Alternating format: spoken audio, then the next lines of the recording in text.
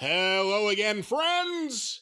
And you are our friends, and welcome back to another fun-filled edition of Jim Cornette's Drive Thru, ladies and gentlemen, where I said ladies and gentlemen twice, now it's 3 times. But we're going to talk about wrestling. Will Jim turn Tony into a hand puppet? We'll answer that question and so much more.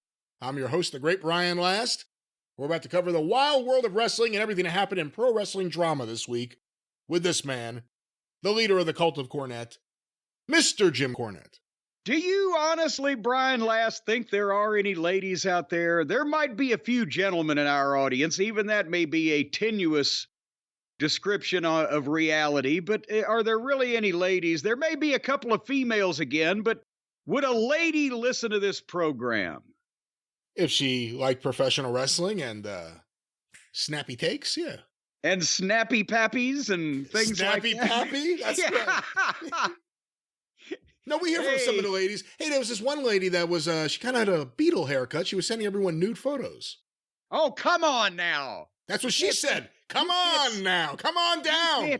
You can't say that about John Paul or George. Maybe Ringo. What about John Fell? John Fell, he didn't have anything to do with it. He wasn't even there.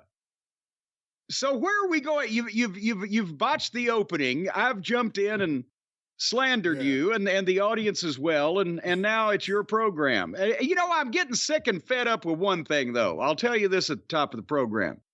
I still get the comments on the Twitter.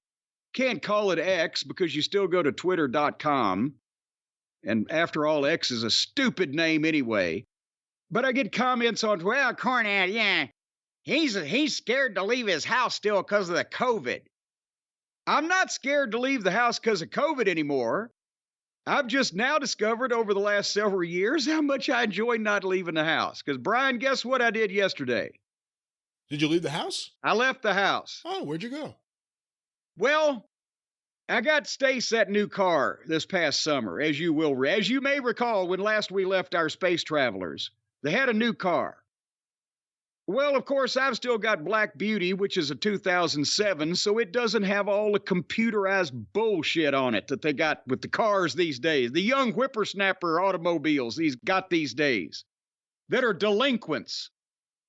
And her car talks to you and talks to the goddamn NORAD space satellites, and there's cameras everywhere, and there's goddamn beeping. It'll drive itself. It turns itself on and off when it decides it needs to.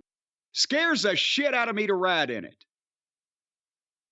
So that's why I usually stick to Black Beauty, which I can turn the one voice off that talks to me because I don't need it. I know where I'm going. But so that other voice you can't turn off, that's the problem. Well, there's several voices inside my head that I can't turn off. But the one in my car, I can. But as a result of being a computerized monstrosity from space, her new car had 2 recalls on it for him to reset the software for it detects if you're going to be in a collision, despite whether you might not be really going to be in a collision, and it'll fucking start driving on its own and shit. And that was malfunctioning. And there was some other software goddamn... It may burst into flame. I don't know what the fucking deal was, right? So we're going to take it back to the dealer, point being. And we got the car at this, medium-sized dealership, but out in the country over here. We didn't go downtown. We didn't go to the busy parts of town. We went out in Oldham County. It's right about a mile on the other side of Pee Wee Valley. And it's only about 10 miles from the house here, but it's a 2-lane road because you're going back through the nice, East End estates with the big yards and the farm fences, and you cross the railroad tracks, and it's a scenic drive out there through Edgewood, Eastwood, Pee Wee Valley, whatever the fuck. And finally, we finally get a chance we make an appointment about 2 or 3 weeks ahead of time, make sure they know we're coming, they got all the shit they need to do, blah, blah, blah. And so yesterday morning, we get up 18 goddamn degrees, by the way, when I got up to walk Harley yesterday morning here in Louisville. And we drive over there just fine and drop the car off. We're going to pick it up today, which we already have. But That's the first time I've driven down that road, Brian, in about 6 months. So can you imagine what happened? What happened? You got a flat tire. No. There was a goddamn chaotic accident on I-71 South, which closed the interstate and rerouted all the goddamn traffic coming from Cincinnati off the interstate and onto this beautiful scenic country road going the same direction I was trying to go in to come home. And suddenly, this little winding country road and this scenic drive didn't look so fucking scenic when there was 27 fucking tractor trailer trucks in front of me.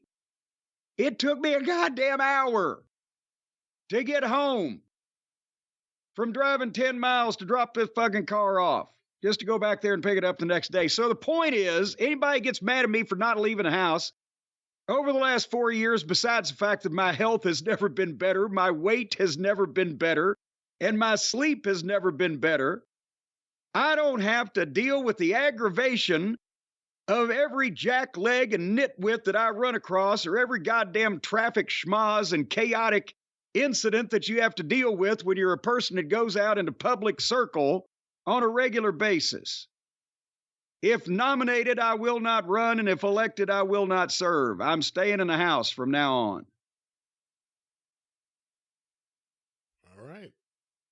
But it's your program, so we can do whatever you want. How would Jim Cornette in his early 20s, if you had broken into wrestling today, how do you think you would have dealt with being on the road, or the limited times that anyone's actually on the road, but driving in the nation today versus the nation 40 years ago? Oh, gee, no, you couldn't do it.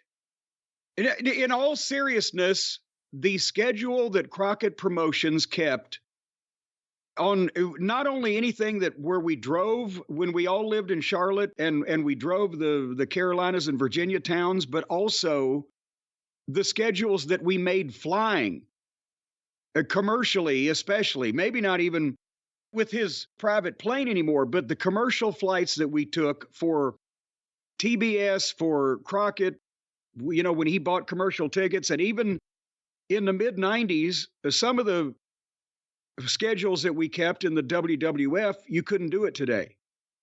And I'm not talking about, oh, you know, the kids these days. No, you couldn't physically. It takes so much longer to get from one place to. I've been to Charlotte in the last several years, and the traffic. We would leave to go to fucking Raleigh on a Wednesday after we did promos at Crockett's office. So we're leaving from, if anybody knows Charlotte geography, I-77 and Woodlawn Road. We're leaving from that area at 4:30 on a Wednesday, and we are at Dorton Arena in Raleigh by 7:30. And that's 175 miles and rush hour through North Charlotte. You couldn't physically do it. And much less, you know, some of the other trips. And I told you one time, J.J. Dillon and I were on the same plane. We did a Greensboro, North Carolina show at 2 o'clock in the afternoon, flew out of Greensboro through Chicago to Albuquerque, New Mexico, and got to the building in time to do the double main event that night. You couldn't get through fucking security now. So those schedules couldn't physically be done humanly at this point, with the difference now in the time of travel, both traffic on the interstate and getting through an airport. And there was almost no fucking security, for fuck's sake. You know, to begin, you went through a metal detector and that was it. And I don't know if they looked.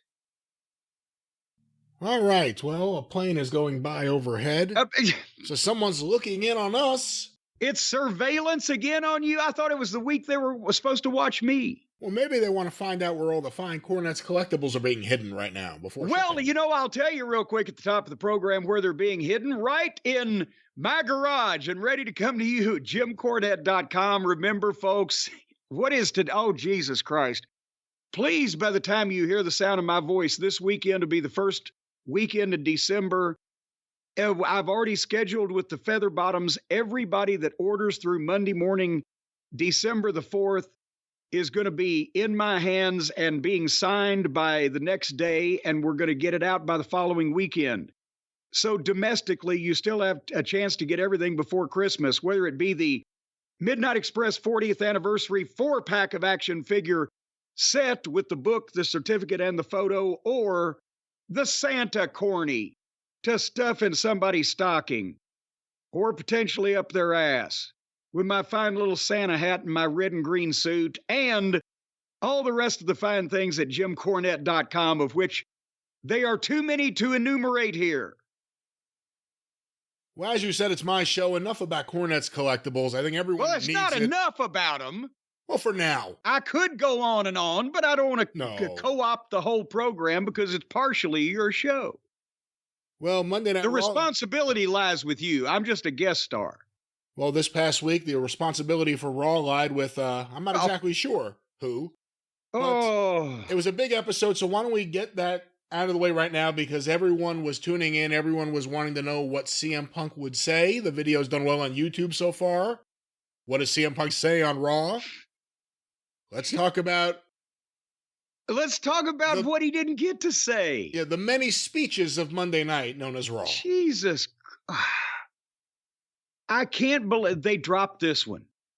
And I'm not talking about the Punk promo individually. I'm talking about the ball of Raw was dropped. It was flummoxed. It was fumbled. It was fucking turned over, possibly even.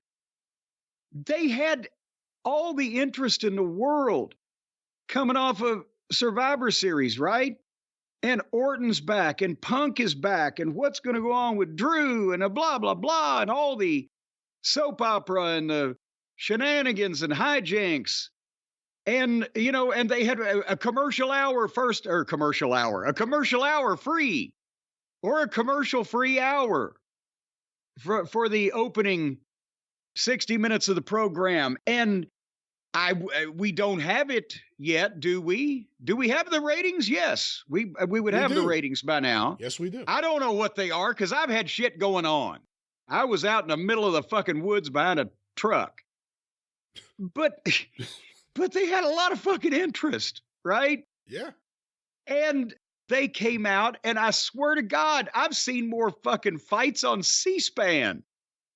They talked and talked and talked and talked and talked some more. And the one, we'll go into detail about the rest of the show. I'm prefacing the Punk promo here. We'll go back into detail later on.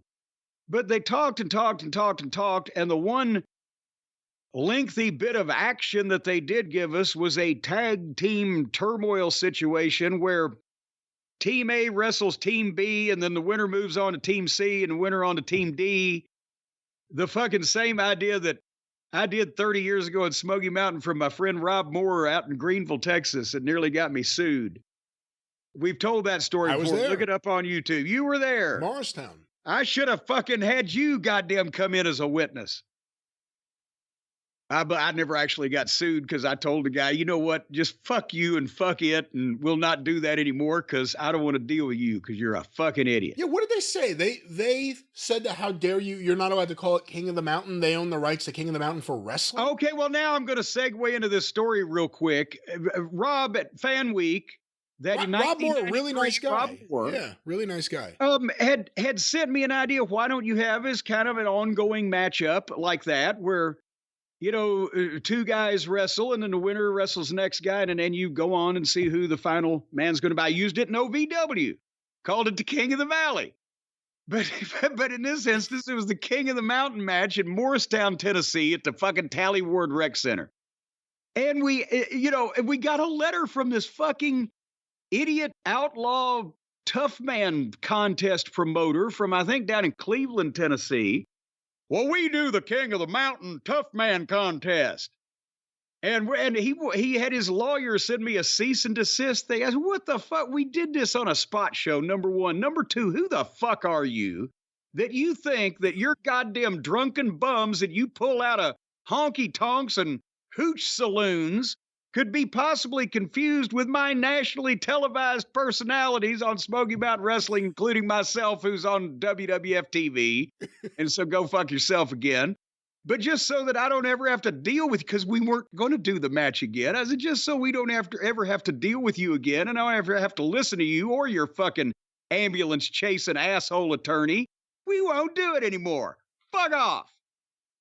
So anyway, back to Raw. The one match they had was the tag team thing. We'll talk about that later. But otherwise, it was just talking and talking and talking and dramaticness of every kind. And finally, the one thing that pretty much you could universally say, whether you like Punk or not, everybody was waiting to hear from him. And we waited 2 hours and 52 fucking minutes before we heard like Mussolini in Tennessee. They not only had the fucking interview of the year and dropped the ball on, they couldn't manage their time. We're going to talk a lot about time management on wrestling television in this episode of the podcast too. And we've been blistering the other guys for not being able to manage their time. And now I get the story, they ran long. And they gave 8 minutes till the top of the hour. His music plays. And he comes out and gets the fucking big ovation and the signs. And he sees there's people on both sides of the arena. And it was 6 minutes till the top of the hour and the end of the program before he could speak. How do they manage to do that?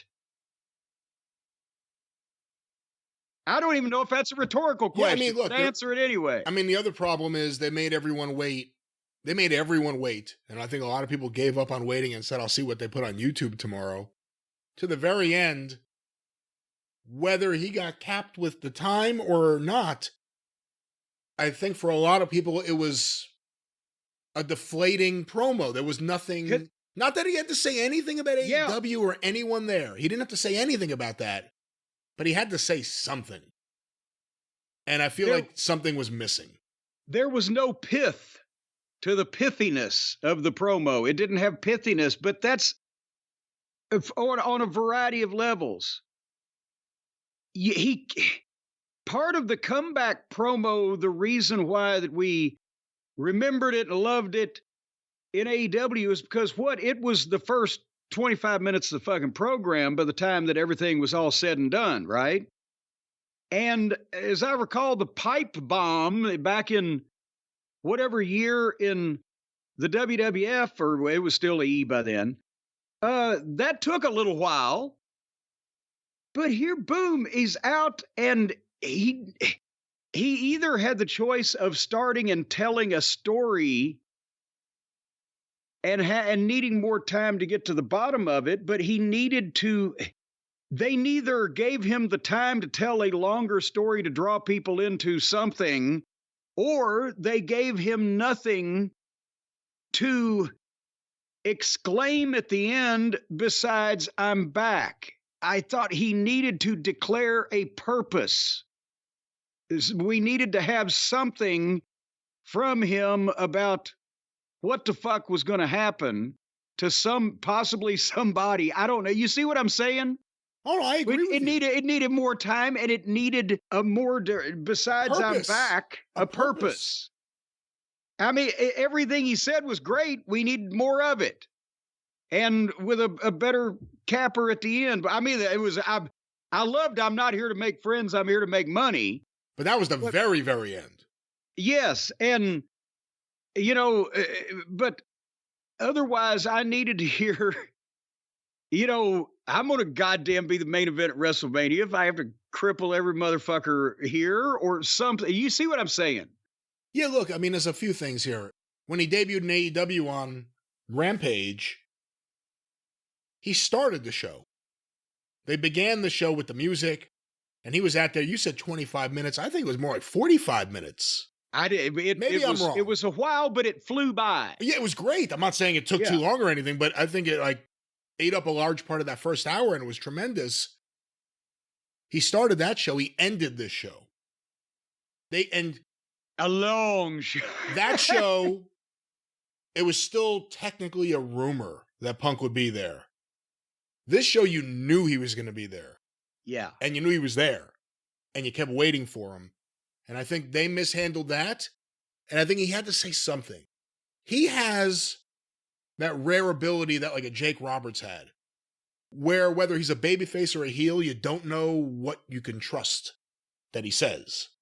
Not that he's a liar, but I mean, if he came out there and said, and I'm telling you, I'm here to not cause any problems.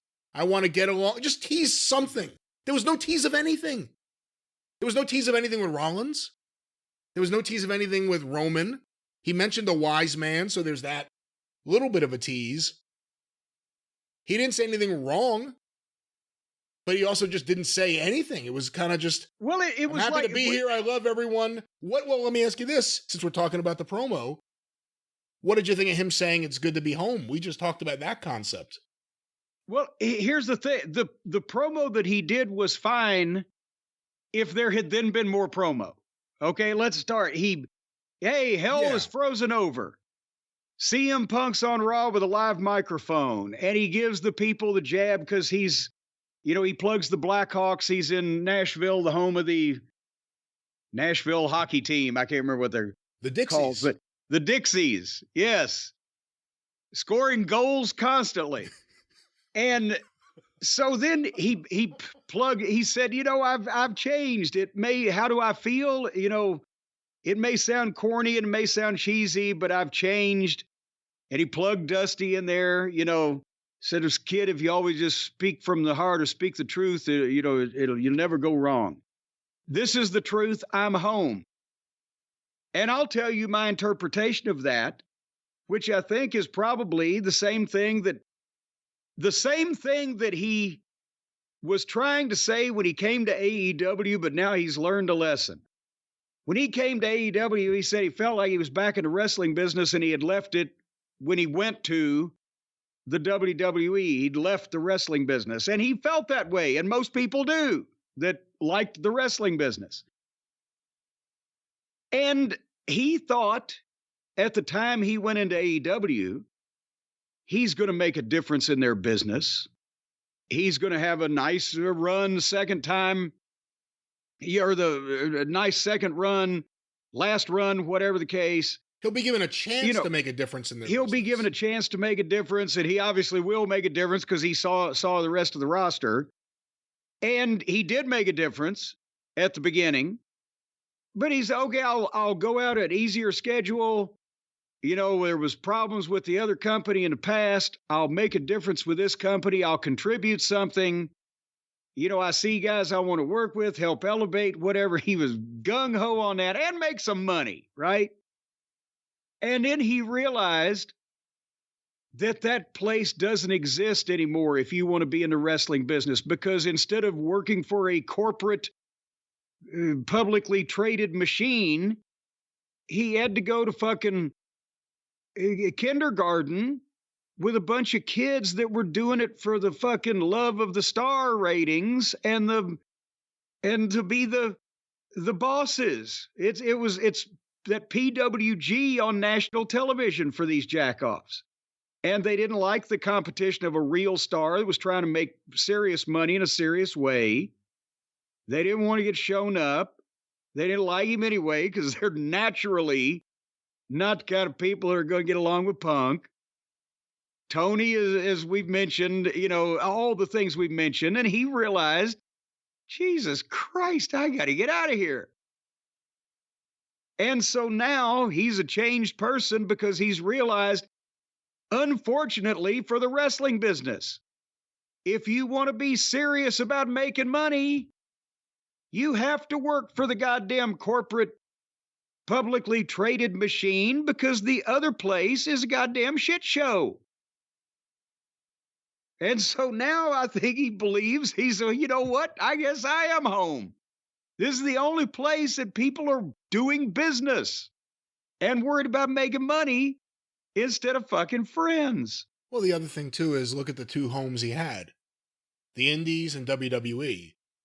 With WWE, what he got reintroduced right back into, or big buildings, full houses, professional. Whether you like what they do or not, it's a professional setup. Professional catering. Everything's done professionally. He went from that kind of to what would become a bigger finance version of the Indies of 15, 20 years ago, where him and Danielson and Samoa Joe and all these guys were stars. It's that elevated, but it's also that drama and that lack of control because it's the Indies. elevated. So what's your home? Is your home going back to the rec center or is it going back to the arena?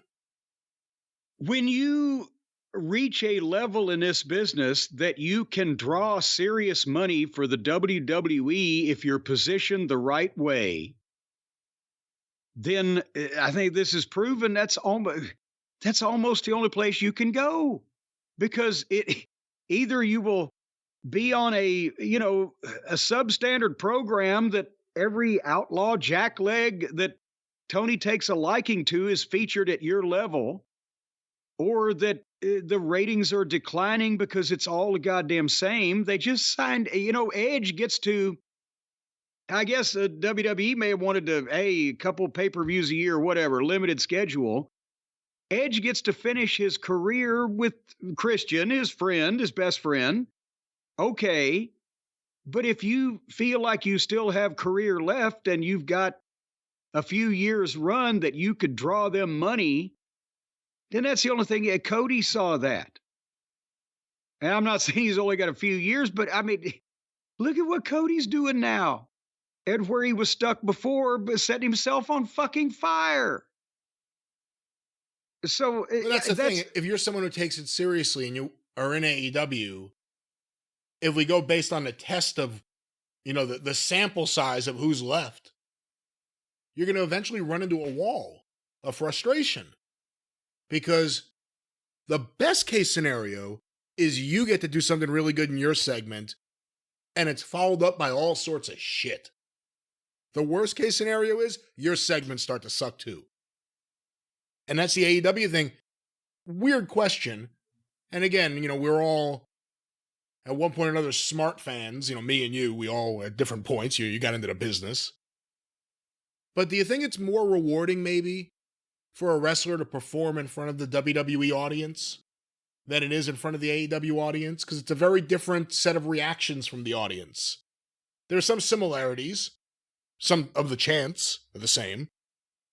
But you're getting more kids. I know people say AEW has women there too. You may be getting more women with WWE. I don't know. But people say it. We just can't find them. It's a bigger house. It's an easier crowd. They get silent during shit too, of course. But do you think maybe it's more fulfilling, especially at a later stage in your career, to perform in front of that audience versus AEW?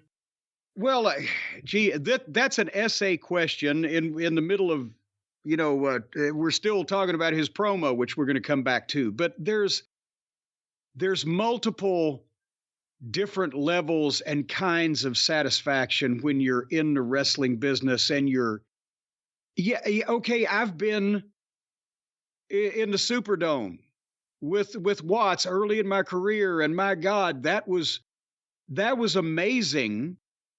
Even though I didn't have my glasses on and the fucking lights were down, so I never actually saw most of those fucking people, but you could hear them.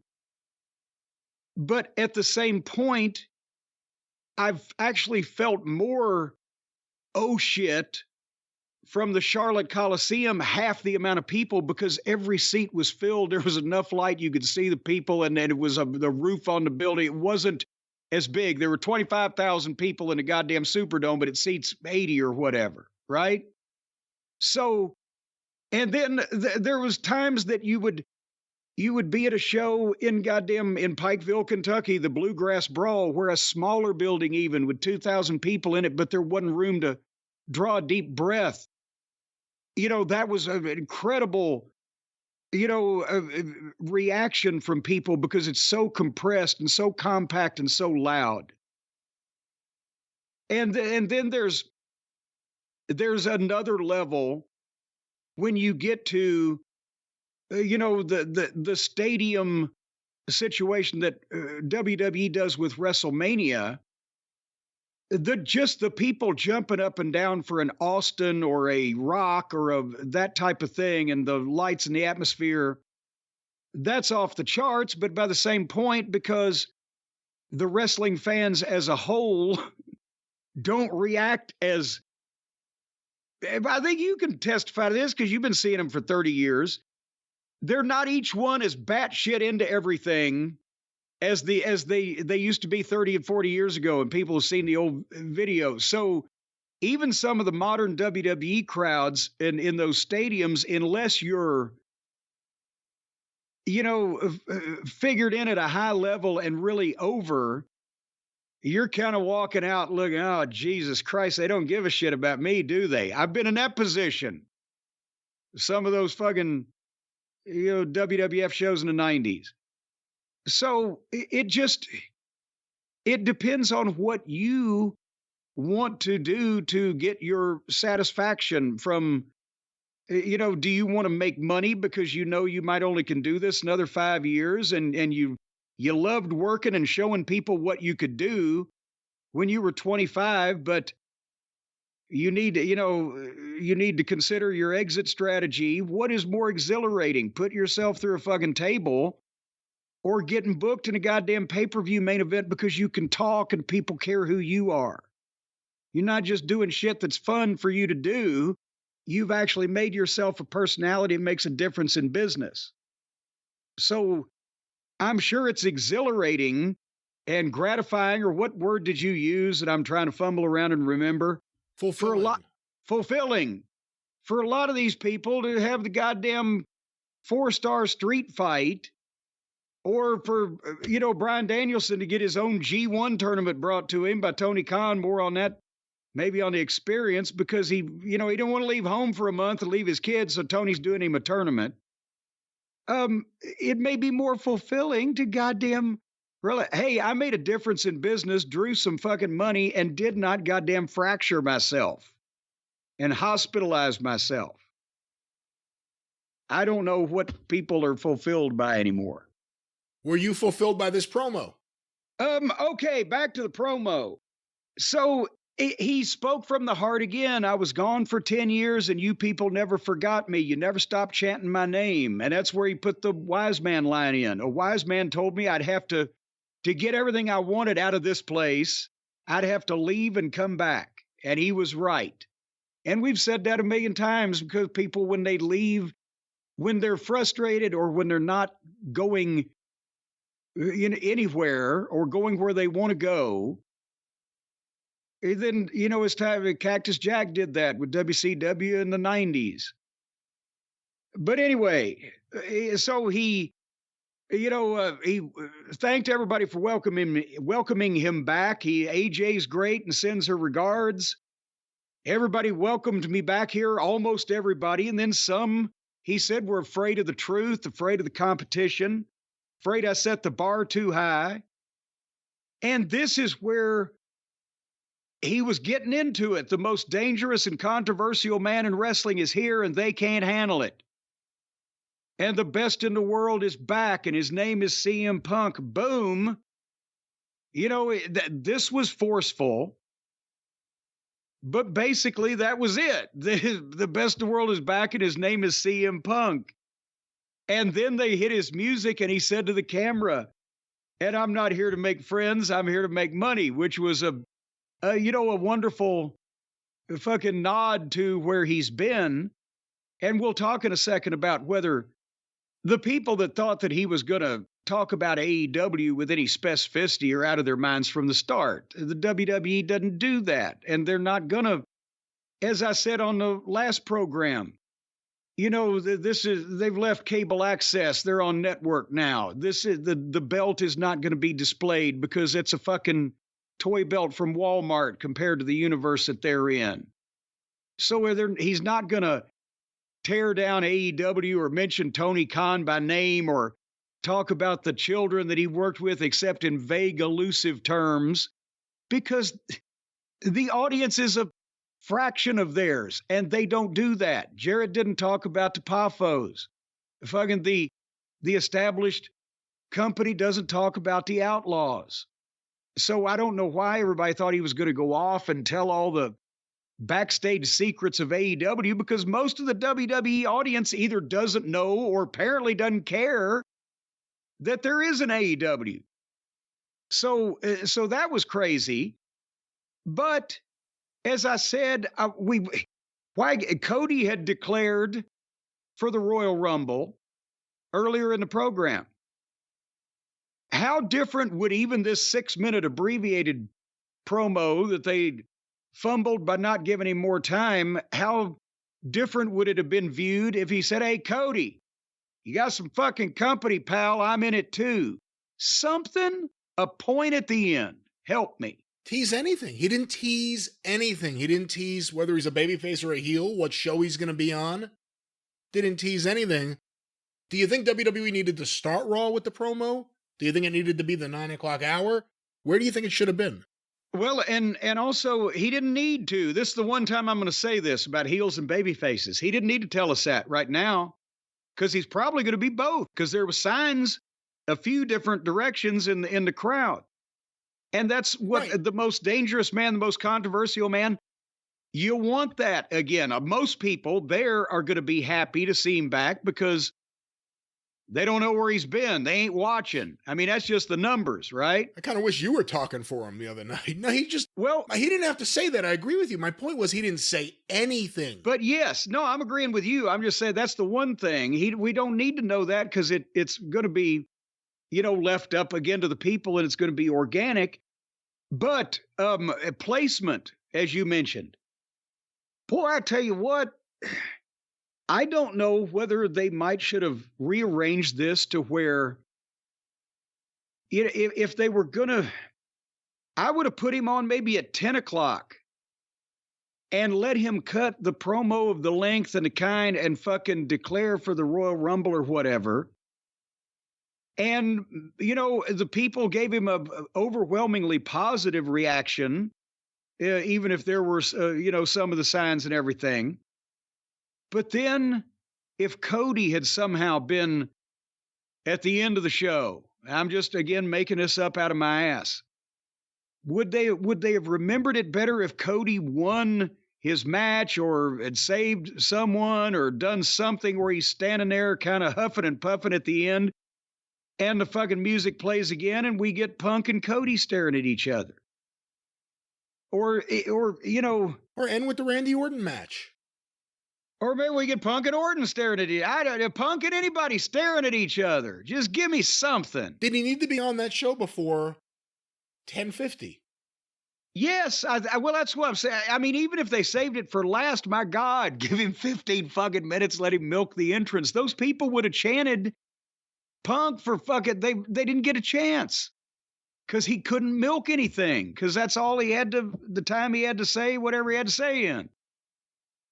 So I'm saying what he said was good, need to be more of it. It was short and oddly placed, and there was no, like you said, tease or direction or give me something, declare something. What are you going to do here, baby? That'd be an interesting wrinkle to this whole thing. If he keeps coming out and doing promos and he says nothing. But then, all the drama happens online. Did you hear a rumor about Punk? I mean, that's what happened at the pay-per-view. He came out and waved to the fans. Rollins had a meltdown. McIntyre is upset. All the drama, a lot of it the fans creating in their own heads, made the story bigger. Have him keep coming out there just being, I love all you. It's so great to be home. That's it. And then, you keep expecting him to address all the other drama. They didn't address anything. Rollins quickly shut that down. And that was it. Nothing else really referencing what happened. And that's a slow build if there ever was one. Yeah, that's the thing. When he said some people aren't happy and blah, blah, blah, almost everybody welcomed me back, but some are afraid of the truth. He could have winked and said, hey, Seth, how you doing, baby? Or, just give me some more. He mentioned people's names in the promo, but I don't think it's anybody that he's going to be mad at. He mentioned Dusty and the Wise Man. And after 2 hours and 52 minutes of other people talking about what they're going to do and talking to each other about how much they don't like each other, but not actually really do anything about it. It was kind of, huh? And that was a highlight of Raw. And that was the highlight of Raw. Yes, that's what. But I mean, they're making billions of dollars with this boring shit because these other assholes can't even get their hands together around their fucking ass on the first try and get out of their own way. And so all they have to do is just come and send these people out to talk to us. Do you want to talk briefly about the rest of Raw, or where are we going here?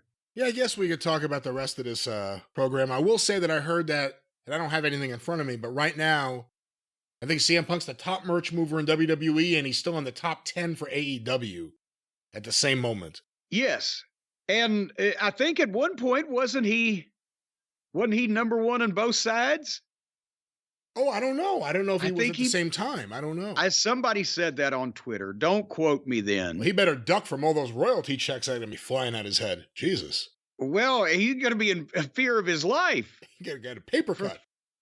Well, no. Hey, Tony's checks aren't rubber, at least, so they wouldn't bounce off your head. But nevertheless, so the rest of Raw.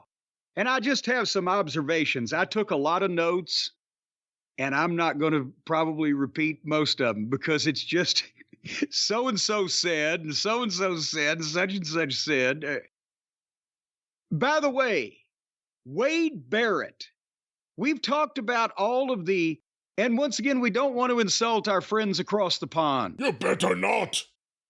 But we've talked about how that Osprey sounds like he's got a mouthful of marbles, and he's already punch drunk like fucking 2-ton Tony Galento. And the other guy, the Q-tip fella, he sounds like this. Zack Sabre Jr.? Yeah. And they're all like they've been castrated or squeezed amongst the genitals somehow. And fucking Nigel's over here doing Robin Leach. He's screaming and he doesn't know why. Tony Khan's checks are not made of rubber. Rubber.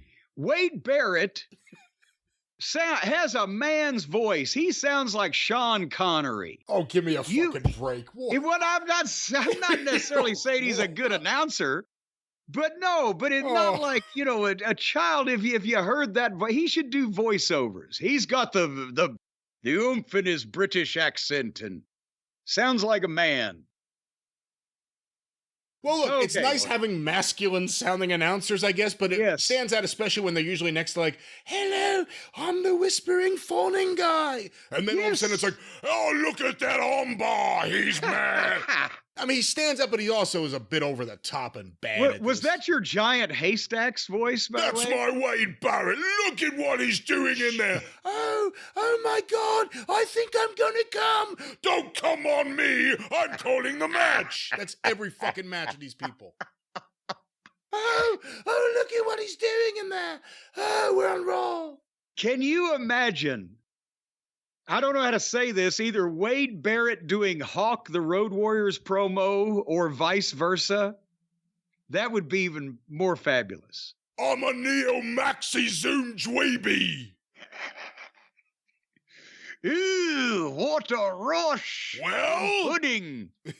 It seems to me that it seems to be whatever else Hawk would say. Tell him, Paul. That wasn't bad. Whatever else Hulk would say. Where's Jake? Right. I want to go party with Jake. Do I sound like Hawk now? No, actually, you sound like half the locker room in 1986. But nevertheless, so the main point of the open was Punk is going to be in the ring with a live microphone tonight. At the open at 8 o'clock Eastern. And we got it at 10:52. But nevertheless. They had Orton in the ring for a live promo, which they should have because he's a massive return also in more ways than one. He's fucking jacked. And he's apparently lived in the goddamn weight room for the past year and a half or whatever. But he's being a huge baby face because he has to be. He's saying, I love you to the fans. He's came back to help his friend Cody. Because he had never been part in a War Games match invented by Dusty, part of wrestling history. Because the people were going to be so happy to see him back because he's a fucking star. He couldn't be a heel. He might be in the future, but not right now.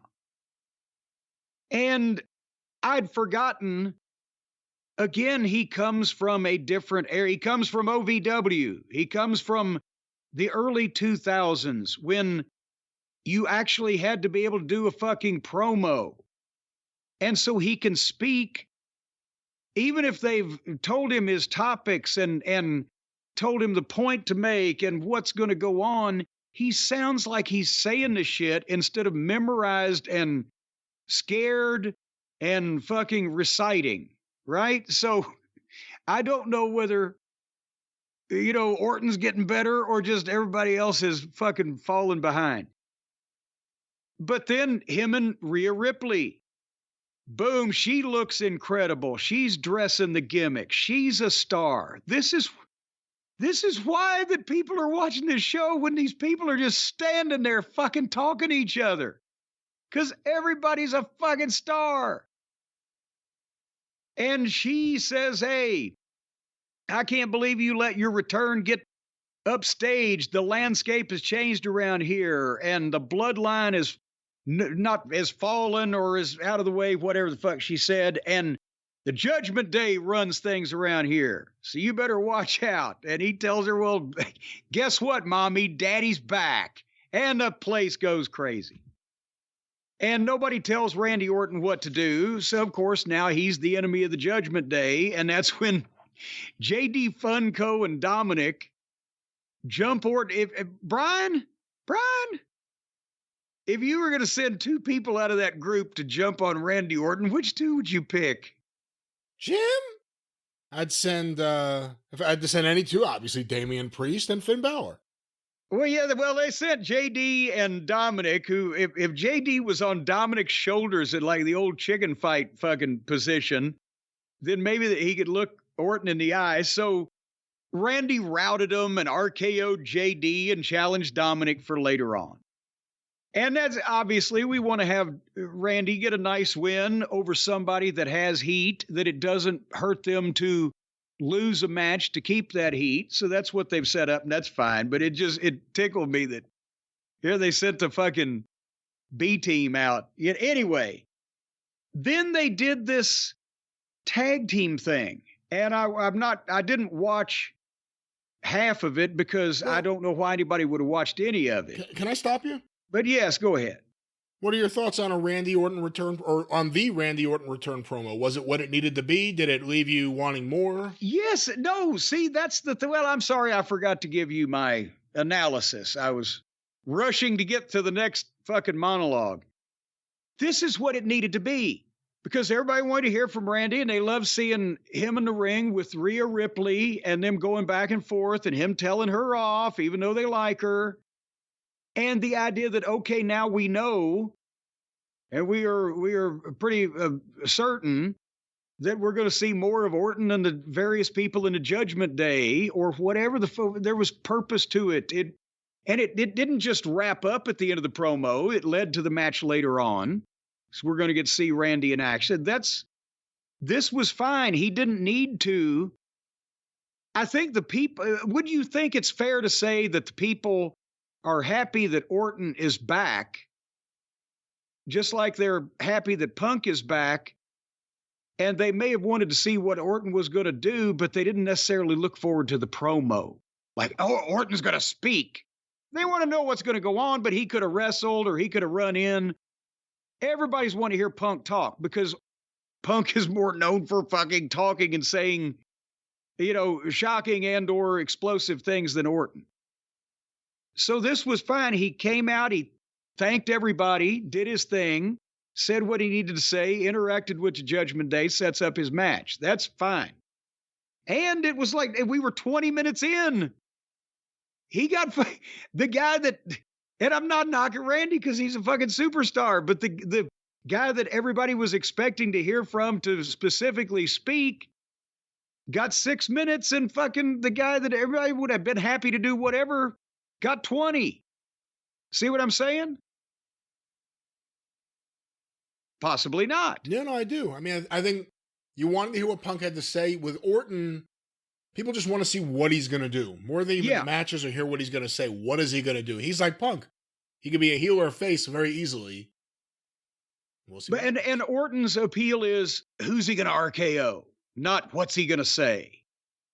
Right? It's not the same genre of appeal. Anyway, The tag team thing. We talked about it earlier where the two teams start, the winner of that faces the next team, the winner of that faces the next team. When all the teams are in there and whoever wins the last one is the winner. And Otis and Tozawa started against Ciampa and Johnny Sameface. So, and by the way, if you do hear some banging and pounding in my background, it's my propane people making sure I don't freeze my formerly fat ass off this winter. See, this is kind of where they lost me right away, because I thought the opening promo segment with Rhea and Orton was good. And then it went to some backstage comedy thing. And then it was a tag gauntlet starting with these. Oh, teams. yeah. Yeah. Well, the job guys actually were in the back doing the comedy. And then Jelly Roll, who apparently is a country music star. And he's bigger than Otis. He's like fucking 400 pounds with a beard and a tattooed face. I haven't paid attention to country music in a while, but I was not aware that we had evolved as a society to where the country music stars are the ones with the tattooed faces. Have I missed a trend over the last couple of years? Yeah, you missed when George Jones went right off the road. Oh my God.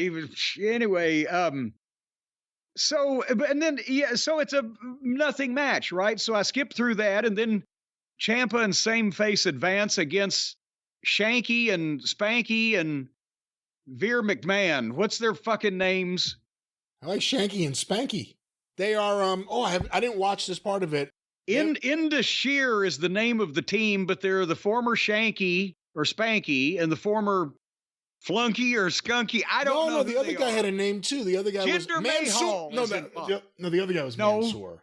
No, the Mansoor was in the Marcel models. I don't know. Remember before they were a tag team in the shirt, they had that one guy they were doing promo videos for the one guy, and then he had like 2 matches.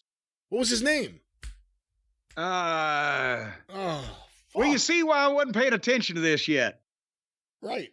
But then Ciampa and Sameface prevailed again, and then they wrestled the Creed brothers, who have just been brought up from NXT, and they weren't in NXT when we quit watching NXT a couple years ago. And I have heard, I'm not going to finger anybody specifically, but I believe it's everybody's favorite AEW mouth organ that has put these guys over, but I've heard that supposedly that they're good, or that they have potential, or that everybody's excited about their progress or whatever. So I'm going to watch the Creed brothers and see what's going on here. And they were hotshot amateurs. I don't know the level of their amateur credentials, but apparently it was legitimate. And I'm not trying to downplay that. And they're wearing the amateur singlet type of deal in one guy's case. And you know, they have that look about them. They look like 2 narcs. They're just 2 really fucking white-looking, fucking college kid-looking, fucking narc-looking, fucking amateur wrestling kids, right? And that's the problem. Part of the problem. They're great, legitimate athletes, and they are in good shape for being legitimate athletes, but there's no physique here in the land of the physiques. There's no tan. There's the CPA haircut, right? Where I want them to do my taxes, but I'm not particularly attracted to them as a charismatic celebrity. There's no facials. The one brother is bigger, Brutus, I think. And he looks like a bully on Leave It to Beaver. And they're not natural workers. They are doing, I think they're trying to recreate, not they meaning the Creed brothers, but maybe they meaning The Office, trying to in some way recreate the appeal of the Steiner brothers. But this ain't it, because they do all the suplexes and the throws. The problem is the Steiners both looked the part and were strong enough to put you where you needed to go safely. These guys are strong enough to put you where they want you, but I'm not sure that they're always fucking. So when that one guy, Brutus, jumps off the top while the opponent is on Julius, his brother's shoulders, like a doomsday device, and Brutus jumps off the top and just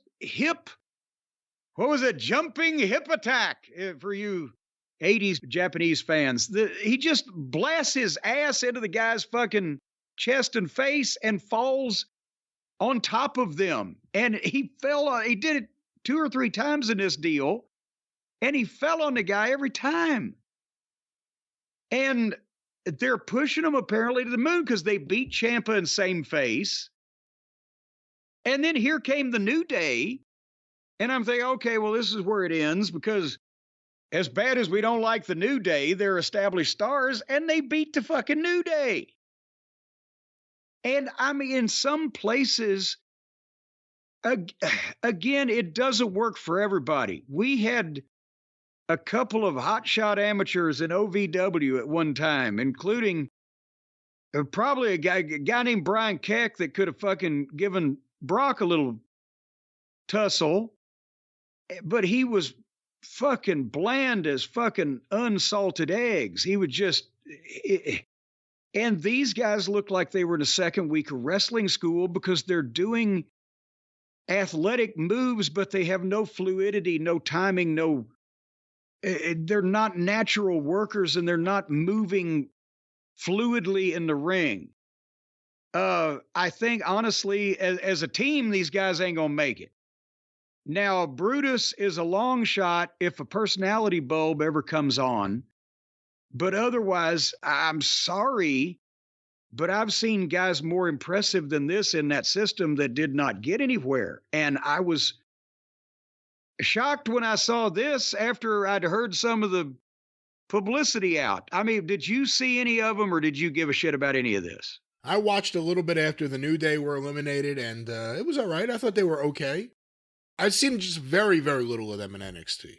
I was looking at it on the basis of what would, if these guys are now just come up from developmental, what would I have been doing with them in OVW, or how would I have rated them, as they say, or whatever? And woohoo, I'm sorry. So then the final match was the Creeds against Imperium, Kaiser and Da Vinci. And here's what I'm talking about. And I know I look with a little more fine point on my pencil than most people do. But at one point, Julius is selling, and he went to the corner and he rolled out on the apron without tagging his brother Brutus that was standing there on the apron. So Brutus just stepped into the ring on his own, and the referee walks up and reminds him, hey, you didn't tag. So Julius, the guy that's still legal but had rolled out on the apron, stood up on the apron and tagged Brutus, who had just gotten in illegally, and they got back out. Said they switched places again, so they were back where they started from.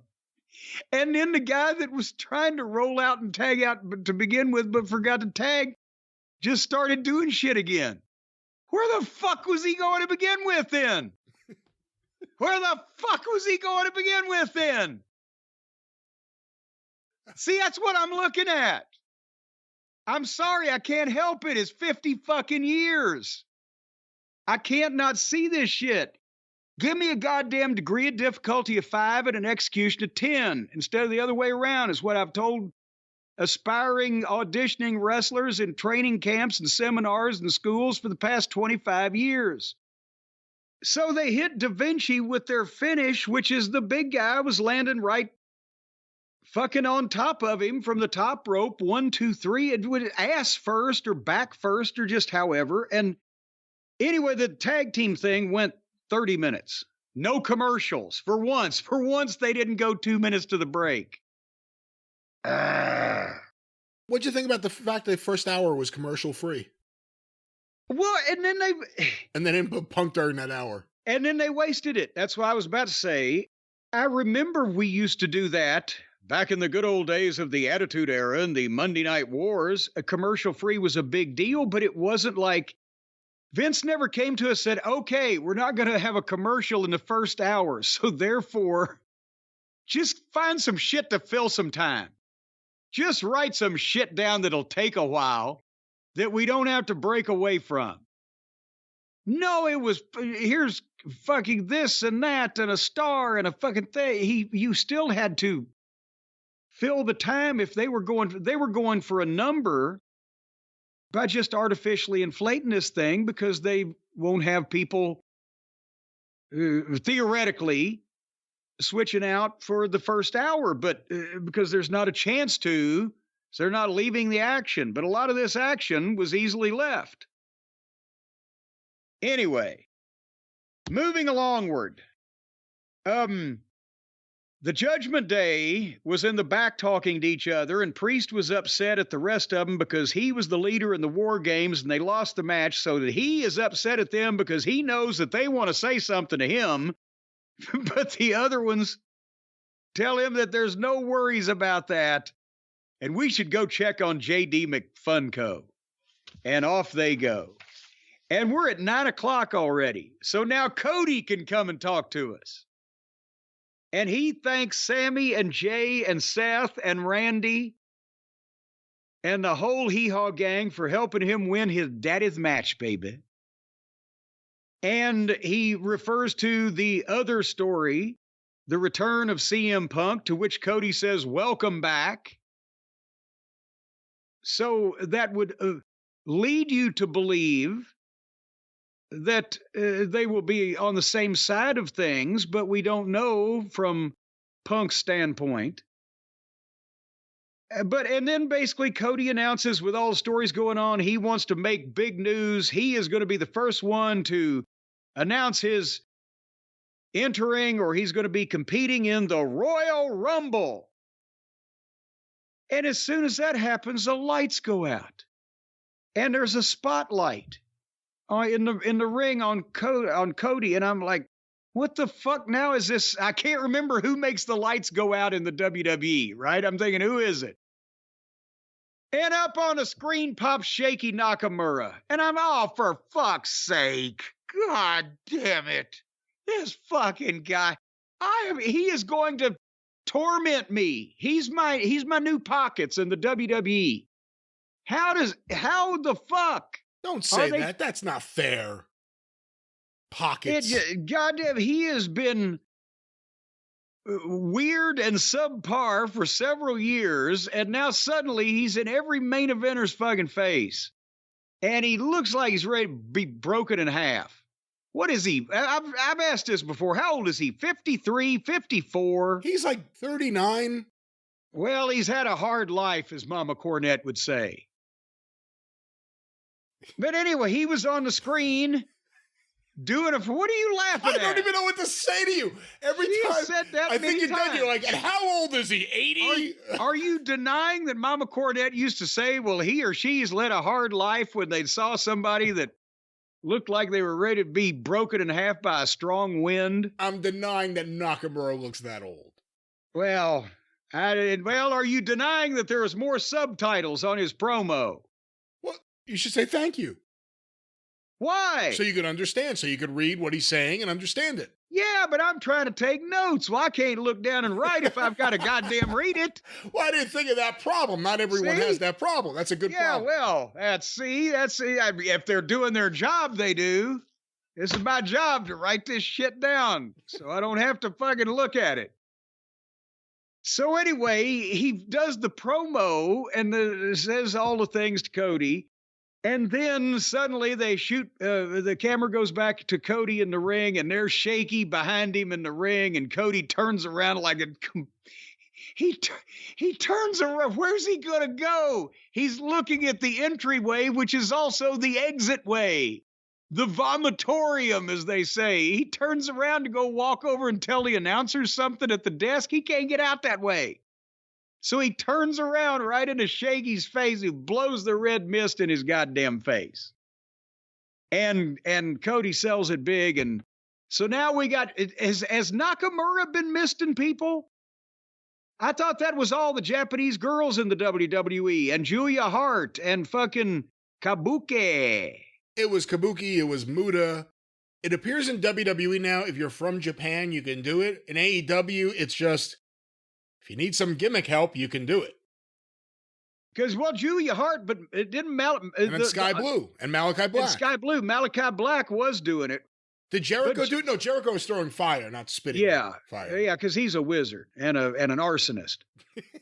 Well, if he's setting people on fire, and that's what an arsonist does, ipso fatso, there you go. Was this a good segment for an arsonist? Did this segment light you on fire? No, I was pretty tepid. Over that. I'm glad Cody's going to be in the Rumble. I'm not looking forward to Cody working with Nakamura.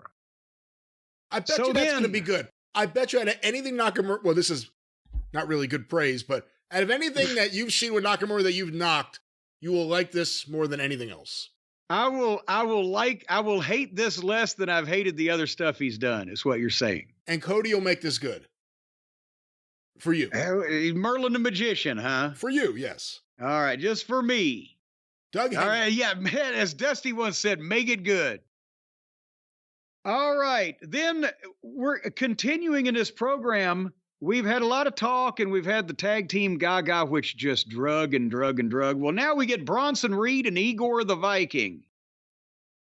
And then we got the girls arguing in the back, and then we got Zoe Starks versus Refrigerator Jax.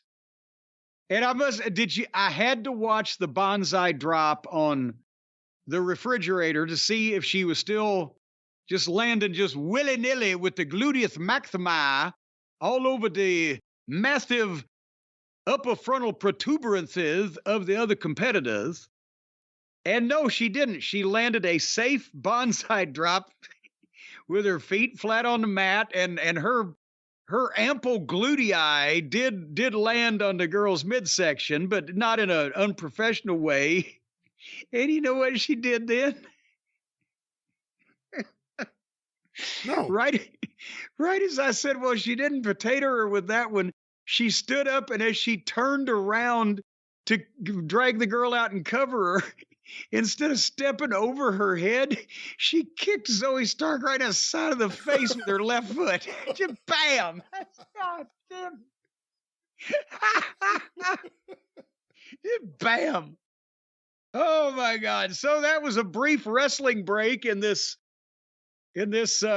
night of interviews. And then we got Seth Franklin Rollins, who got the CM Punk chants because they were chanting for who they'd like to hear from any old time now, and they knew that Seth had been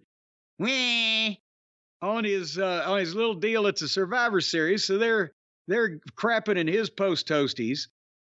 And Seth says, I don't want to spend 1 ounce of energy on somebody that doesn't matter. And he starts talking about how he's built his world title into the most important one. In what universe is this world title that he's had for 4 months or whatever? But nevertheless, here's the thing. Seth Franklin is supposed to be a babyface, right? So we got Cody who's saying, welcome, CM Punk. And we got Seth Franklin who's saying, this fucking guy. So we haven't been locked into a corner here. We don't know which way this is going. A lot of baby faces, though. Cody, right now, Randy, Jey Uso, Sammy, Punk so far, Rollins. There's a lot of baby faces. Well, but baby faces, sometimes they make the world go round. They make the T-shirts sell. Whose voice was that? I don't know. I have no idea. Possibly a little Gary Hart if he was Puerto Rican. I don't know. But anyway, so Seth doesn't really say much more before he was going to go to Adam Pearce, and he said he went to Adam Pearce and he was going to say what he went to him for when Drew McIntyre's music came up, and out comes Drew. And he shakes Seth's hand and he congratulates him. And he says the Judgment Day's plan was shite and he didn't get his hands on Jey like he wanted. So now he's going to focus on the world title. And they proceeded to talk to each other back and forth for a long fucking time. Was this really long, Brian? Yes. Yes, you are correct. The whole show and then this specific segment. Yeah. And I don't know what to say about it because it's just back and forth. They just talked and talked and talked. And finally, Seth thinks that, hey, you might deserve a rematch, but other people deserve a shot first. As a matter of fact, I'm defending the title on Raw next week. Well, who is that opponent that you're defending against? And then Seth, who's been standing there looking at him, and now he gets all sheepish. He goes, well, I'm defending against Jey Uso. And of course, Drew don't like him, no Jey Uso. So the people pop and Drew's pissed. And Drew then draws back and does the old deal. He headbutts, but he headbutts in a safe and professional manner, not skull to skull. Fucking Seth out of nowhere, but he busts his own self open because Seth had the championship belt over his shoulder, and that's the side that Drew went to, and he fucking cut himself open on the belt, which actually worked. It added to it because it added to the visual. He headbutted the belt. Yes, but he didn't mean to do that though, but it worked. And then he started kicking the shit out of Seth and screaming, "Are you trying to make a fool out of me?" And here come Jey Uso's music, and he hits the ring. And did you see what I was talking about the other day? The Rock comeback? The open hand slap punches? Yeah. But I mean, he was doing the Rock stuff. Yeah. Now that you said it, I noticed it. Yeah. He's hot dogging too much. He's like, look at me, I'm the shit. Look at me, I'm the shit. A little too much. It's too and at some point, I guarantee if The Undertaker was a heel and The Undertaker had to stand there for that, The Undertaker would be having a discussion with Mr. Uso about getting to the point in a little more timely, efficient manner than having to stand there while you fucking draw back, spit in your hand, wave your hand in the air, and party like you just don't care while you're doing your fucking MC Hammer dance. And then fucking slapping me in the face, and I'm going to fly like a bird for you. We're going to have to fucking tighten this shit up a notch, pal. Hammer time? Hammer time. Stop it. Or rewind it, or whatever they say. Stop. They say stop. That's well, stop it. All right. Stop it. Stop Hammer it. time. Stop it. That'd be the white version of the song. Stop it. Stop it. Hammer time.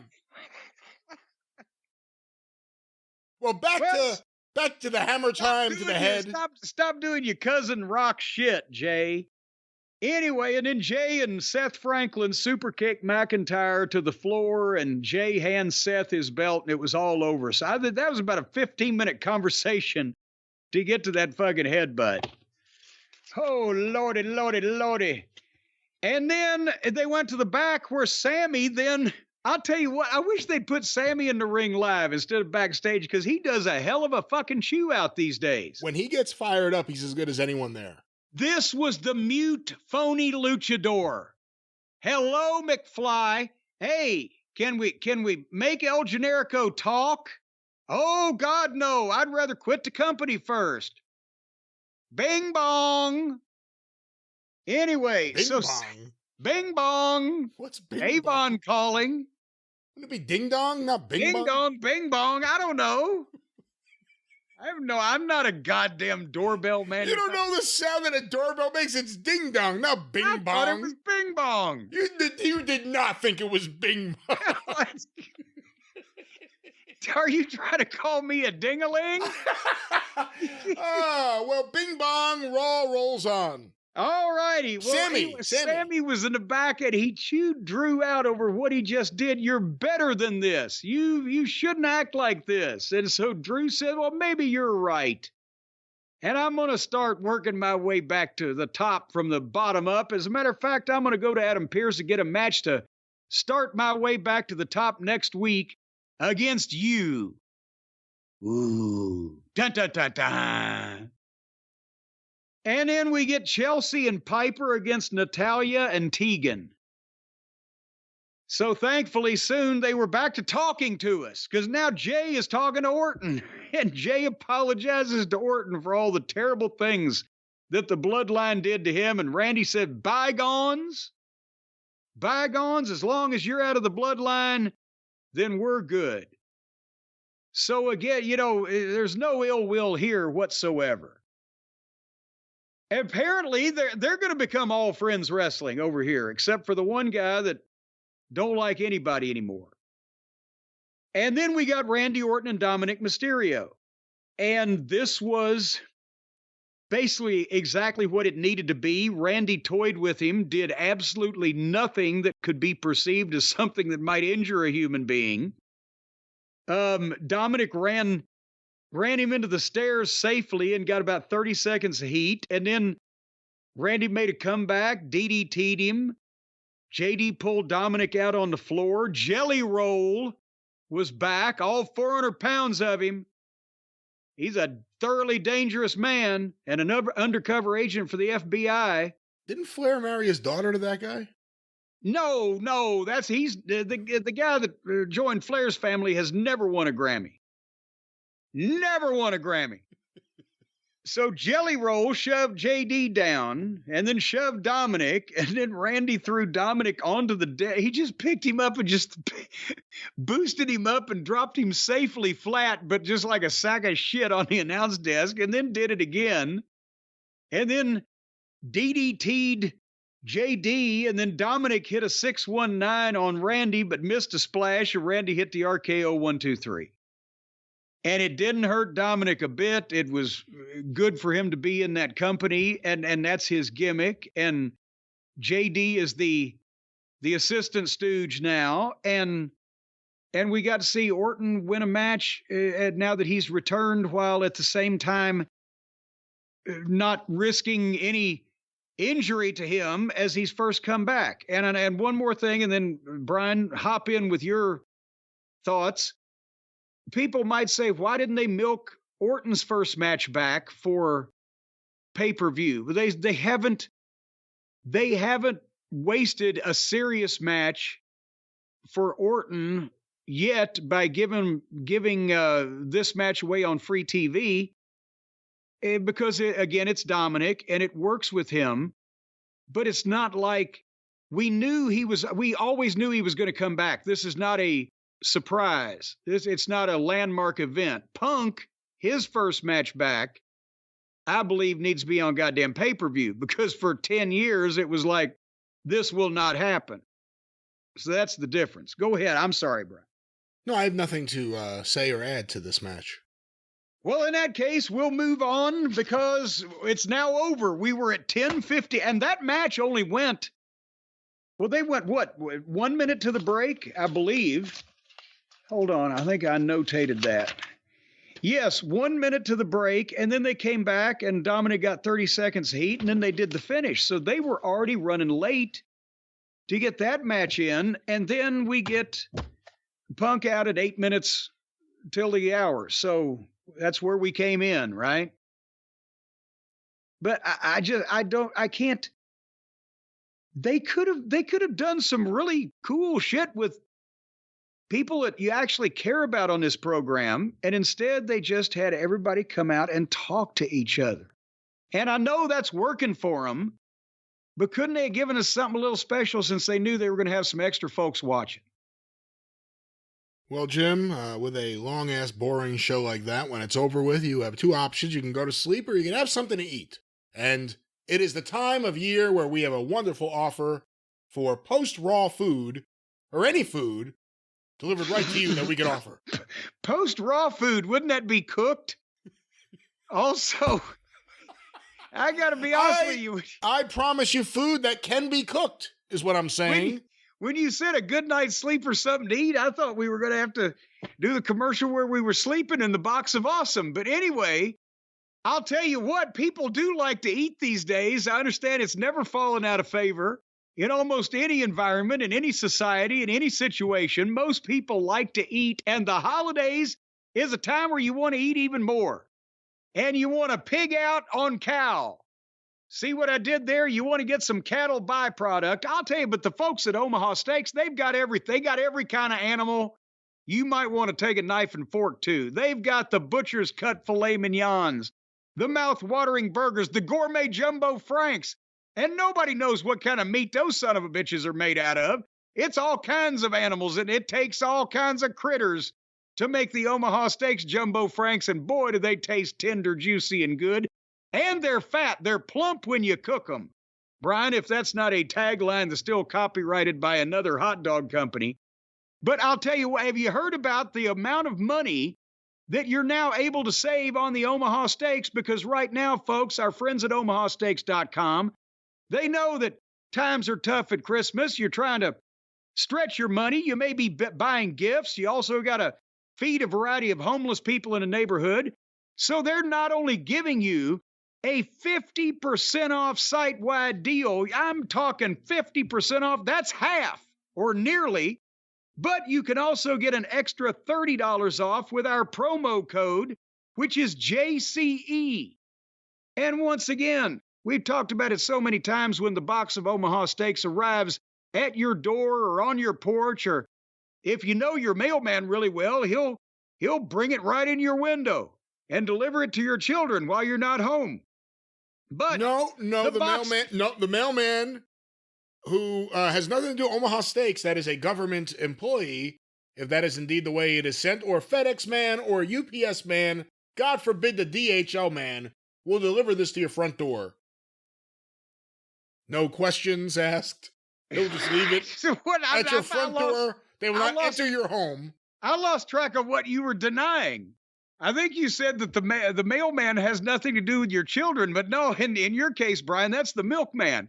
What? But I'll tell you what, at omahasteaks.com, what did you hear? They're going to save you some money. I'm telling you, when you open this box of goodness, I'm not only steaks and not only burgers and not only Frank's, and they got chicken. We've had Omaha Steaks chicken, and we've had Omaha Steaks pork chops, but they've also got the caramel apple tartlet desserts that your lovely wife likes, Brian, as well as the mouth-watering potatoes au gratin side dish that I'm just all over, because you know what gratin means? That's another word in some kind of fucking language for cheese. So anyway, this offer is not going to last long, folks. For the holidays, stock up, put it in your freezer. It comes already frozen, sealed, vacuum packed. I'm talking this stuff is sealed like a moon rock. There's no way that any kind of even radioactive material could penetrate the seal that they put this stuff in. You stick it right in the freezer, then you thaw it out, you pop it in the oven, or you put it on the grill, or you put it in the pan, or you stick it on the stick, or however if you eat it raw, who are we to decide and judge in your own home? Probably a good idea not to eat it raw. This wonderful Omaha Steaks package, whichever package it is that you get, deserves to be cooked. Do not eat the steaks raw, only the chicken breasts. No, eat folks, nothing raw. Eat it all cooked with fire. What about the sushi? Use fire. They don't have sushi. They don't have sushi? I don't think so. They better not. Well, I thought Sue said they had. Well, nevertheless, Omaha Steaks is the world's best beef, naturally aged for the ultimate in tenderness, juiciness, and flavor. So right there, elderly beef is coming your way for the holiday season. That was going to be Ric Flair's new gimmick in WWE. Elderly beef? Elderly beef. And you can save 50% off of him site-wide. Plus, you can score an extra $30 off with the promo code JCE. That's at omahasteaks.com. Every steak, every entree, flash frozen, vacuum sealed, and ready when you are. And here's another thing. Even whether it be the fillets, the burgers, especially the chicken breasts, whatever the case, if you put any of these while they're frozen inside a tube sock, tie a knot in it, you could whack somebody over the head and do some serious damage. Again, don't do that. And the difference between what you could do and what you should do is a line that we should definitely... It's vast. Push people to one side of, which is don't do it. They're polar opposites, those lines. And why are you trying to push people? Let their natural moral code show them where to go, Brian. And it's all backed by Omaha Steaks' unconditional 100% money-back guarantee. That's a moral code for you. They'll give you your money back unconditionally. But you better give them a good reason why they should. So anyway, folks, for a limited time only, get 50% off site-wide. Minimum order may be required, but when you're ordering half off meat, for Christ's sake, you got to expect to order a little bit. I think you ought to get the whole cow. Maybe bring Bossy out on a leash. Just knock the horns off, bring her out on a leash. I'll take her from there. Order the whole cow, 50% off site-wide. Plus, you're going to save an extra $30 using the promo code JCE at checkout, omahasteaks.com. Achieve gifting greatness today, as well as eating a lot of cattle byproduct. That's right. And don't do what you're not supposed to do. What's that promo code one more time, Jim? JCE at omahasteaks.com. And don't do anything you're not supposed to do, and don't even do some of the things you are supposed to do until somebody else tells you you're supposed to do them. Omaha Steaks. Well, Jim, like a well-cooked meal, this transition makes no sense. But AEW, the drama continues, and... Oh, hold on a second. That dadgum teenage hot rodder lives down the street in the subdivision is hot rodding his daggum souped up muscle car or whatever he's got. I hate these hot rodders. We ought to outlaw that here in these parts. Go ahead. These teenage hot rodders. This is a problem you've had at other points. And plus they keep having these daggum beach parties. And then they got blankets and they're playing bingo. They're playing the rock and roll music out there, the Beach Boys. Well, now we have a good transition. Those Beach Boys are the ones that turned Charles Manson toward the devil. Well, of course, if any promotion is, AEW is the beach blanket bingo of professional wrestling. Jim, let's talk some AEW news. Once CM Punk debuted Saturday night at the Survivor Series, naturally Tony Khan was inundated on Twitter by, I guess you could say, pro CM Punk fans, people who aren't fans, but a lot, seemingly overwhelmingly a lot of fans that did like him when Tony posted about the football game. It was all comments in reply about CM Punk. Monday night, Bryan Danielson put out a tweet, 6:51 p.m., again, the night that CM Punk debuts on Raw.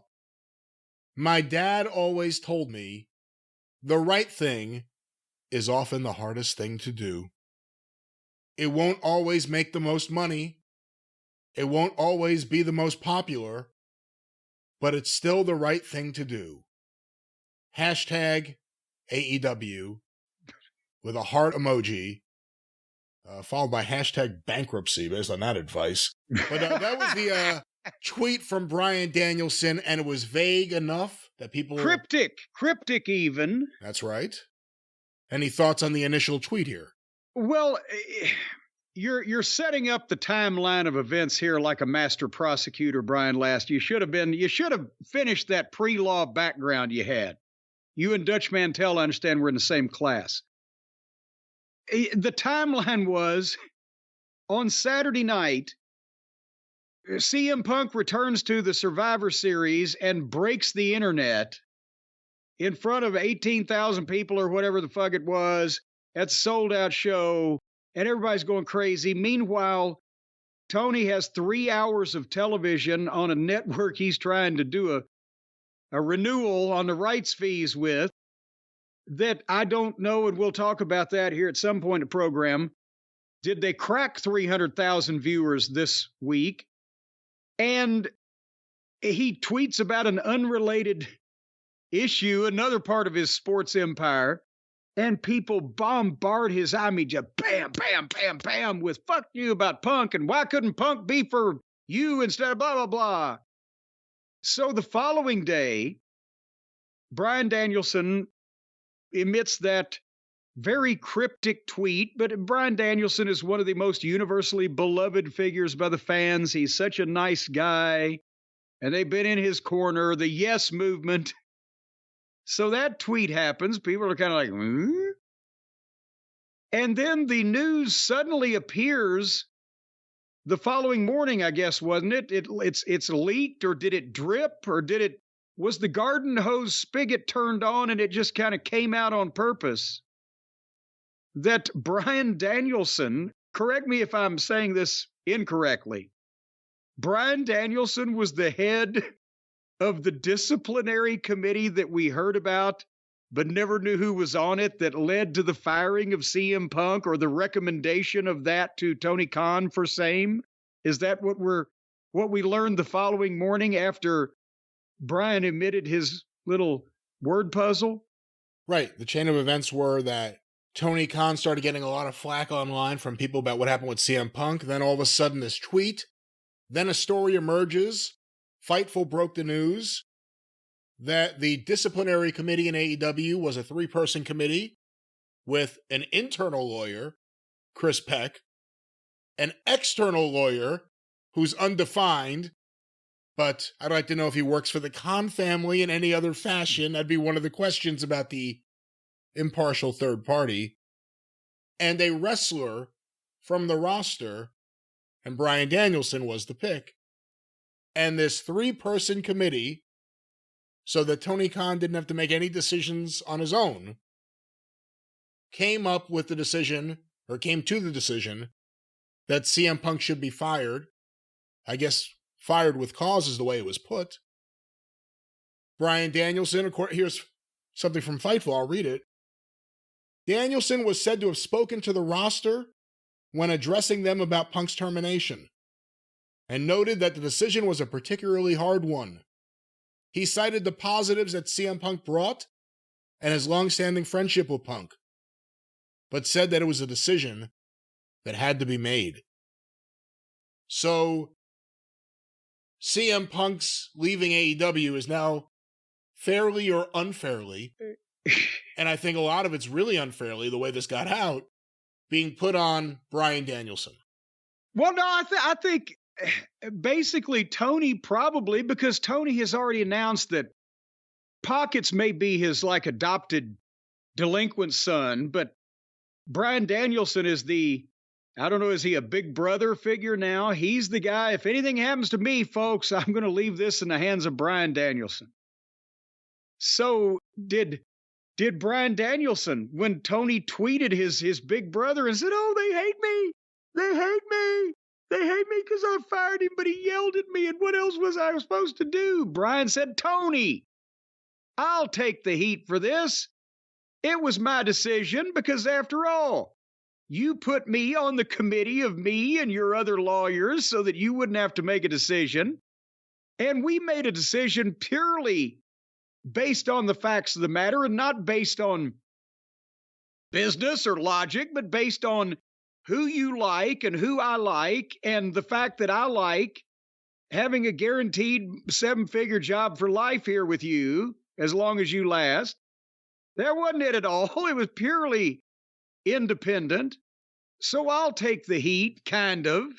And he tweeted that, and then they didn't really get it. So then they had to leak it a little bit more, but it's to take the heat off of Tony, because Bryan knows the fans that like him are going to like him. And that way he doesn't have to listen to Tony cry on his shoulder at 3:00 in the morning when Tony should be up booking fucking horizontal fucking graphs and vertical graphs for his next tournament. That's what I think. I think Bryan volunteered. Let me handle this, boss. I can take care of it. It's to get the heat off Tony. Well, absolutely. For being a dickless putz and not making a decision about his own company and handing it off to other people who would make the decision that the other friends of everybody wanted Tony to make. So we got there in the same place, but Tony didn't have to goddamn take any heat. Now he's taking heat, so he wants to get it off of him. And now Danielson's going to take heat. And going forward, too, when people realize the input of Bryan Danielson and his buddy Jimmy Jacobs on this show, they're going to really have to judge, based on where this show goes, really how big of a gamble this was. How can Danielson have been the best thing about the show 3 years ago and now have become like the pacifist? Can I tell you why? Because Bryan Danielson is one of the most talented wrestlers of this generation, if not many generations. And you could put him in there and he could have an amazing emotional match that you could lose yourself in. Sometimes I think he does too many of the same things over and over, but by and large, really can't complain at all about So do many of the greats. So did everyone. Flair did, and I loved it. So it's just the way it is. I don't know if I would take that wrestler whose in-ring work I admire so much and say, I want him to be in charge of any aspect of my business. There's a difference between the creative end, specifically the in-ring creative, because I also don't know if I would want that amazing in-ring technician to have anything to do with my booking. As talented as he is, he may not understand how booking works. And that everybody else can't keep up with him in the ring, and that maybe that you need a different skill set for the writing than you do the starring of the movie. Or are you saying that Babe Ruth would not have made the best owner of the Yankees?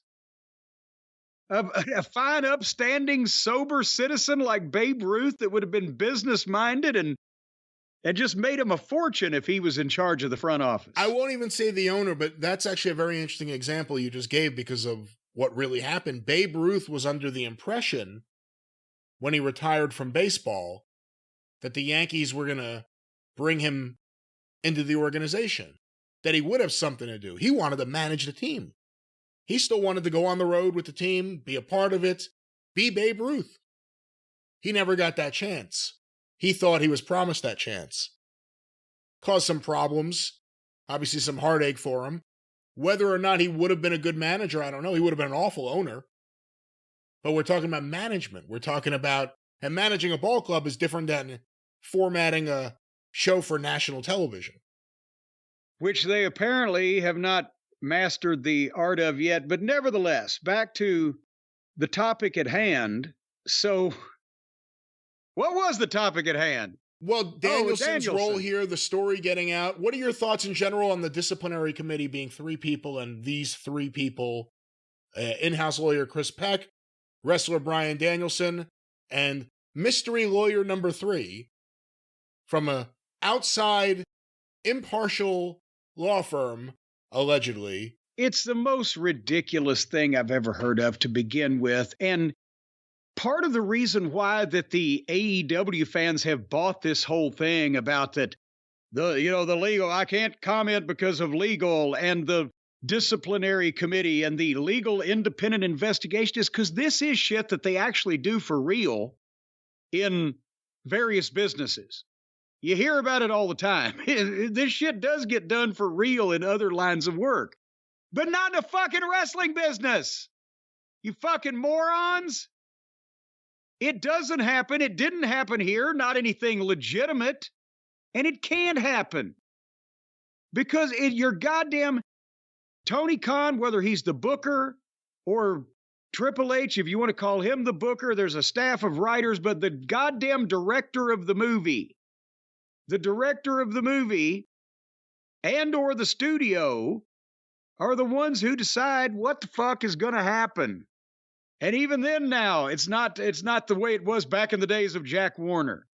But I guarantee you that there has never been a case in the WWE where Vince McMahon wasn't the person to personally not only hear both sides of the goddamn talents argument and or delegate it to Jim Ross, but then Vince would hear about it, hear both sides of the goddamn argument, and then make the decision of which one was more valuable.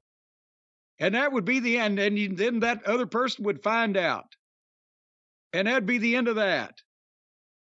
There's a disciplinary committee for the fucking boy. Yeah, they investigate Vince because he's worth $5 billion or whatever the fuck. But you don't investigate goddamn wrestlers. You get to the goddamn meat of the matter of what the fucking problem was. You ascertain as best you can whose fault it was as far as who instigated this shit or who should have known better. You figure out which one is more valuable to you. And if they can't possibly live together, generally you get rid of the one that's not valuable and keep the one that is, or elsewise just tell them both, quit your goddamn bitching and stay away from each other, or I'll fire one or both of you. It shouldn't be that difficult, and it doesn't take that long. But nobody wanted to do that here. And now, again, Tony don't want the fans mad at him. So Danielson's offering to take the bullet because he's a lot more bulletproof than Tony, who already looks like a fucking imbecile to a lot of people to begin with these days. but it's bullshit. It's all bullshit. According to Fightful, Danielson remains on the committee, and he's responsible for committee for what? He's responsible for issuing fines when those arise. For what? When is the last time they fined somebody or disciplined anybody? Do they fine people with, hey, you broke my fucking star's leg by jumping off the top rope on his fucking leg? Jungle Boy. Where about Jungle Boy? I'm going to fine you. What about Jungle Boy? Did he get fined? He's sitting home getting paid, as far as we know, to not wrestle. He was suspended. Is that something that Tony Khan decided, or the disciplinary committee of 3 decided? And why do they need an ongoing disciplinary committee? Who else is getting disciplined? Whenever somebody fucks up, they just don't book them. Andre, right? Punched fucking Sammy, and they just sent him home, sent him a check for 6 months so he wouldn't cause trouble. Man, he's so desperate to get fired. And I don't know this for sure, but as soon as Punk debuted, he put up a picture of him and Punk. Like, he wants to be out of there so bad. Everyone knows it. He's auditioning for the fucking rival team to the Jacksonville Jaguars just to fuck with Tony even further. Well, we'll see what happens with Bryan Danielson and AEW going forward. Danielson, the disciplinarian. I never thought I'd see the day. He's such a quiet boy. On the topic of things happening in AEW, let me pull something up right here. QT Marshall issued a resignation publicly to AEW.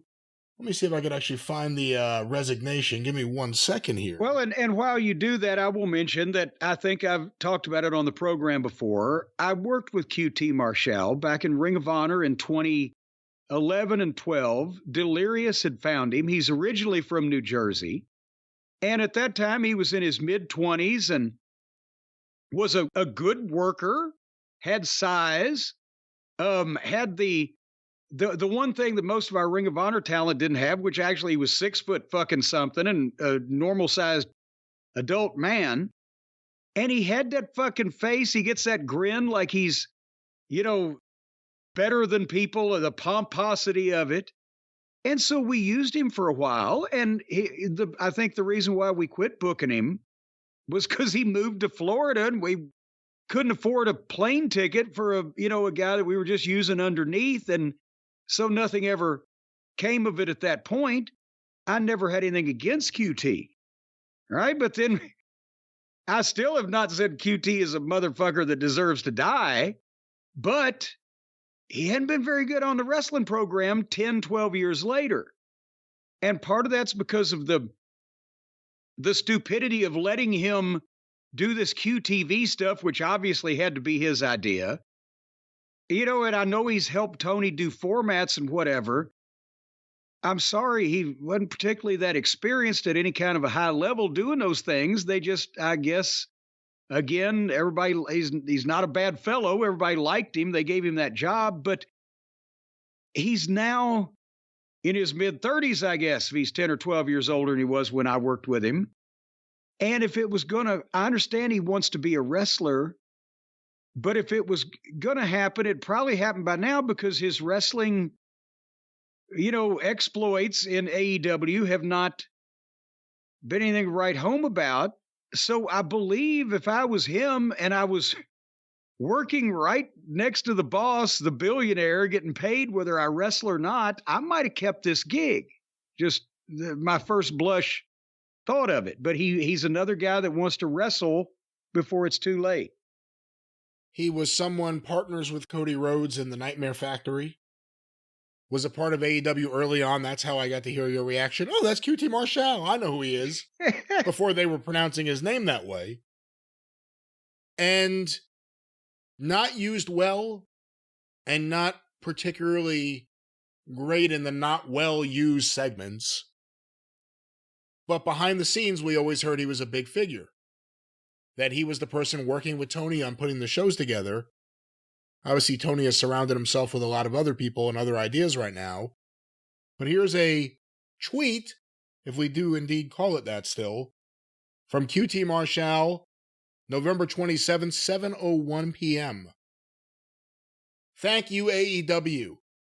Thank you, Tony Khan. I've had the privilege of being here since day one, and I've written over 750 formats for All Elite Wrestling, and always with pride. As much as I've enjoyed being a VP, manager of talent relations. Oh, we just stopped. I'm sorry. That's where they send the stroke patients to recover, you know. Well, it's one thing saying I have enjoyed being a vice president, but when you actually just put the title as it reads on the business card, it doesn't sound, well when you read it. As much as I've enjoyed being a VP, manager of talent relations, and wearing a myriad of hats, the company has changed a lot since 2019 and is heading in a different direction. And I feel that it's best I do the same, as we only get one chance to go all in. I have officially resigned from AEW and will have fulfilled all obligations by the end of 2023. Thank you to everyone, from the front office to the production truck, to some of the hardest working talent in this sport. Most importantly, thank you to those who booed, cheered, and took part in this season of my life. And with that, QT Marshall signs off as VP Manager of Talent Relations. The road is long. Oh, Jesus. With many a winding turn that leads us to... it's so sad. It's okay to turn off your mic sometimes if you just feel like breaking into song. You could just keep it to yourself, I'd hate to do that. I like to spread my joy with the world. Well, that's exactly how QT Marshall felt. And since that tweet, stories have come out that perhaps QT was not, as he said, they're very happy with the direction of the company. Now, QT was involved with things like QTV, like the Anthony Ogogo, Cody Rhodes versus England feud, and various other things that thankfully I forget at the moment. Powerhouse Hobbs. The point you're trying to make is as rotten as some of the stuff that QT has actually performed in on television. How bad must the direction of the company be at this point that he's resigning now? Right. What is it that he sees that concerns him? Now, again, sometimes people resign. I think Big Swole did this. Like, we have mutually decided to go different way. No, they decided for you to leave. Yeah. And you agreed. We mutually decided I'm fired. So sometimes, like, someone will issue a resignation. I mean, it happens a lot silently in the business world, but it's not the real thing. But we don't know, what exactly it could be. But certainly... No, I heard he still wants to wrestle, and he wants to be a professional wrestler. And the story I heard was that, again, Tony's turning the whole thing into goddamn New Japan with A block and G block against the blockheads, and it just dry, meaningless match after match that nobody's going to pay any attention to instead of a pro wrestling program. It's interesting, too, when you look at the early flavor, let's say, of AEW behind the scenes. Cody's gone. The Bucks are, not as involved as they were. Well, but the Bucks are just hiding from the public tongue lashing that they would get for not being over right now. They don't want Tony to see that nobody gives a shit, so they're convincing him how everybody gives a shit while they're hiding at home. That's not necessarily related. They're a non-entity and they're not involved. Omega's still in the mix a little bit, but Dustin Rhodes, I think he's announced that he's... I think he announced he's retiring at some point, I think, and now I think we may have gone past that point, so I don't know what's going on. I think he was in the last year for the last 18 months.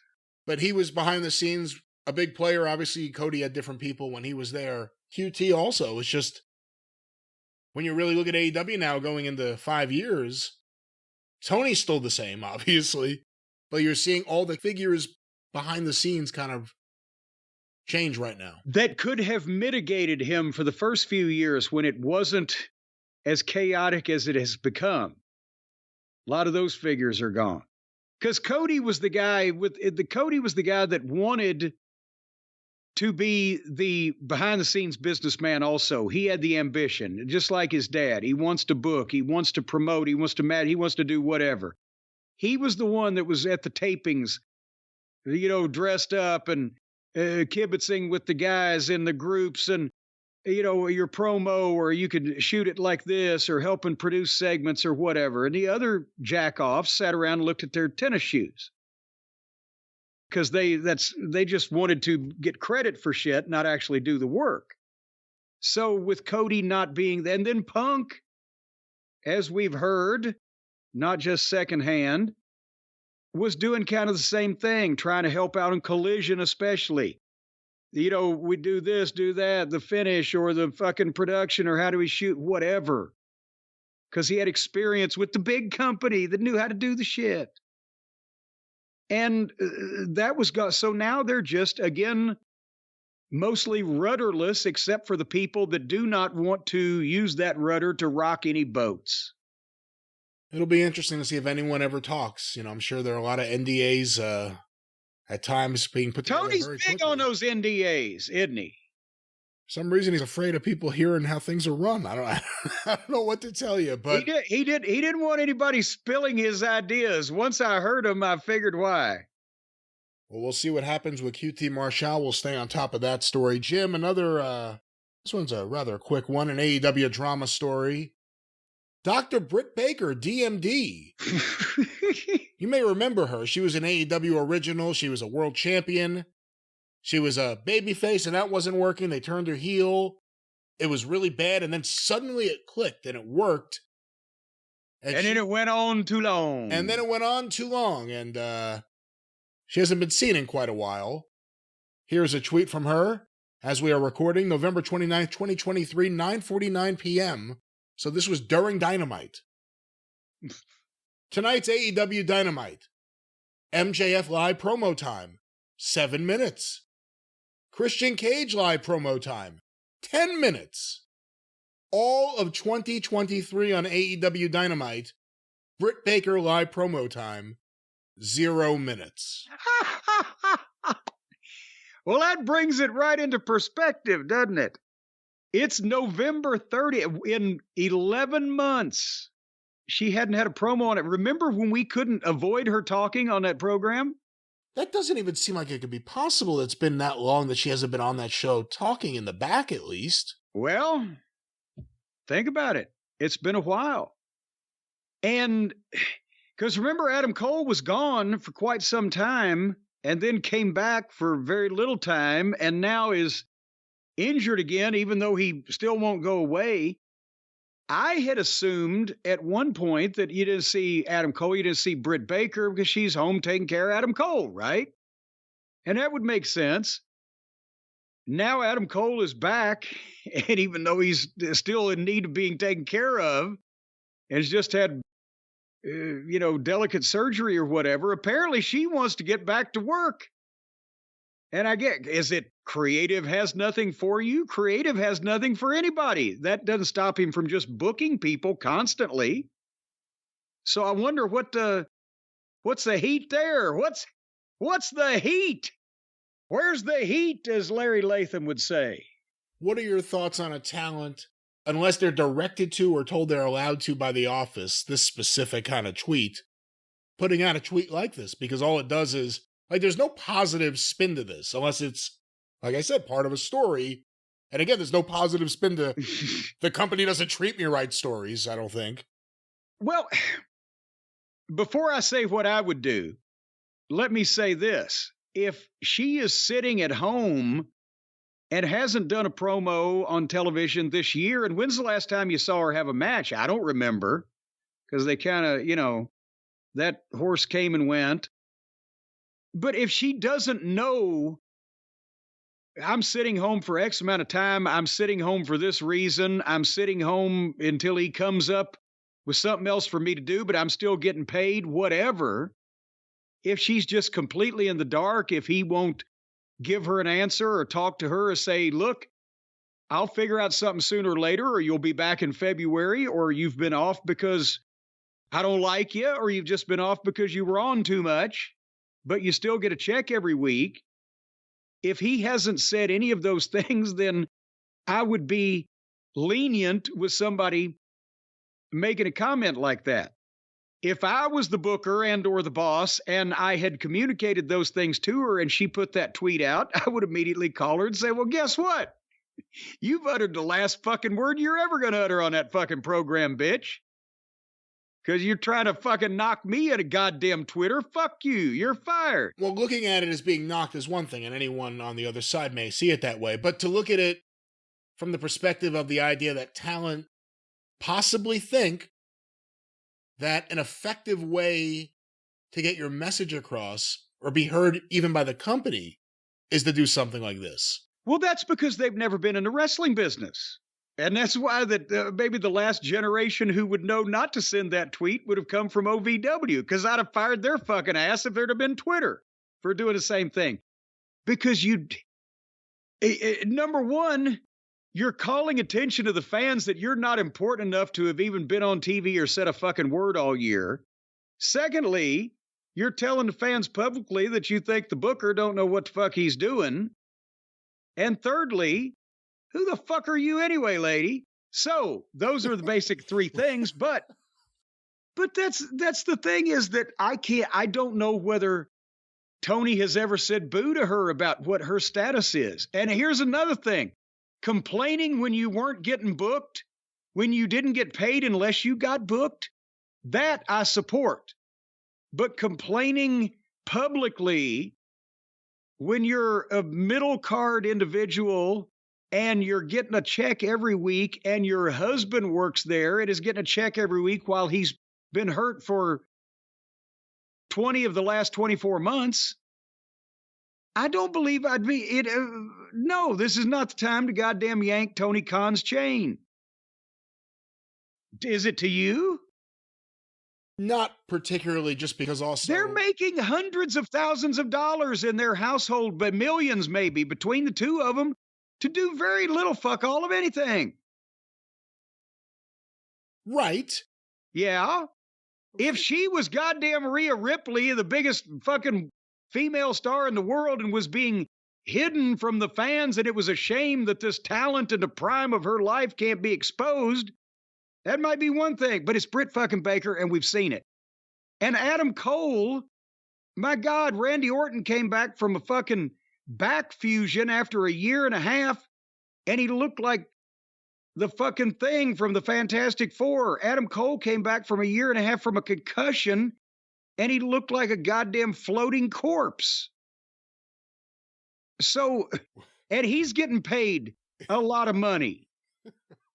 So, if you're not going to show some effort, at least goddamn be grateful you're getting regular fucking money, and lots of it. Well, beyond this being a Brit Baker thing, to some fans, this is more of a women's division thing. There are fans that believe that Tony's not using them enough, that he's not... We can't get rid of the other women on AEW, just not her.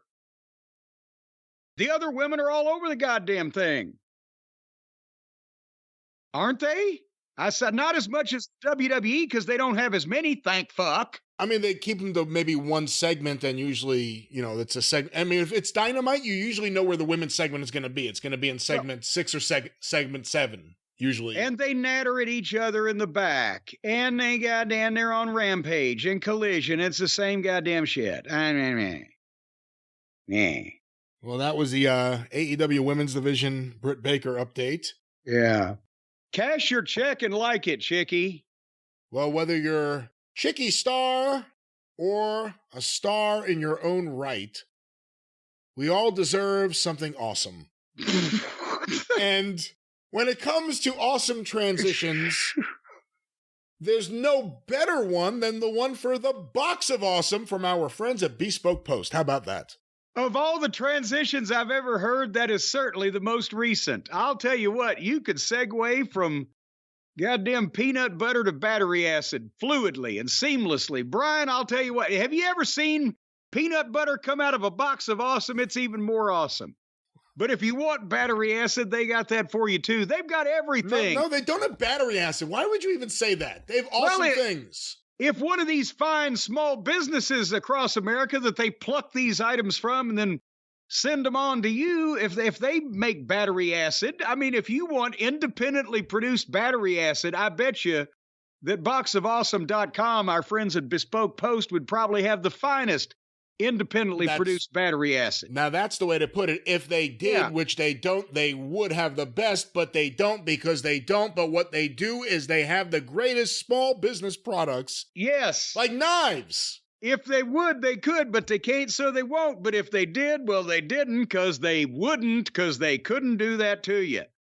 But Bingo. What you do is you go to boxofawesome.com and you take a quiz, and you're graded on this quiz. If you score below a certain grade, people come to your home and commit you for a period of 72 hours. No one will come to your home. You will not be committed. It's a measurement by the government to make sure that they know the mindset of the citizens.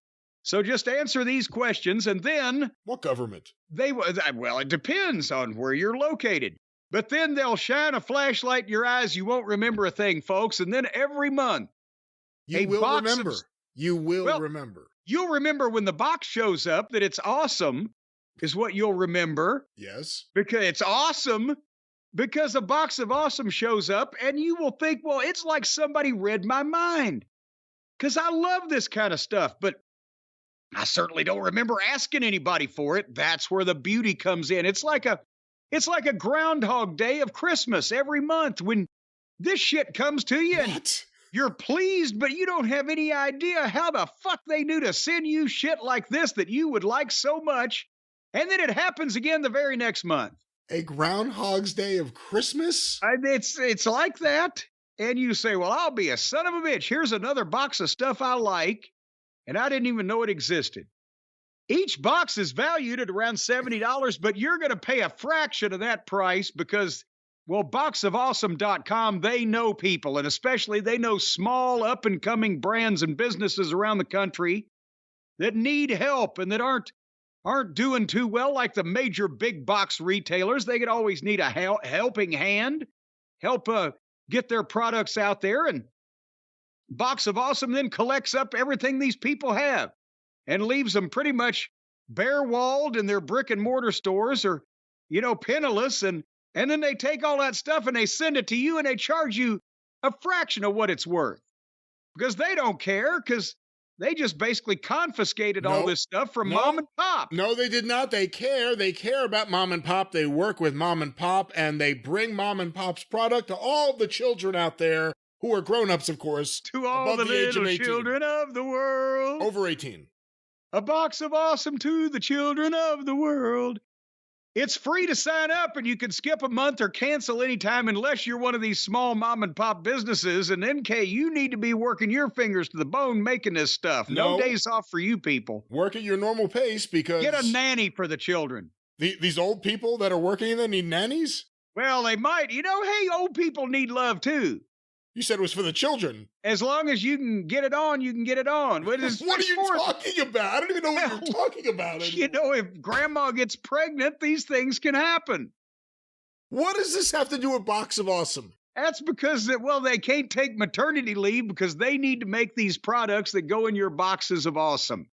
And I mentioned the fine cooler I got, the chill cooler from the fine folks at Wren, W-R-E-N, the other day. It's a tarp-grade vinyl body with a durable waterproof base and lining, nylon webbing straps, a rust-proof zipper, and plenty of pocket space for corkscrews and sunscreen. Do they have scum screen? Can you screen yourself from having scum on you when you go in for a dip? I thought you said skunk at first. Well, it was screen is what I was saying there, but nevertheless, it's a great cooler, and it's stylish, and it holds a case of beer or 8 bottles of wine, I think it said, or all the hamburger meat you can eat in one day. But they've got all kinds of things for camping and cookouts, barbecued rubs and spices and seasonings or knives, as you mentioned, hot sauces. There's a scuba diving kit, from what I understand. I thought I saw something about that.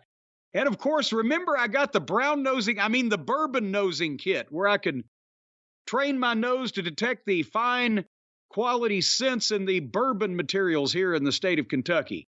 And all of these things, depending on your interests, can be parts of your box of awesome. All you got to do right now, go to boxofawesome.com, take the brief quiz. If you don't want to answer any of the Questions about your sex life or your political affiliation, that's up to you.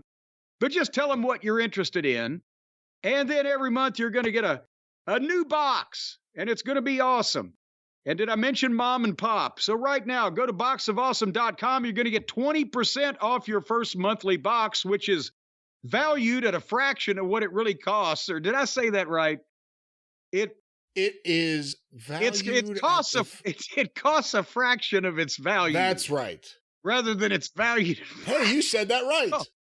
Well, one way or another, you're gonna get a fraction of what you pay for here, folks. Every time, you're 100% guaranteed to get a fraction of what you pay for, courtesy of our friends at boxofawesome.com.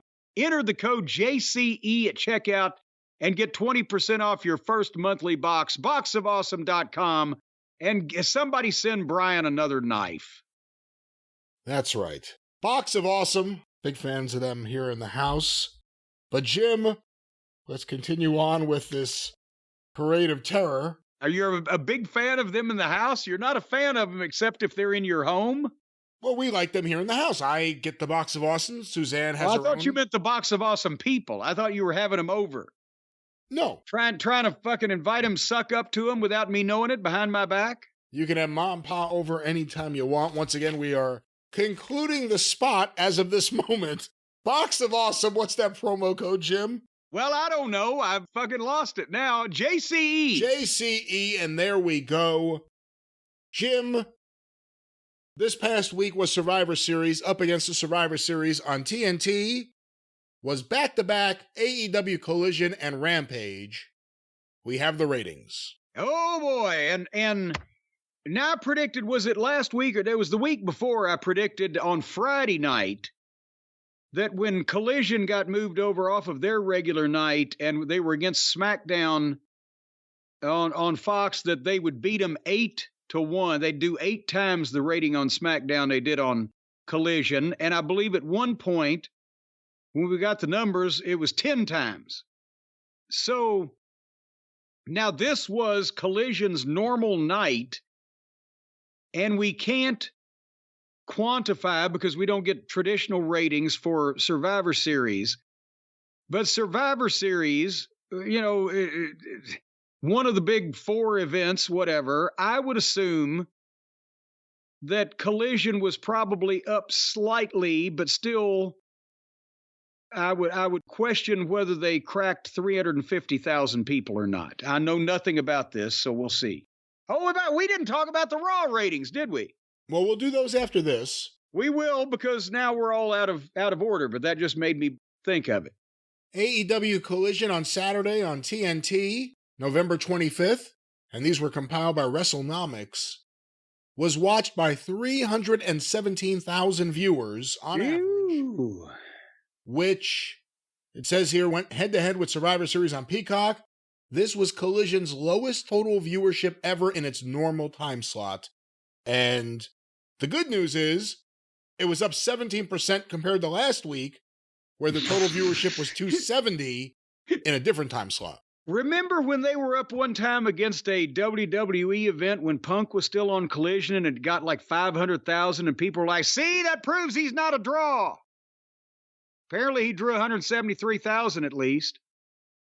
Well, then we also have AEW Rampage, which aired, good Lord, they did that too. It aired right after Collision on TNT. Oh, no, excuse me. It aired before Collision. It aired first at 7 p.m. I don't know why my voice cracked. It aired before Collision. Oh, this wacky show was on before Collision. Before Collision was Rampage. Yogi! At 7 p.m. Watched by 264,000 viewers on average. And that is down 6% from last week's 280 in its normal time slot. Good Lord. How can you justify, again, as I've said, tying up 3 hours of a national cable station's airtime for a program that they are paying some amount of money for to draw under 300,000 and under all night, all through the primetime block? How long is this going to last? Well, let me ask you this, because we'll quickly do the quarter hours, just because let's let people know what was on this show. what do you put on this show? If you're promoting a show, and in general the ratings haven't been that great, and you're going right up against one of the big pay-per-views, do you put things that your audience will want to go out of their way to see? Or do you put things that just hold the fort down and hope you can get people back next week?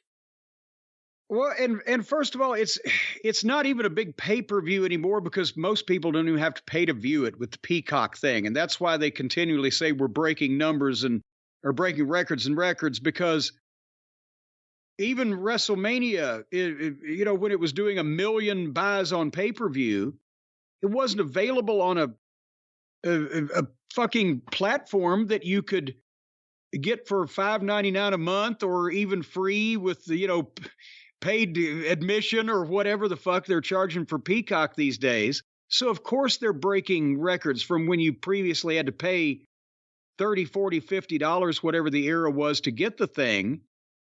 But there's still no reason why that a competing wrestling program that was good, that had stars, that was interesting, that was, people wanted to watch to begin with, would be competitive on a national cable platform instead of Peacock, for fuck's sake.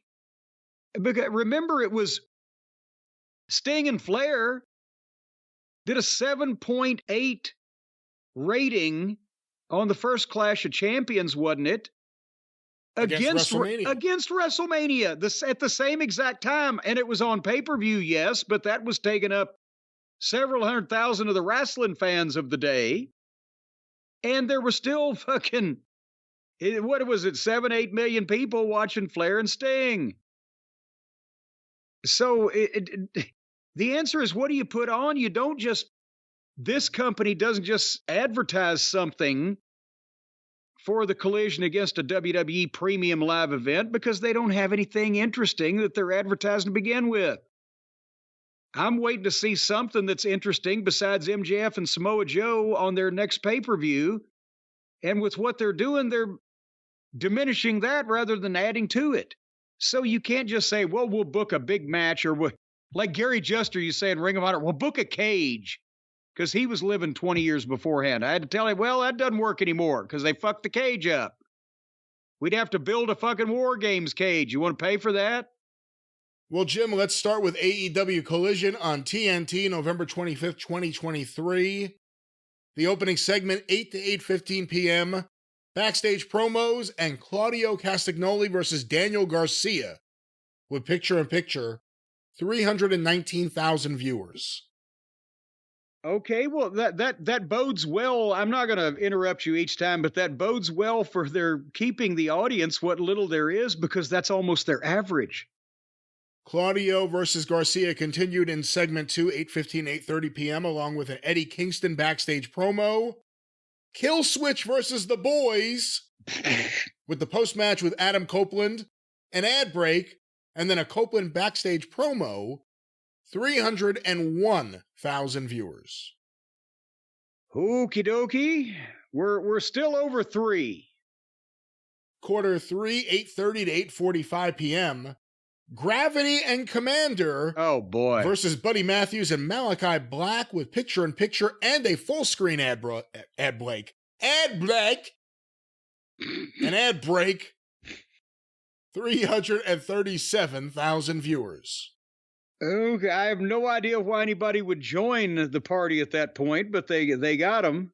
Well, they joined. Our next segment, I'll spoil it right now, the high point, 8:45 to 9 p.m., quarter 4. The finish of Gravity and Commander versus Buddy and Malachi. Top Flight and Action Andretti's backstage angle. An ad break. Julia Hart versus Lady Frost. Don Callis and Powerhouse Hobbs' backstage promo. 349,000 viewers. Julia Hart. That's what that was from. Well, we go from that to the we're probably headed back downhill now. The big 9 o'clock hour, 9 to 9:15 p.m. FTR versus The Righteous with picture-in-picture ads. And the post-match with the spooky Malachi Black. And then an ad break. 315,000 viewers. And where do we go from here, oh great one? We go here to quarter 6, 9:15 to 9:30 p.m. A recap of something. Big Bill and Ricky Starks' live promo. Swerve Strickland and Mark Briscoe backstage promo. And Keith Lee versus Lee Moriarty. Oh, boy. In the Battle of the Lees. Lee Moriarty and Keith Lee walking down the street look like the number 10. With picture-in-picture and full-screen ad break. 330,000 viewers. So there's 319, 301, 337, 349, 315, 330. They're in the pocket. Well, the pocket continues in the next quarter, which is quarter 7, 9:30 to 9:45 p.m. Keith Lee versus Lee Moriarty continued, an ad break, a Keith Lee promo, and the beginning of Eddie Kingston versus Brody King. 283,000 viewers. There's a hole in the pocket. The next, he's got one foot in his pocket and the other foot in the grave. Well, the pocket continues 9:45 to 10 p.m. with 303,000 viewers for that match with picture-in-picture, and then a 1-minute overrun, 341,000 viewers. For the 1 minute, the last minute of that match, where people were tuning in thinking all that shit's going to be over with by now. And then following that, Rampage, 10 to 10:15 p.m., quarter 1. Now, wait a minute. How do they get a one when they went right into Rampage's time slot? What was the first quarter hour of Rampage you were about to tell me? And again, if you're not an AEW fan and a diehard one of that, you don't know that Rampage is going to be here. So if you're waiting for the movie, right? You want to see the Avengers, you think it may be on. Quarter 1, 10 to 10:15 p.m., according to this. Rocky Romero versus Hook with picture-in-picture and a post-match and an ad break. 271,000 viewers. Well, that's what I was... Now, did Rampage air right after... Or right before? Collision? Or was it before? Well, before we go too much further, let's finish this thing up. Quarter 2, 10:15 to 10:30 p.m. Wheeler Yuta's backstage promo. Would you watch this show? Followed by Diamante versus Chris Statlander with picture-in-picture and full-screen ad break. 259,000 viewers. Keep going. Quarter 3, 10:30 to 10:45 p.m. Continuation of Diamante versus Statlander. The post-match with Mercedes Martinez and Willow Nightingale, apparently. But there's never any women's wrestling in AEW. A Daniel Garcia backstage promo. A Kingdom Live promo. Duke Davis and Gannon Jones. Oh, for fun. What? I have not seen these names before. What? We haven't seen Mosh Pit Jones in forever. Is that his given Christian name? I don't think this is him, but Duke Davis and Gannon Jones versus the Kingdom with an ad break. 268,000 viewers. So Duke and Gannon picked up viewers. They should bring them back. And finally, 10:45 to 11 p.m., the end of the program, quarter 4. Shibata, the man whose brain has come back, versus Wheeler Yuta with picture-in-picture. You know what he said then? He said, finally, my brain has come back from Campbell by the Sea. Go ahead. Against Wheeler Yuta with picture-in-picture and a post-match with Hook. 260,000 viewers. Okay, but here's what I'm asking you. If that aired after Collision, from 10 to 10:15, they did 271,000 viewers. How do they get a 1-minute overrun at 10 o'clock of 341,000 for the Collision program? How does that work? That is an excellent question. And I demand that Thurston Howell III, who knows about all this stuff, give us an explanation for this. I don't know if he's the person who will give us an explanation, but those were the ratings. You asked for Raw. Let's quickly do some of this. Well, just what was the overall, the first hour, second hour, and third hour? Let me pull this up. They made us wait so long through so little for what we wanted to see. Once again, these were compiled by WrestleNomics, WWE Raw, November 27th, 2023, on average, was watched by 1,884,000 viewers. And that, I believe, is up 200,000 or 300,000 from the week before. That they had heavy football competition, though, last week. It was the highest total viewership since August 7th, and there you go. Highest in the key demo since April 3rd, which I guess would be the post-WrestleMania episode. Are we going to start calling that the Punk demo now, since he brought him back? Well, let's do it. We'll do the big hours here. Hour 1 or quarter 1 of hour 1, 8 to 8:15 p.m. A recap of events, and then Randy Orton's confrontation in the ring with Rhea Ripley. 2,058,000 viewers. Okay, that's where they started. Approximately 7 times or thereabouts the average audience of Collision on Saturday night. The second hour, 9 to 9:15 p.m. Cody Rhodes' live promo, and then Shinsuke Nakamura's attack, as well as a ad break. 1,983,000 viewers. And that's 17, 50, 60, 75,000 people difference, which at this level of audience is 75,000 and 10 to 2 million is what? Not, goddamn, a tenth? Not even not even a 5%. Right? That sounds about right. Well, let's go to hour... We're not going to get the calculator out again, are we? No, we're not, but we're going to go to hour 3, 10 to 10:15 p.m. Seth Rollins' live promo continues from the previous segment with Drew McIntyre coming out. Jey Uso in the back with Randy, and then Sammy and Drew in the back. 1,892,000 viewers. Okay, and that was at the top of hour 3. They have now lost 166,000 viewers, which is again only about 6-7% of what they started with. So they're not, the audience isn't falling off a cliff, but they're slowly eroding, because they always do, because it's a 3-hour program. I think they have less erosion here because they know Punk is at the end, but where did they end up? The final segment, 10:45 to 11 p.m., which was the end of Randy Orton versus Dominic Mysterio, an ad break, and CM Punk's live return promo to Raw. 1,768,000 viewers. So over that last hour, they lost another 124,000 people. They shouldn't have kept it till the end, and they should have had a better show.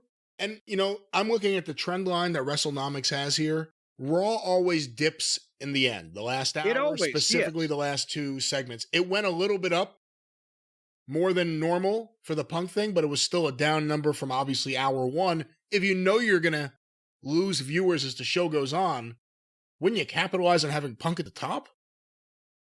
I don't, when Rock came back to SmackDown, or at least at the top, say what time he'll be on in an hour. So not just at some point in 3 hours he will appear. Yes. Well, no, they said, we're going to hear from him tonight or whatever. But with they can put a big star in the middle of the program, but it's hard on that 3-hour program that always loses viewers to wait till 6 minutes out. But on the positive side of things, I'm doing some math here. 232 plus 58, 0, carry the 1. They lost 290,000 viewers over the 3-hour program, and that's still only about 12% of the audience or whatever eyeballing it, rather than 25 and 30% that AEW is doing.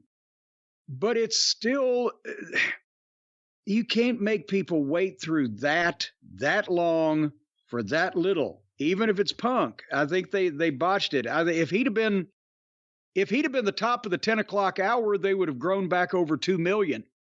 Because They went from 2,058,000 to 1,983,000, which is negligible. An hour two, negligible difference.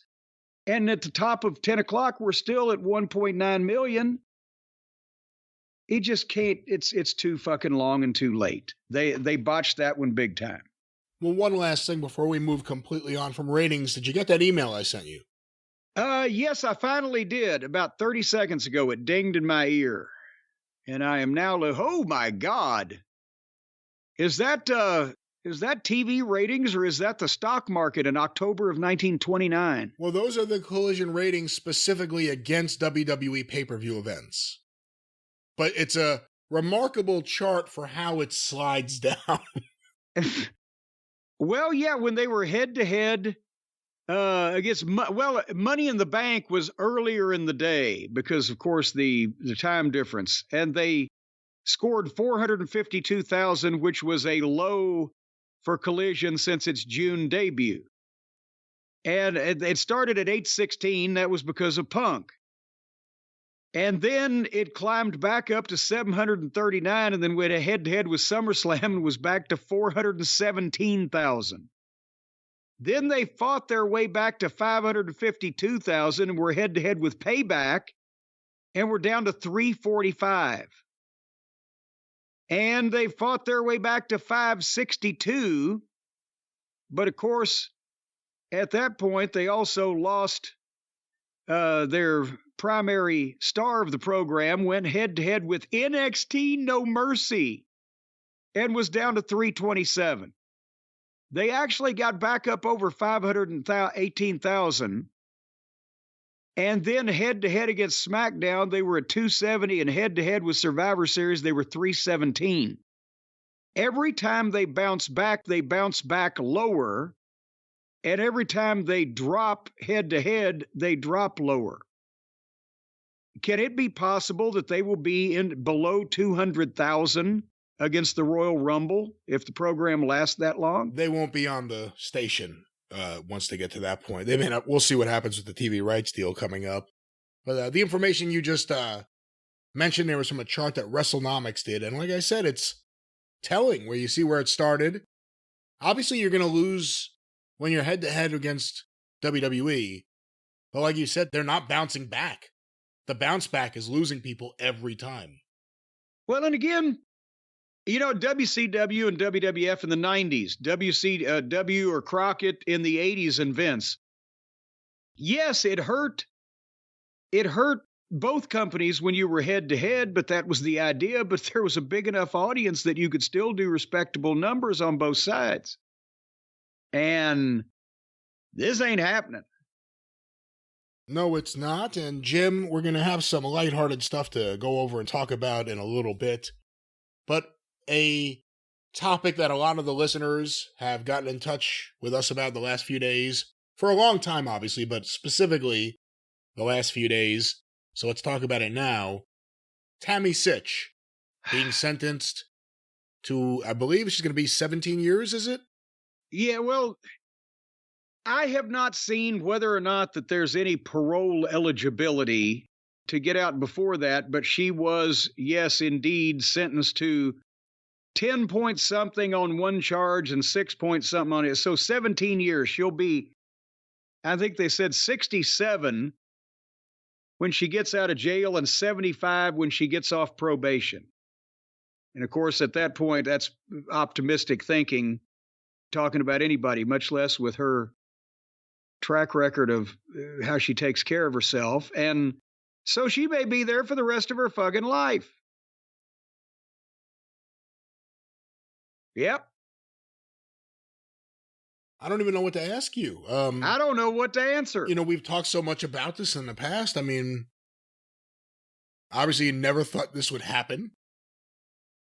What else who else in the wrestling business has ever been sentenced to 17 years in jail? And imagine what kind of territory that takes in. Anybody ever? Bruiser Bedlam? What was he sentenced to? How many years? I don't think it, did they ever actually he got out? Did he break out? No, no, they weren't looking for him anymore. I don't think he was ever actually sentenced for anything major or found guilty or whatever, but he didn't spend 17 years in jail. Buck Zumhoff. Okay, there you go. Now we found one. Imagine that. The biggest dirtbag you could find. Yes, what a fucking, bar to set. But no, I don't want to go into the detail, and we'd have to go back and read the transcripts or reports or whatever, but a lot of people were upset. They did read. Apparently, Tammy's defense got a psychiatrist to examine her, and there was this long laundry list of reasons why that she fucked her life completely up, despite all the goddamn advantages she had over almost everybody else in the world. She had to completely ruin her fucking life because of all the traumas and the problems she'd had with abusive relationships and with the death of Chris Candido and with brain injuries from pro wrestling, where the way it was worded, you could tell the psychiatrist had no idea she was never not really a professional fucking wrestler to begin with. But you know what? When I read it, knowing Tammy, I got a flashback or a mental picture in my mind of the psychiatrist interviewing a grown-up Patty McCormick in The Bad Seed. She knew exactly what to tell that fucking psychiatrist that didn't know shit from apple butter about the wrestling business or her history, about all these traumatic things that had happened to her. And again, you know what? All the abusive relationships, not with Chris Candido, but everyone she's had afterwards, is because she decided to goddamn hang around with a bunch of stupid, self-centered meatheads that were with her because she was a celebrity and they could ride the fucking pussy train. So I'm sorry, Tammy, that you weren't any a better of judgment of goddamn human beings than every one of these low, bottom-feeding, scum-sucking reprobates that you decided to get involved with, that traumatized you. And I'm also sorry, Tammy, that after 7 fucking or 8 goddamn times getting a DUI, that you couldn't figure out that sooner or later you were going to fuck up big time until you did. Who could have ever thought? Who could have ever thought that all the fucking grief and suffering that you have made you completely impossible to learn to not get fucking drunk and go goddamn drive, except you're so self-centered and nobody matters except you, and you believed you could lie and bullshit and manipulate your way out of everything. And I would be sympathetic to all the excuses that anybody could use with a goddamn psychiatrist or a lawyer or anybody else after they fucked up to get out of going to jail if they'd only fucked up and got themselves in trouble. So if you fucked up and ran into a goddamn cow pasture and banged your head and busted your car up and got arrested for DUI, no, I wouldn't want you to go to jail. I'd want you to get your shit together and learn a fucking lesson. But since you decided to run some other motherfucker down and kill him, Jesus H. Christ, you fucked up enough times that you fucked somebody else up. And then you can't pull the oh, poor me, oh, my poor fucking life, where people gave me money to do nothing but fucking be myself and fucking do what I wanted to do. And then they gave me money to show my pussy on the internet when I fucked that up and couldn't do that anymore. Oh, poor, poor, pitiful me. Poor, poor, pitiful me. Linda Ronstadt wrote it about you.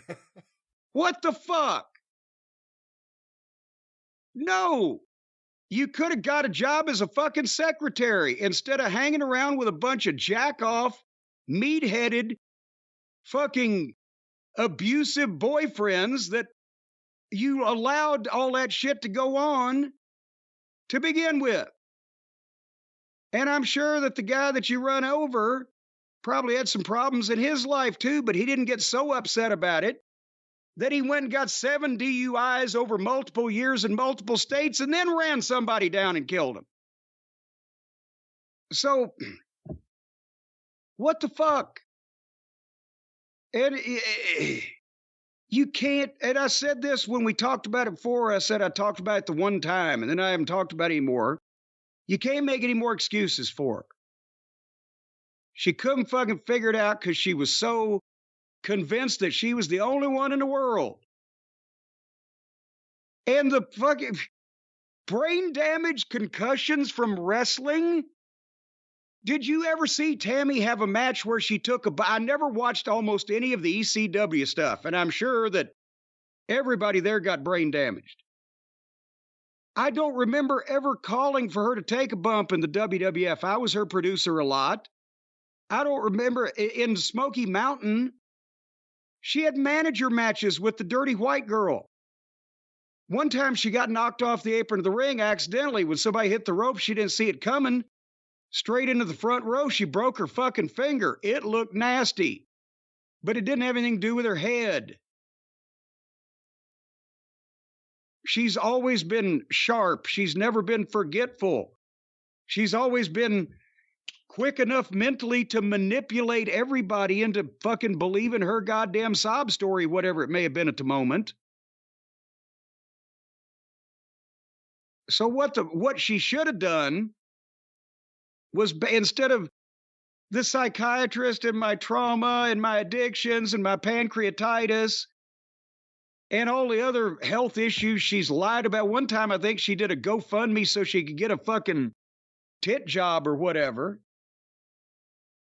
She should have gone into court and said, you know what, Your Honor? I have completely fucked my entire life up, and all the fucking privileges I had and all the goddamn opportunities I had. And now I've made myself a complete mess, and I've run over somebody and killed him. So I think you should put me in jail for about 5 years or so, because that might be the only thing that might straighten me out. That would have been the only thing I think she could have said that might have gotten her a reduced sentence. Otherwise, I think they were considering the totality of the fucking record and the magnitude of the complete fuck you to the entire justice system and the idea of getting her personal shit together. I'm surprised they didn't give her 25. Well, that was the legal portion of the show here. And of course, fuck, if you're someone who has not done any of that, but needs some legal help, we know just the man they can call. You know what? I know who would have turned Sonny down if he had been asked to represent her. The man, the myth, and the legend himself. This guy. Call Stephen P. News.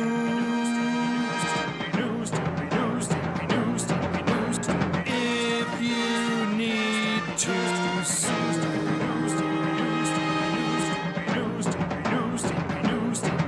An outlaw mud show or two. Skills to the rest. You know who I'm talking about? Of course, Stephen P. New at newlawoffice.com, 877-50-STEVE. And you know why I say this, Brian? Because Stephen P. New has proven that he is not one of these lawyers that's morally bankrupt. He won't just represent any vermin or any scum. He only represents vermin and scum that are in the right. And that's why right now you've heard about the big class action lawsuit up there in West Virginia. He's hauling Governor Jim Justice into court. There's one suit they've already agreed, the state of West Virginia has agreed to pay $4 million to settle a class action lawsuit filed by inmates who described the conditions at the jail as inhumane. Of course, Stephen P. New was spearheading that campaign, and there is still a $330 million lawsuit that Governor Jim Justice himself is going to have to testify in, where Stephen P. New is trying to make the state spend $330 million to upgrade the conditions at their jails because they're inhumane, they're maggot-ridden, they're lice-infested, they're giving these people bread and water, hold the bread. They're letting them die and have whooping belch and all these things and not taking care of them. And not only are these 9,000 inmates that were tortured and treated like that going to get $4 million, but the state according to Stephen P. New, once he gets finished with them, is going to have to upgrade their prison facilities. And that proves what I said, Brian, that even if you are a vermin and a scum, Stephen P. New will represent you as long as you are in the right. So right there, that opens up half of our audience to potentially being represented by Stephen P. New that may have thought they would be prohibited from that earlier before I mentioned these words. Stephen P. New, newlawoffice.com, 877-50-STEVE. If he will take up for vermin dwellers like prisoners, then he'll take up for you regular citizens. And if he'll haul the governor into court, then he'll certainly do that for the manager of the Kmart where you had your slip and fall. newlawoffice.com. That's right, 877-507-8383. 50-STEVE. Well, Jim, I don't know if it will require a lawyer like Stephen P. New. I don't know if it's gotten that far, but a lot of the listeners... Does he handle divorces? Well, a lot of the listeners today, as we are recording, got in touch with us, and then it went a little bit, I guess, viral of sorts, as a virus If we've of been sorts.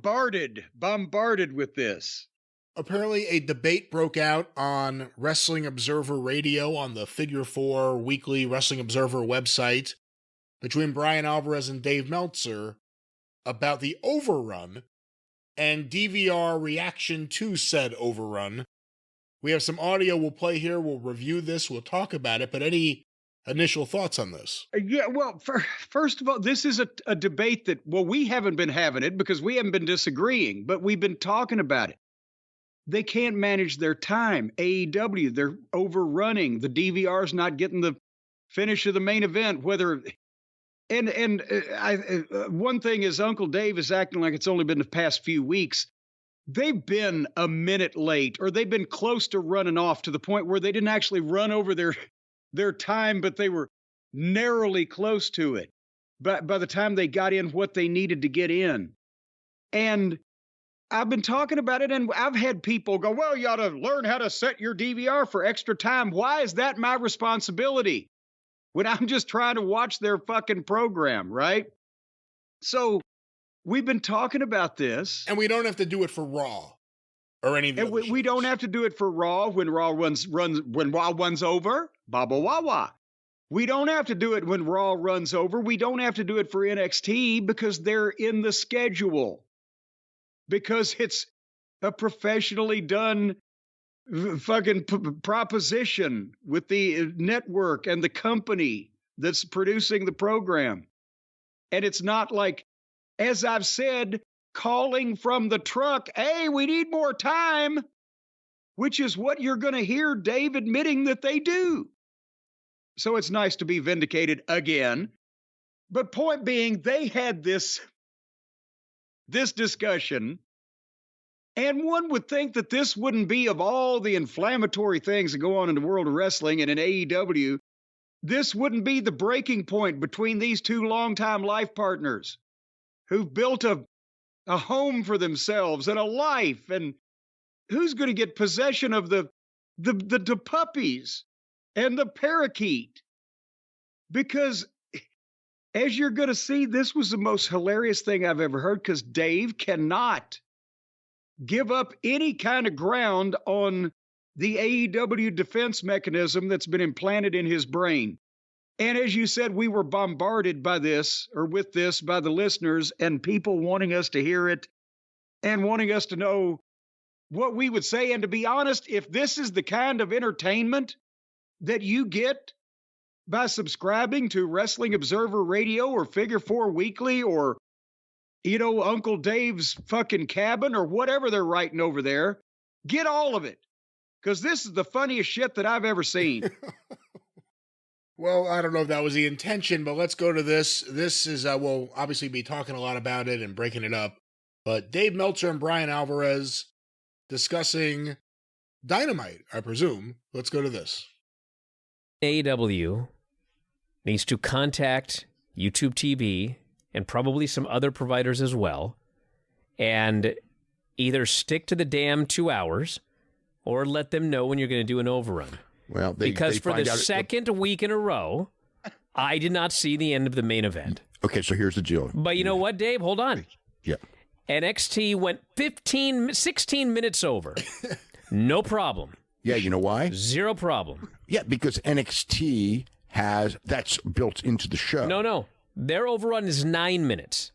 Okay. It's 9 minutes every week. They go 9 minutes over every week. This week they went 16 over and everything recorded. Okay, but what that means is that They scheduled a 16-minute overrun. they knew days in advance when this thing went down that it would be. With AEW, when they do these overruns, the overruns are I don't say decided. They take place as the show is going on. Well, that's Boom not goes the dynamite. Yeah, let's stop it there real quick because Boom goes the dynamite. They are decided when the show is going on because they realize we're about to shit the bed. We can't get this in. And it's not just these tournament matches that are going 7-8 minutes long or whatever. It's when they had to rush in the past to get the rest of their angle in or whatever at the end of the show because they're rushing because they can't manage their time. I'm sorry. no. Let's go back to Dave and Brian discussing Because they're so good by themselves. fine, because that's a problem. People are missing the end of the show. Well, they did miss 2 weeks in a row now. They did miss the end of what was it? The Moxley and what Moxley match was it? Moxley and Mark Briscoe match. Yes. Yeah. They did miss the last couple of minutes of that match for that reason. I mean, I could go say like, look, this is what I do. I do for every AEW. I mean, they're not going to do this on Friday, and they don't have tournament match on Friday, but they are going to. They better not do an overrun on Friday. The 10 p.m. show that no one watches, they're not going to get an overrun. With the way that they lose audience by the end of the show, they would increase their ratings if they did an underrun. Do this on Saturday, and they are going to do this on Wednesday, as long as this tournament goes on, because they don't want to do 7-minute tournament matches or 9-minute tournament matches. So what you need to do, as long as this tournament's going on, is format the show so you have 20 minutes for the main event. Well, Let me stop it right there. Bingo! He shut it down. That's exactly right. The problem, Dave's acting like these are real matches. Dave's acting like you're booking the matches. You don't know. I mean, it just you don't know. You just don't know. And also, why not have a 7-minute tournament match? Why does every goddamn match have to be 20 minutes long? The Midnight Express to Fantastics from the first Clash of Champions was like 9 minutes. That's right. Keep going. It go gets long. good. What'd you say? I said it gets good here. This for 4 years. They entered at the top of the hour for 4 years. yeah, but So don't tell me they can't do it. Of course they can. Of course they could, but you adjust on the fly and you cut segments. In this case, they're going to give that main event match. They're going with the plan for the main event match. So what you have to do is you've got to record the next show. You're going to have to do that for the whole I tournament. can't record the next show. What's the next show? What's the movie going to be next week? I don't know. I don't know either. I just and on record- YouTube TV, you don't record the time. I don't say record from 10 to 11. It doesn't do it that way. You have to choose the show that you want to record. Well- so that means that every week I need to figure out what movie is going to be playing after Dynamite. Is it that hard? I do it. That's not my job, It's my job, and I've done it every week. bro. I missed. It's okay. their job to make sure that the viewer can see the whole show. That's their job. Okay, can I tell you something? Yes. You're right and you're wrong. Okay, you're right in the sense that in a perfect world, you're right. You know what? If again, you're not a sports fan, and I am. When I do a sport, you can the sport may go there for 3 hours, but all the time, constantly, if there is, and like MMA, which is the one that I would do most, basketball sometimes. Okay, when I do those, I always record the next show because you cannot. They're not going to end on time. Maybe they will. Maybe they won't. But I'm not going to go and get mad about it. It's like that is my job when I'm watching a sports event that I have to take into account that the DVR may not record the whole sports event because sports events are not perfect. It's not like it's a sitcom. Okay, well, Let me stop it there because to a level, and there's so much to dissect there, but Dave's kind of right. Like if I'm going to record the Met game, I know it has like a set window in the guide, And then I may record the program after if I go to the guide because it's a baseball game. There's no formatting that show. They could go an hour long. You never know. It could end early. It could be a rain delay and run late. There's all sorts of real world things and game related things that could cause a delay that's different than this week. The news decided they're just going to keep going. Like no other show does that. But also, with a sporting event of that type, or a major fight that's being broadcast live, most people, they don't want to hear it on the radio who won before they've seen it, or see it on the TV news, or pop up their Google machine and see it on the headline, so they're watching it. And like you said, if they care that much about it, they're going to record the show after. But they don't record because they think the baseball game's going to go 7 minutes over and they're going to miss the finish of the last game of the 5 or 6 or 7 games that was on that 2-hour program. Wrestling is completely different. And again, keep going, because Alvarez is going to give a couple more options, and Dave's going to shoot the shit out of all of those too, because he can't have any answer otherwise than Tony Khan is doing the right thing. And Alvarez is 100% in the right from everything I've heard. And I've also never heard him scream at Dave like he just did there. It's not my job. Well, of course not. It's not anybody. You shouldn't have to work to see the fucking thing that they're trying to show you, so you'll spend money on it to see more of it. He's right. Well, let's go back to from Wrestling Observer Radio. Subscribe at Figure 4 Weekly Online or F4W Online. Oh, if they're going to keep doing this every week, I'm gonna listen nonstop. You get more free plugs. The more you guys fight, the more free plugs you get. Yes. Here's more with Dave and Bryan. This isn't a sports event. It's a 2-hour scripted professional wrestling show that for 4 hours ended in exactly 2 hours. Okay, so I'm positive they can end on time. Or, of course, but the point is set it for 15 minutes over like NXT does every week, and then go ahead and go over. Well, Plan in advance. If you're going to go 9 minutes over for every tournament match, then let them know that you're going to go 9 minutes over. They don't know. It's not. Look, the show is planned to go 2 hours. You know what, Dave? They don't end on time. And the difference is that they're not going to do. Okay, here's the deal. No, hold on. No, this is NXT goes 9 minutes over. They set it for 9 minutes over every week. Because that's if the plan. show only goes 4 minutes over, it doesn't matter. They didn't go the whole 9. They set a block there, an extra 9 minutes to make sure. Okay, well, you can contact. So trust me, AEW can do this as well. This is not AEW. This is the station. AEW can't do. No, he just said that they were calling them as the show was going on. It's not the station calling them and saying, "Hey, go 9 minutes over." Yeah, it's the other way around. They're saying we need 9 more minutes, and he won't have it. Okay.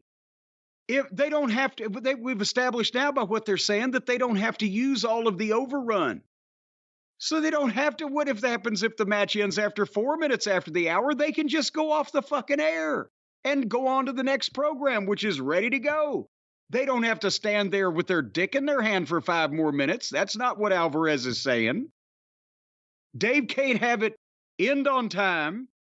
Dave can't have it plan the overrun ahead of time. Dave can't have it put the overrun in the fucking DVR devices anyway, just in case. It's just got to be, if Tony thinks it's necessary, that's what we need to do.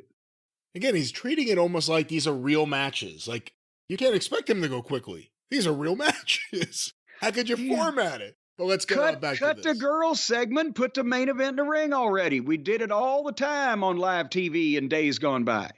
This, and they have a movie set to start at that time. TBS is allowing them to go over if they need to, like it's a sporting event. Okay. That's so tell YouTube TV we're going to go 9 minutes over every week, so they record 9 extra minutes, and it's not a problem. Well, perhaps that's they could it. But they don't know ahead of time. That's the difference. NXT knows ahead of time. Just presume you're going 10 minutes over. Okay, I'm just telling you that you have to review this as a live sports event. And a live sports event, whenever you're recording a live sports event, you have to record the next show. I'm not I'm just telling you that Dynamite that's the deal with is a live sporting event. It's a scripted pro wrestling show. If you're going to do a tournament that's going to go over, tell them you're going to go 10 minutes over every week. Bryan, you can complain all you want. You're just going to keep missing the end of the show That's fine. I'll miss the end of the show. Good. Then don't complain about it because I'm going to complain. I'm telling you ahead of time what it is. Dave, I'm telling you can't record. I can't make it record more time. It doesn't allow me to do that. Record the next show. I can't either. I don't know what the next show is. It's a random movie every week. It's not that hard to find out. Go to the website and look at the schedule. They will, just like I do, they will tell you the movie. It's not that hard, and I go and record that movie. If I forget to do this, it's my fault. It's not their fault because I know the score. Because it's the same thing. Like again, when I watch UFC or Bellator, and if the main event. If I miss the end of the main event because I forgot to record the next show, that is on me. That is not on them because I know if in the NBA, if it cuts me off with 4 minutes left in the fourth quarter of a close game, that's my fault. That's not their fault. And this is the same thing. You can say, oh, it's scripted. Dave, and you're right. You're right. It is their fault that they don't just add a 10-minute buffer at the end every week.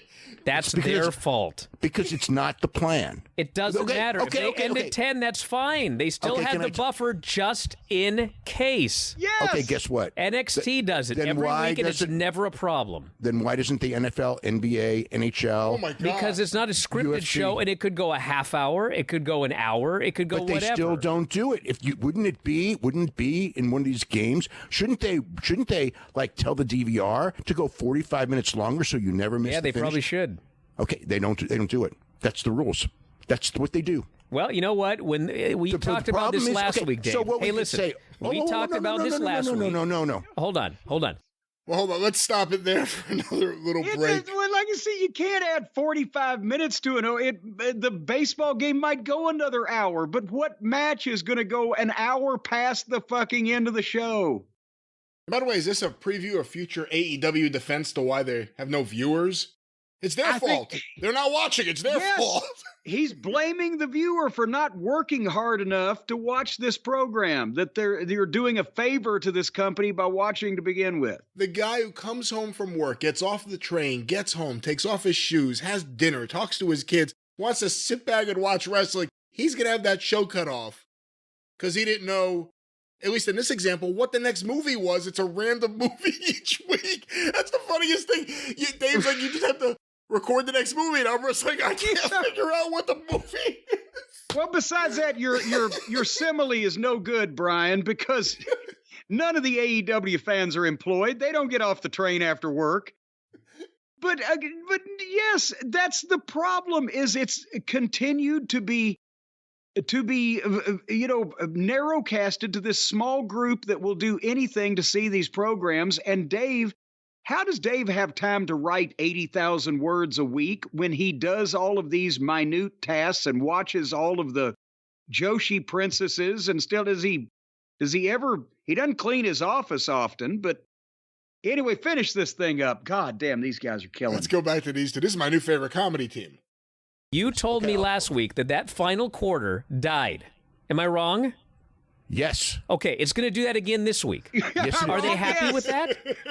Or are they going to tell the fans it's their fault that they didn't record the next show? They're not going to say anything what they're telling, but you got to learn. That could happen with UFC too. That could happen with the NBA. That could happen with anything. The only problem is that there is a big difference because very few people actually DVR their sports. Well, let me stop this. I had no idea how far they were going to take this put your money where your mouth is about sports-based wrestling. You have to treat it like a sport now. You don't know when it's going to end.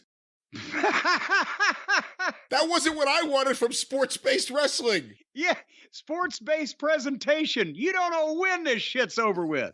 How about that?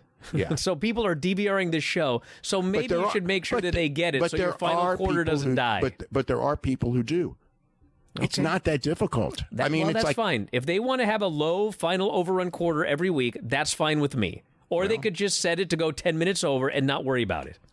And then it goes short. It's not the plan. I mean, look, in a perfect look, if you. Oh, by the way, this person says on YouTube TV, sports recordings do have a 30-minute overrun built in, so they actually do it for live sports. Well, then they should have it here. Yes, exactly. Good. Go That's tell what YouTube. I'm saying. Go tell YouTube TV. Oh my God, I'll email them right after the show. Tell YouTube TV then. Well, I'm sure people. Well, I'll complain about it. You should. I will. I'm sick of missing the end of this show. That's what I'm saying. All I know is that with me, I don't watch on YouTube TV. I always have to record the next show when it's any sport event that I want to see. And I don't complain about it. I just do it because my gimmick is to complain, after like the first 3 times when I miss the end of a game, I go, golly, I should learn. When it's not a game, it drives people off.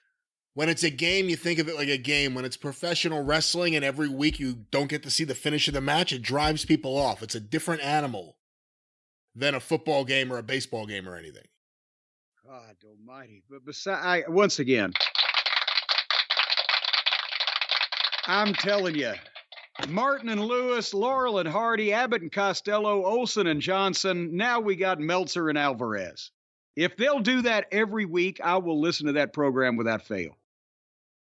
God damn, my stomach hurts.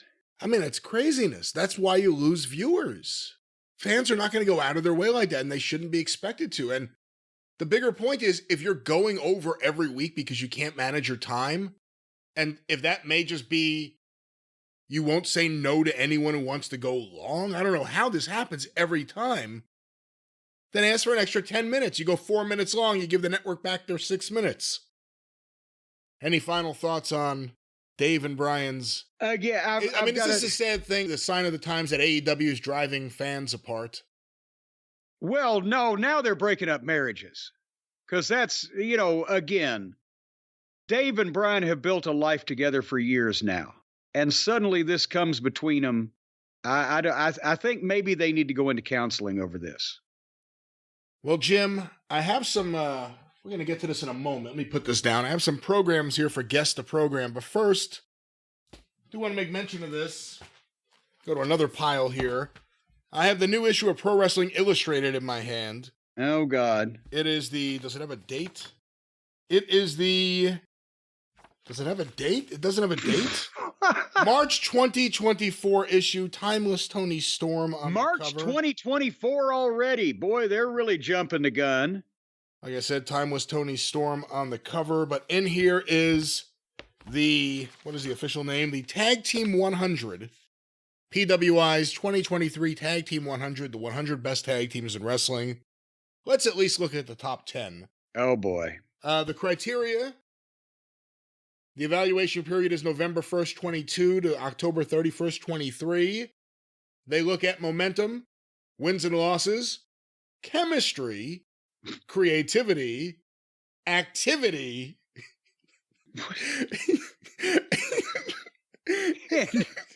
proclivity, and the it factor. Sensitivity, and the it factor.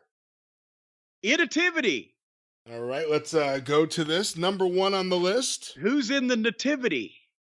Number 1, FTR.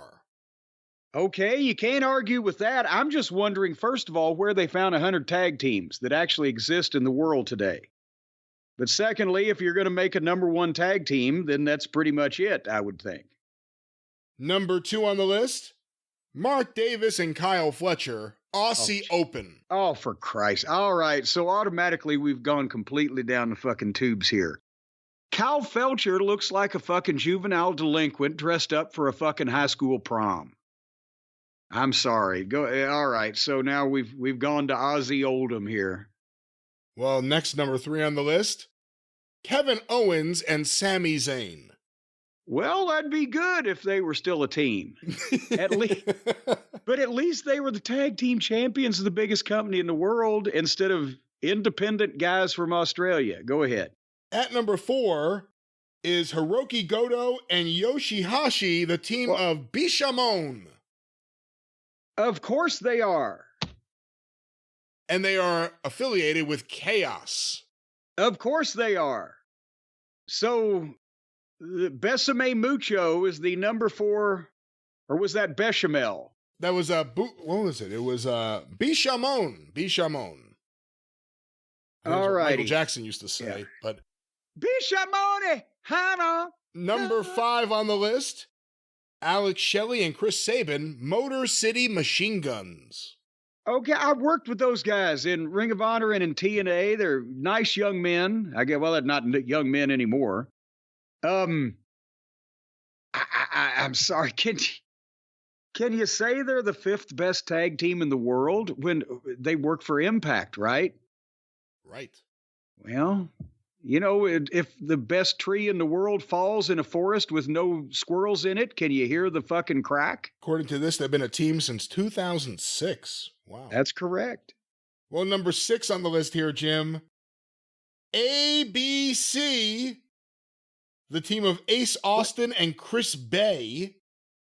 They are Bullet Clubbers, according to this, of the highest magnitude. Bullet Clubbers. And wait, Ace Austin, I think, was worked in MLW when I was there back in 2019, and I haven't heard of the other fellow. But if one is Ace and one is Bay, then where's the C come in?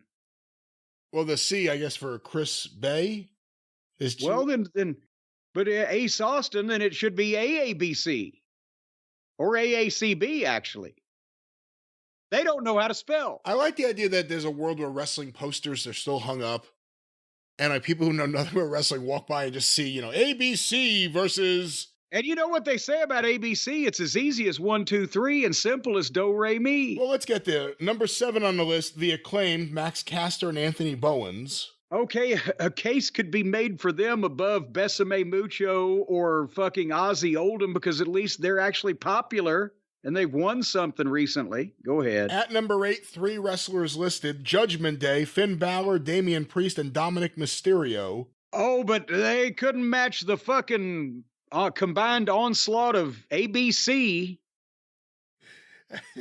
At number 9 on the list, again, 3 people listed: Damage Control, Bailey, Io Sky, and Dakota Kai. Oh, for fuck's... All right. If you're going to put a girls tag team on a list of guys tag teams, and that's the one that you put. Okay. Well, Jim, I don't know how ABC would do against this tag team. At number 10, 7 Up. What? With 2 P's to get away from copyright law. And that's the team of Nane, Takahashi, and you. The team of 7 Up. 7 Up, number 10 on the list. It's you. He's here. Who? You. At number 11 on the list, they're not there. The Elite. 3 wrestlers listed: Nick and Matt Jackson and Kenny Omega. Oh, God. So do you think they've written a letter already because they're not in the top 10? So going forward, tell me how many of these teams you've actually heard of. Okay. Number 12, La Rebellion, which is Bestia 666 and Mecha Wolf. Keep going. At number 13, it's What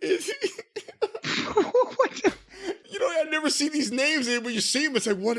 It's Meltier. Meltear. Meltier, which is the team of Natsupoi and Tam Nakano. What the... At number 14, Jim, Rascals. What? The team of Trey Miguel and Zachary Wentz. At number 15, it is New Eras. New Eras, Jim, the team of Amy, Soray, and Mirai. So they're putting girls and guys on this list. Like that should be done. That's how you get to 100 You can compare tag one teams. with the other. That's how you get to 100 tag teams. And none of these people have ever been heard of by the average American wrestling fan. Well, you see, now here's another team you've heard of. Number 16, the Lucha Brothers.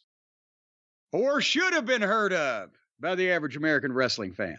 But what does it make the Lucha Brothers look like? They can't beat the fucking 7-Up fucking contingent.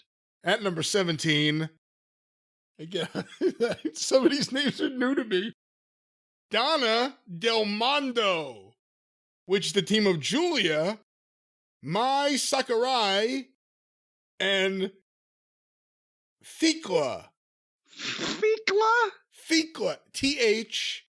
Thekla. Or the Claw. But I think it's Thekla. And that's Donna Del Mondo. Mondo Donna. She used to work at a diner down here. Diner Donna? I remember her. Number 18, Damn. number 18 on the list, the Chavez brothers, Angel Del Oro and Niebla Roja. But neither one of their names are Chavez. That's the mystery. I thought it should be Julio and Caesar. At number 19, the House of Black, with 3 wrestlers listed, Malachi, Brody King, and Buddy Matthews. My God, at least they're on television instead of in the wallets of their fucking immediate family members. And they only make number 19? Well, there's a lot of big teams here on the list. Number 20, Violence is Forever. The team of Dominic Guarini and Kevin Koo. Kevin Koo. Coo, ka-choo. At number 21, another team you know, Austin and Colton, the Guns. Oh, good Lord. And the Gun Boys are probably as big as 6 of these other fucking guys on this list. At number 22, if I'm reading this correctly, it's at number 22, coincidentally, it's Catch 22. Not Catch 22, but Catch 22. 22? The team of Francesco Akira and TJP. What the... All right. At 23, the Blackpool Combat Club of Claudio Castagnoli and Wheeler Yuta. Good Lord, poor Claudio. At 24, Liv Morgan and Raquel Rodriguez. What? All right. At 25, Gallus, the team of Joe and Mark Coffey, as well as Wolfgang. Isn't he Eddie Van Halen's son? I didn't know he was wrestling. At 26, New Day, Kofi Kingston and Xavier Woods. God, how far the mighty have fallen there. At 27, Mark Andrews and Flash Morgan Webster, Subculture. Who are these people? At 28, Who did that? Is Pro Wrestling Illustrated trying to sell magazines to each of these people individually? They figure if they'll put their name in it, they'll buy one? At 28, Is this what it's come down to? well, at number 28, Jim, the team of Prominence, Hiragi Kurumi and Risa Serra. What the? At number 29, the Cosmic Angels, Natsupoi and Saori Anoa'i. Wait, wasn't Natsupoi already on the list for another team? I don't know.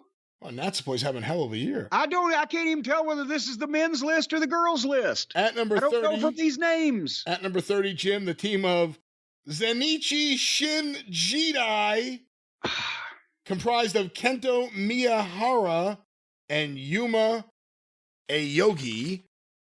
At 31, M3K. M3K, Jim. At number 32, it's the Magical Sugar Rabbits. Wait, what? What did you say?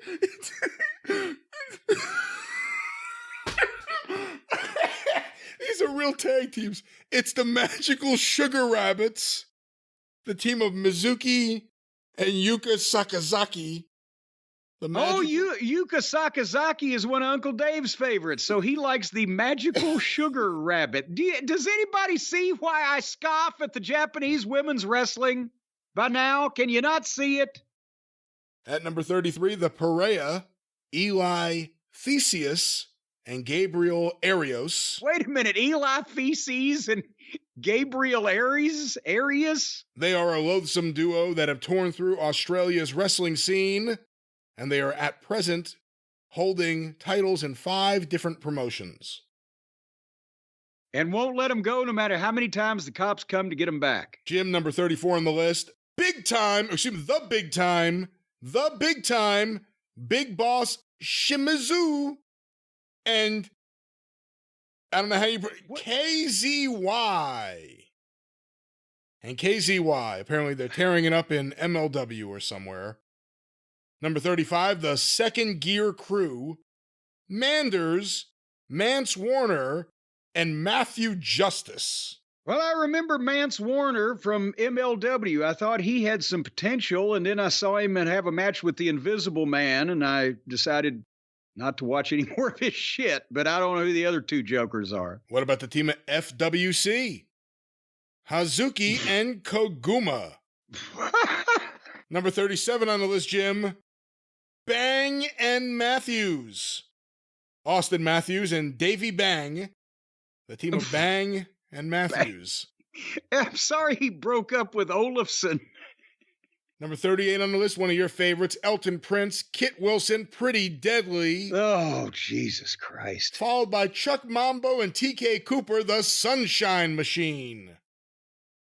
You know what? They pick these names. This is not the fault of the WWE because these people don't work there. They pick their own names in these independents and they still use these names. I'm not even talking about the Japanese folks. That might be their real names. I'm talking about these made up, bullshit, silly, comedy sounding fucking names for English speaking people for no reason. Then they think it's cute. Well, Jim, number 40 on the list, Jude London and Paris De Silva, the Velocities. Wait a minute. There is no plural of velocities. Well, velocity, rather. Velocities is not a word. I don't know if it's spelled VELO and then cities, CITIES. Maybe they connect the two cities of Velo. But I don't know. You can't have two velocities. Well, the velocity unless it's another moving thing, and then it's got its own velocity. I'd like to hear you say that to Jude London and Paris De Silva. You can't move at two speeds at the same time. Say that to number 41, the Street Profits, Angelo Dawkins and Montez Ford. God, those poor guys, they're number 41, and Tits McGee and fucking Boots Randolph were number 6? What the fuck? At 42, the twin sisters of the Renegade Twins, Charlotte and Robin. You promised we were only going to do the top 10. I'm fascinated by some of these teams. I've never heard of half of these This people. is the top half, by the way. Number 43, the Family, Channing Lorenzo and Tony D'Angelo. We've seen them. Well, at least one on of them. NXT, yeah. Followed by the Death Dolls of Courtney Rush and Jessica. At number 45, Shun Mao, the team of Mao and Shunma Katsumata. Followed by 46, Bullet Club War Dogs of Clark Connors and Drilla Maloney. Remember, we saw Chuck Connors a time or two on AEW. Oh, you know what? That's right. I forgot about that. Yeah, they've got 7,000 tag teams in Japan, apparently. Number 47. Each of them selling 14 tickets per week on their own. Number 47, Chelsea Green and Sonya Deville. Followed by 48, Culture Incorporated, Eli Knight and Malik. It's like one of those. It's a combination of letters. It's so simple, yet I've never seen it, so I don't know how to pronounce it. Bosede. Boseed? Malik Boseed? Malik Boseed. Boseed, you say? Followed by number 49, Imperium, Ludwig Kaiser and Giovanni Vinci. Followed by number 50. Oh, for God's sake. Those guys, they've been treated like flunkies, but they're athletes and they know what they're doing. And to put them down there with this other half-price outlaw mud show bullshit on top of it. Who works at Pro Wrestling Illustrated these days?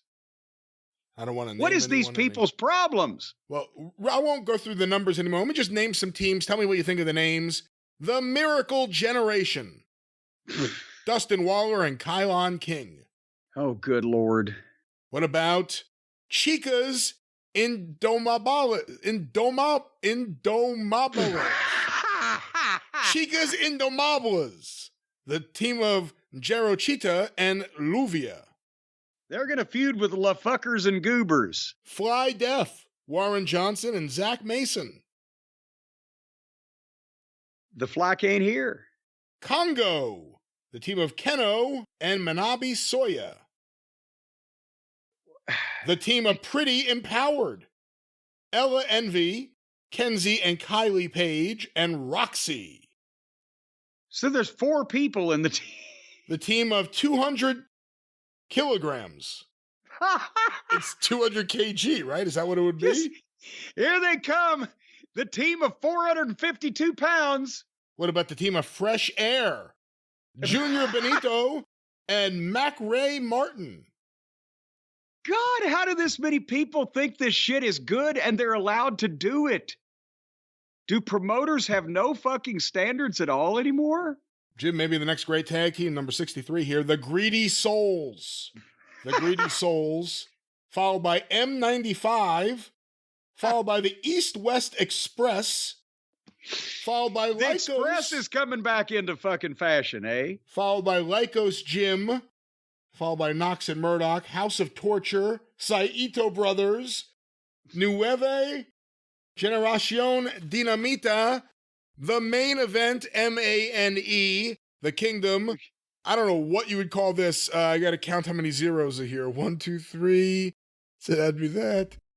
121 million, which is the team of Maki Ito and Miyu Yamashita. Oh, boy. The Arrows of Hungary. Eruption. Bussy. Boy, they're going to have a heck of a fucking rivalry with ejaculation, by the way. The team of Real.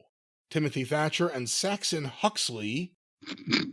Gold Class. I wish I'd have made up Saxon Huxley. Smokin' Aces. The Righteous. Free Wi-Fi. The team of Free Wi-Fi at number 88. Hikari Noah and Noah Hikari. Kakuta. The team of Free Wi-Fi. The team of Boisterous Behavior. Leon Slater and Man Like Derry. What the fuck is this name? Leon Slater and Man Like Darius. His name is Darius, and he's described as man-like. I don't know. Let's go to the next page here. We're just about at the end. Wasteland War Party. Midnight Heat. So now Midnight's got into the mix here. Hey. The Outfielders. They're the Outfielders. Here's a tag. Here's a picture of them. It's a man and a woman. He's wearing a Philly shirt. They are resilient athletes that reached the finals of the Flying V Double Dash tournament. Oh, God. They won the Wrestlers Lab collaborative title after beating the Rep. They finally lost. The Camp Leapfrog Campeonatos de Ranas to Wild LLC. I don't even know what the fuck this is saying. They are publicizing. Pro Wrestling Illustrated is now publicizing what fucking do-it-yourself wrestling. Like if you and I went out to our fucking living room or out in the backyard and had a match and made our own belts, they're going to cover it now? Finally, Jim, number 100, the team of Calvin Couture and Tyler Klein, The Runway. They think they're models, you see. They're not models. Yeah. They're not models. According to the picture here. Well, there it is, the PWI. This was once the leading magazine in professional wrestling. And now they're covering the do-it-yourself crowd. Okay. Well, Jim, a tag team you may have noticed was not on that PWI Tag Team 100 list, or if they were, I forgot where they were. The Hardys. Oh my God. That's right. They were not on the 100 list of tag teams that wrestle in people's backyards, but where are they wrestling these days? Haven't seen much of them over there in AEW land. Well, I have an article here that was sent in. This is from your very good friends over at Inside the Ropes. This is written by Alex Hunt. If that is I don't know, his Alex. real name. Is he Mike's brother? Mike Hunt? Yes. Mike Hunt and Alex Hunt, the Hunt brothers. Let's see what he has to say here. The headline, Matt Hardy expresses frustrations with AEW booking. Ouch! Now, that's a departure from what we're used to from Matt Hardy, right? Because we've had some encounters with him, and it's all been about AEW or AEW talent like the Young Bucks and the booking and creativity of it's AEW. Just it was dreamland over there for a while. It was the place to be, and we were haters for talking about the lack of booking cohesiveness and etc. And now has the worm turned in Matt's mind since they reunited one of the legendary teams of the last 25 years and put them on free TV in a fucking mid-card match in their debut and then jobbed them out to in obscurity. Is that a word? You're saying that it is now, and it's going to be on a t-shirt. So with Matt Hardy now in AEW, no more sunshine, lollipops, and rainbows, waterfalls. He has been one of their great defenders online, typically. And here are some quotes apparently from, I don't know what this is from, an interview or a podcast he did. I mean, I'll say, just creatively, like, just the way we've been utilized, like the last 4 months, it's been very frustrating. We've been very patient, but there has been a lot of frustration with things we've done and kind of how we've been utilized in some ways. So I feel like the natural thing to play off of is, like, channel that frustration and kind of put it into what we're doing. And to those people, if they hate us, we will give them a reason to hate us. We'll keep wrestling. Wait, what? Wait, where did we go that people hate them? They're not being booked. They probably got sympathy from the people because we went over how that he got handed the Hardy Boys as an attraction that he could have utilized and fucking fumbled it and dropped it and botched them.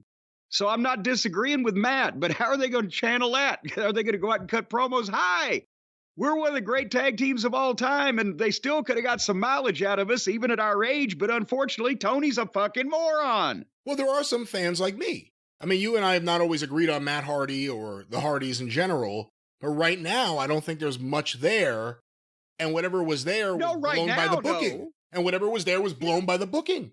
Well, because you could have protected them.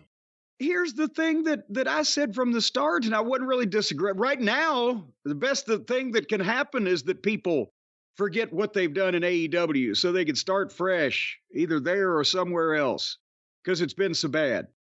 But when they first brought Jeff back, I said, okay, they can't do that ladder shit like they did 20 fucking years ago with Edge and Christian, because Edge and Christian can't do it either, because they're 20 years older. But their names, they're recognizable. Jeff was so hot at one point, and after he returned, he, had some sympathy with the people for having gone through the rehab and blah, blah, blah. And Matt, as a single, they gave him brain damage on live television, that company. Maybe that's why he was defending them before, but that's not hyperbole. They factually damaged his brain on live national television in that company. And then when they have a chance to reunite the Hardys, instead of saying, okay, the people are going to be anxious to see them, we got to get the Hardys and the Bucks match on pay-per-view before the people realize what shape everybody's in today, and give them 2 or 3 big pay-per-view matches over the course of a 6 or 12 month period. And your return would have been as much as putting them on free TV against fucking jobbers and goofs, which is what I recall they fucking did. So that's what I'm not saying they're going to go out there and, recreate 2001 TLC or whatever, nor do I want anybody else to either. Because that's what started this whole fucking mess. But they're names that a smart promoter and a manipulative matchmaker could have used to monetize over the short term for the nostalgia factor. Did I just say anything there that is outrageous or wasn't within the realm of possibility? No, and I'm not a big fan of theirs, and I 100% agree with you. You would think if you had someone who was that level of over with the major company, and they're just coming off major company TV, there would be a better way to protect them as a team. Kind of like when you brought in Ricky. Robert Gibson was there first. Matt Hardy was in AEW first. And you still made the Rock and Roll Express reunion work. They could have done the same thing, and they didn't. Yeah, because we neither pushed Robert nor damaged him. We used him and exposed him enough so people would see that he could still go and that he was there. But I knew Ricky would be available eventually, so I didn't want to either damage Robert's credibility nor put him in a single spot and a push that was going to be short term and would have taken away from what we did eventually. Just, if you know you've got something coming up with somebody you can put together with somebody you've already got, don't fucking damage the person you've already got until you get where you want to go. Well, let me go back to Matt Hardy here. And to those people, if they hate us, we will give them a reason to hate us. You know what I mean?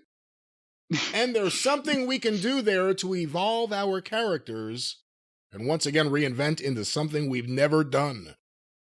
Once again, reinvent into something we've never done. That's what they call it. We reinvent into something we've never done. There's no need to do that. They're the Hardys. Just be the Hardys. Yes, they're a couple years away from not doing what they've been doing at all. Because everybody gets older. But you're the fucking Hardys. Don't reinvent shit. Do a retirement tour like Sting and goddamn go out in a blaze of glory instead of a fucking puddle of blood. No one wanted LOD 2000. No. They were the Road Warriors. That was it. Yes. You're the Hardys. You can't reinvent yourselves again. Are you going to go to another dimension? I mean, what are you going to do next? But anyway, back to Matt Hardy's quotes here. He's already been there and back, by the way. Because there's never been really like an aggressive take by any means necessary, like cheat if you have to, or break the rules if you have to, or be bad Hardy Boys versions of the Hardys. You know, we've done stuff. Is broken. Is this really how he speaks? I can barely read this. We've done stuff. Is broken Matt and Brother Nero. There was a time where he was the Antichrist. And obviously, I've been heel because I was like, you know, more of the heel because he was all historically the more popular of the two of us. You know? This is the worst fucking transcription instead of the roasting there. He could have left out some of these you knows. Yeah, it doesn't. It's not a congressional record. But I think the two of us together, as in a new role, I think would be very refreshing. I think it's something that we could use to kind of like get back to where we want to be. Let me stop there for a moment. There's more, but again, not take the Hardys off TV, find a way to build them up before they ever came back so you get that. You get as much as you can from what you missed when you reunited them the first time. When Jeff Hardy ran out to save his brother and started dancing on the way to the ring to save his brother. You could redo that to the best of your ability, or, I mean, they want to reinvent themselves. They want another gimmick. Well, I mean, I know Jericho kind of gets away with like coming up with a new gimmick for himself every several years, but and I'm not a big fan of a lot of that stuff. He's Chris Jericho, and that's a little different. Well, besides that, Jericho has more of Tony's ear, apparently, because he's been featured incessantly since the start of this thing, whereas the Hardys have not. But once again, I don't see a need for, they don't need to be heels. Nobody hates them. Actively, as far as I know. And like I said, they probably got some sympathy for him now because, oh, geez, yeah, the Hardys are there. We never see them. Matt is right in that the booking has been fumbled, but Matt is not right in that, oh, we need to reinvent and channel this and do that because it's not going to get any better with Tony because he's still not going to learn how to book no matter what you're doing. And then, yes, Keith Richards was in the expensive winos because he had a shitload of money and he could do whatever the fuck he wanted. Well, but it's not like that. That was a departure for him that was going to replace the Rolling Stones, for fuck's sake. Yeah, and in that case, actually, Mick Jagger wanted to go solo. And that didn't necessarily work the greatest. And Keith was like, fuck this. I'm not staying home. I'm going to get together in a village with my drunk friends. Well, there you go. And when it's time for them to do that, but right now they ought to concentrate on, hey, let's get the most out of the fucking Hardy Boys that people might love to see one more time in these towns in some feature matches and think in that direction instead of, goddamn, we're going to start from scratch and channel ourselves a different way. Well, let me go back to this. This may address that. I mean, I just feel like because we are considered one of the most iconic tag teams, one of the greatest tag teams of all time, you know, with all of our achievements and, you know, all the ground we've broken, all the trails we've blazed, I felt like we would be in some sort of circulation where we would come in and we, you know, have some wins here and there. We get some momentum going. Then we go into a big issue with a younger guy. And then, like, we make this younger guy look good, you know? But we haven't really got the opportunity to do that. And that's what I want. Let me stop there again. What do you think of that? Well, they haven't been there long enough because remember, we've been saying this for the past 4 years. The way Tony does his thing is he brings a talent in, beats the shit out of them on television, makes sure that people don't have any confidence in them, and then starts giving them wins. That's the way it's been with everybody. Well, I'll go back to Matt Hardy here. I mean, even there's a time today after our match was over, I went back to the boss and said, hey, we want to talk to you, going forward, and we're going to do this, we're going to do that, or whatever. But I feel like there's a way to get to that where you could still keep us in the mix as someone, a team that is a threat and that is relevant and current. But then you can still help build younger teams as well. And I think that's where we need to be right now. And he is right. Yeah. You got to say, Matt Hardy's not saying anything outrageous or wrong here. Everything he's saying is right. And the way that, the debut went from mid-card, and then did they have the match with the Bucks finally? I think they did after nobody gave a shit anymore, right? Or did the fact that we're trying to grasp whether they did or not? I'm not sure. I know were they in a multi-team match with them? I don't know. Where they were supposed to be, where they were going to get the belts, but then Jeff got arrested, so they didn't get the belts, but they were in the mix with the Bucks when that happened, I think. I don't know. I don't remember. I don't know. The point is, the old saying, Tony could fuck up an anvil. He doesn't know how to take a major star from the recent past and still put them in the mix and keep them featured while minimizing their weaknesses caused by age. He can trot all the legends out there that he, admired in the 80s to, do promos or whatever, or manage to little or any success. But when he gets a name like the Hardys of generation, I don't think he understands how to keep them good in the ring. Well, I don't think. I know he'd understand how to keep them good in the ring. Well, let me go back to this. According to Inside the Ropes, Mr. Hunt, Matt Hardy would later in the podcast clarify his intentions, stating that he is not bitter about how he is being positioned, but is optimistic that making his feelings known publicly will put the Hardys into a more prominent position. Because apparently he can't get a conversation with Tony Khan. Yeah, I mean, there's no negativity. Once again, life is too short to harbor negativity or resentment or anything like that. I mean, once again, I feel like it's very, very realistic for anyone to say like, hey, this is my opportunity, and I'm very grateful for, but I would like to get it to this. There has to be some translation issue. Why would there be a translation issue? Well, I was about to say, was the translation done in Cambodia somewhere? Guys, stop using AI to do your transcriptions. And that's just the goal. I mean, that's what life is all about. Setting goals and trying to be better, trying to obtain a better life for yourself, whatever it may be, and whatever that avenue is. And that is what we would like for ourselves here. And that would be our goal. We hope that we would come back, especially because Jeff's in like this amazing spot. And we would just find a way that our utilization was a little more pinpoint, where we have this direction we're going in, and we could tell the story and do what we do. We could make our own music, or whatever. Make our own kind of music. But, that's where we want to get to. Make our own special smile. We're putting it out there to try and manifest it.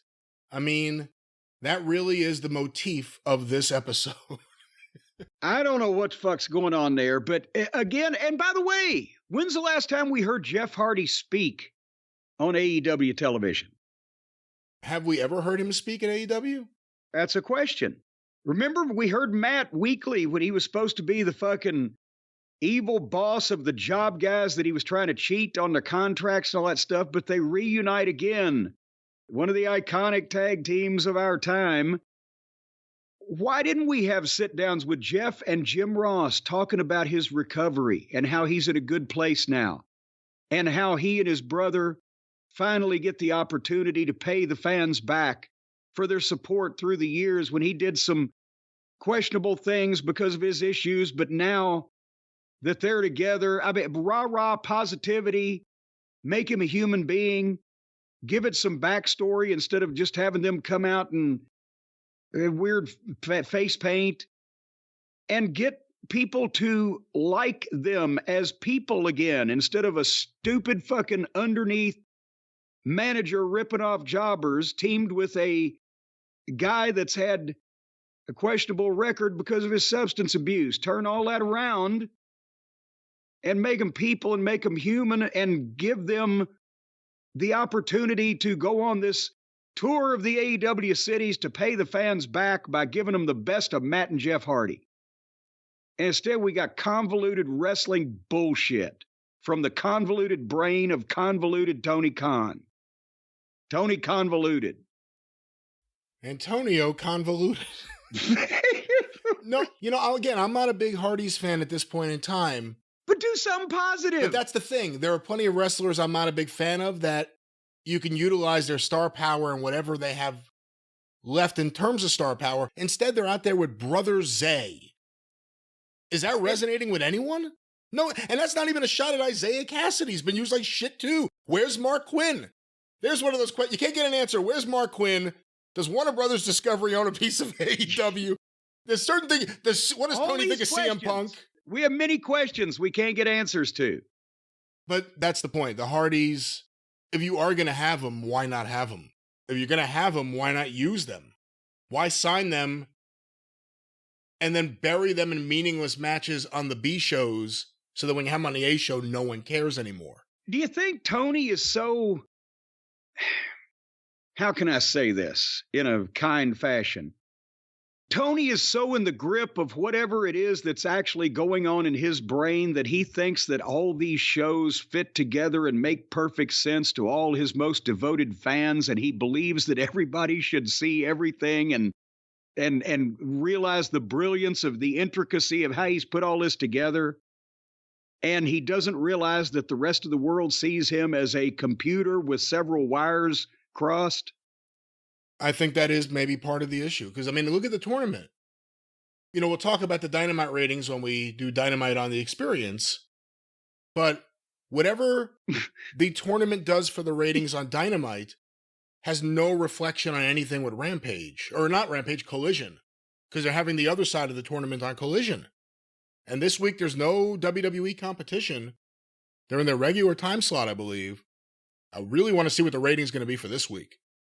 I really want to see, are they going to have some kind of prize and award for the one human being out there in television land that can look at those graphics and the colors and the blue and the gold and the circles and the squares and the graphs? And I guess Tony, when he changed his charts to go horizontal instead of vertical and cleared up his booking, this is what his booking sheets look like. The graphics for that tournament, is anybody going to be able to figure this shit out? What the fuck? It looks like gibberish. Do you think there were casualties of the switch from vertical to horizontal? People that didn't make the switch and somehow got left off the show? That's what, the Hardys are still horizontal when they ought to be vertical. If they just go back vertical, re-verticalize themselves, then Tony would use them. One last thing on this. Couldn't they use this? If the Hardys went out there and got some promo time and somehow didn't ham it up. Jeff doesn't ham it up. Matt does. If Matt could get away from that for a little bit, and like you said here, vent his frustrations at the booking without saying it, at fans like me, you could say that. I don't give a shit. But vent your frustrations. Even let Jeff do that. We've never really had that. Or if it did happen, it was in TNA and no one saw it. But let Jeff vent. Let these guys say this. We're the fucking Hardys. We were doing this shit before the Young Bucks even got in the ring. And let them, that's really the one thing you could do with them right now, because people would believe that they're frustrated, because if you're a fan of theirs, you're frustrated. Any of those things. As Mama Cornette used to say, let's do something even if it's wrong. All right, Jim. Well, let's end the show with something that is right, and that is guess the program. Aha! I got some historical content for our historical wrestling fan friends. I got to make some room here. Oh, wait a minute. You bringing in a whole stack? I have a whole stack, so I got to pick which ones I want to hit you with. I got a few. Don't hit me with them. Ask me about them. I didn't come here to be abused. Well, let's. Yeah. See, you'll get us canceled for violence. I'll start you with a relatively easy one in terms of location, probably. Well, and of course, just for the newbies out there, Bryan hits me with a lineup from a program from his collection, and I am tasked with trying to figure out the place and the year in which said incident occurred. That's right. These are programs from my collection, typically ones I have not filed away yet, so they are here next to the desk. Unfiled. Jim, this first program, the opening bout, Steve Taylor versus Rudy Burke. Okay. In a tag team match, Robbie Stewart and Keith Hart versus Angel Perone and Chicky Perone. And with their manager, Juan. With their manager, Ava Perone. Hubert Gallant versus Kung Fu. The Cuban Assassin versus Davey Boy Smith. Tim Shea versus Mike Shaw. Shea Shaw. After Shea versus Shaw, which follows Smith versus the Assassin, we have Ho Chi Lao versus Hercules Ayala. And in the main event, 6-man triple tag team match. Duke Myers, Kerry Brown, and the Dynamite Kid versus Bruce Hart, Bret Hart, and Leo Burke. Oh my gosh. Obviously this is Stampede Wrestling. The question would be, is it Calgary or Edmonton for a card like this? And one would think that it'd probably be Calgary, but I'll take my finger off that checker here in a second. Obviously, Steve Taylor, if it's the same one, went on to become a photographer for the WWF. I don't think that's it. Some of these folks we've not heard of. Keith Hart, obviously we have. Hubert Gallant. The Cuban Assassin was Angel Acevedo. He famous Cuban in the business. Davey Boy, obviously. I don't need to go any further. Hey, let me just jump in right now because some fans may not be aware there was a second Cuban Assassin. So if you were watching WCW in the 90s, that's not the same Cuban Assassin. No. That's David Sierra. Yes. Fidel Sierra, David Sierra, Dave Canal. He had 18 million mask gimmicks, but no, he was a different Cuban. This was the Cuban Assassin. Angel Acevedo was huge in West Virginia back in the days when that was a territory, and then worked all over the place and was here in the Memphis territory in, I think, 81-ish, teaming up with the Iranian Assassin, who was actually Jack Kruger, who was Bruiser's ex-ring truck driver. But there's so many cheap heels then. The Turk, the Monk. Yes, El Mongol, the Iranian, the Russian invader. But Mike Shaw would later become Muckin' Singh there in Calgary, and Norman the Lunatic, and Trucker Norman, and Bastion Booger. Friar Ferguson, my favorite. Yeah, Friar Ferguson. I don't know. Who was Ho Chi Lao? Was that one of Bruce Hart's ribs on somebody? I do not see a picture here. I'm going through some of the other programs because I have a few from this time period. Here's Mr. Hito. Here's Jude Rosenblum. I don't know who this guy is. And there's no picture of Ho Chi Lao. And Hercules Ayala was a name in Puerto Rico and various points. And by the way, Bruce, when he was booking, Lance Storm told me this. They made a manager named Dixon Cox, right? And then they had a girl valet on the other side that he did an angle with just so that he could hear the announcer say that the girl, whatever her name was, she wants to get her hands on Dixon Cox. She wants to get a hold of Dixon Cox. But anyway, then Duke Myers was huge in Calgary, but he, as a young man, worked Tennessee, teaming with Terry Garvin. And he was at that point like 6'3" and 300 pounds. And later on, when he came back 10 years later, after he had this big long run in Calgary, I managed him. He had dropped down to about 260, and God, he had that fucking giant head and these big hands. He'd knock the fuck out of you. Kerry Brown was Bulldog Bob Brown's nephew, the Dynamite Kid everybody's familiar with, and then Bruce and Brett. And Leo Burke was a heck of a guy. He worked with us for a while in Charlotte, I think in 86. Oh, no shit. I forgot about that. Yes. He was down there for a while, but he was a member of the Cormier family, right? The Beast and Rudy Kay and Leo Burke and all those guys. Was it the Maritimes? Yeah. And remember, the opening bout here was Steve Taylor versus Rudy Burke. He may have been, that may have been Rudy Kay. Yeah. But they were the top dogs in, again, where is it? The Maritimes, Newfoundland, it wasn't Nova Scotia, whatever part of Canada up there. So anyway, and because this was Mike Shaw before he became Muck and Sing, and Duke was there, Kerry Brown was there, I've got to say, it was at 1981 Calgary. Very close. The town, Calgary. The date, Friday, April 30th, 1982. All righty. And we're getting ready for the girls to come in because on the cover, a picture of Wendy Richter and Joyce Grable, officially recognized as the world's ladies tag team wrestling champions. And on the inside, Sabrina and Princess Victoria. And here's a quote. Princess Victoria says, "Bill Watts smells like sardines." Wait, hey! what? I'm sorry, that was the wrong issue here. But there you go. You got the right place. Just not the right year, but let's get to the next one. It must have been the right place, but the wrong time. Let's see. Should we do this one? I'll just be over here mac-rebinacking.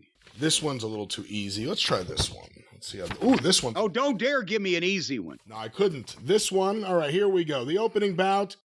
Mark Starr versus Carl Franks. The second contest.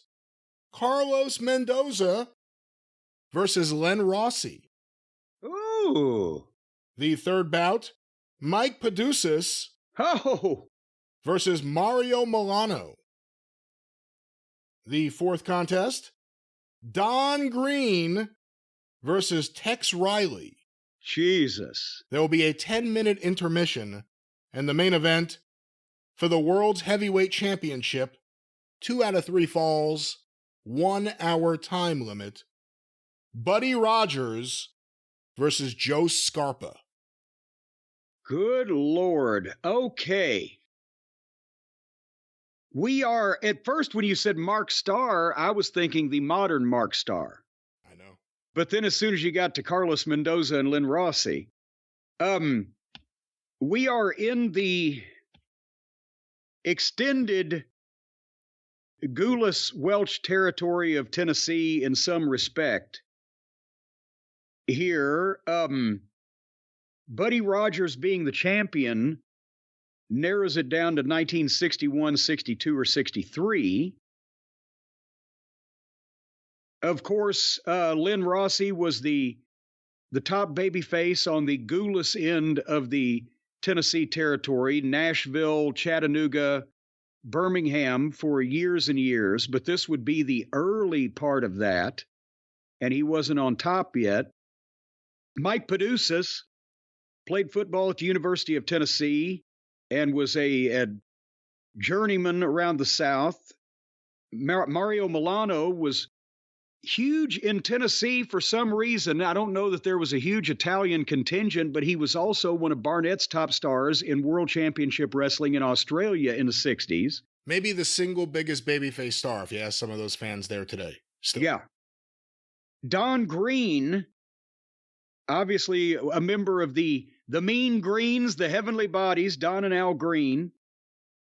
And Tex Riley was one of the all-time top baby faces in this territory that was one of Roy Welch's right-hand men, along with Wild Bill Caney and those other guys that you saw. Riley worked from the late 30s through the early 60s in the Tennessee territory. And Joe Scarpa, who was wrestling Buddy Rogers, would later become Chief Jay Strongbow after he had finished being an Italian babyface in all the southern territories. So the question is, where is this? And there's so many places it could be. With the NWA champion, are there towns you could rule out that there's no way the NWA champion would have been brought into by Gulas and Welch? No, believe it or not, Birmingham, Chattanooga, Nashville at various points. Chattanooga and Birmingham probably got more NWA title matches than Nashville did because they were drawing bigger gates. They had bigger buildings in those towns than the Hippodrome in Nashville at that point in time. It's not Memphis because it ain't Memphis. But it also could be East Tennessee because of Mike Paducas. You know what? I'm going to go with Birmingham in 1962. The date?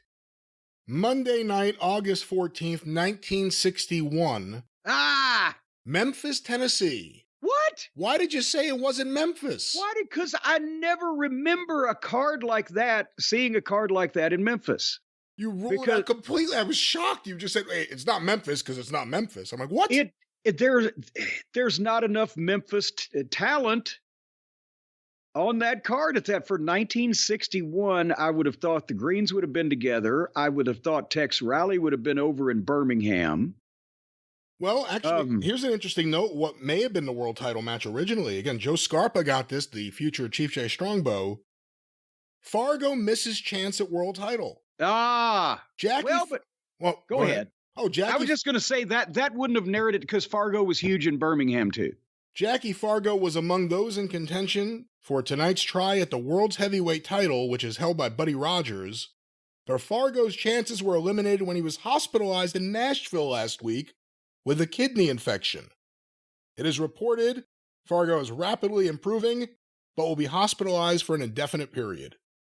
You know, that probably pissed the fuck out of Fargo because Rogers was his idol.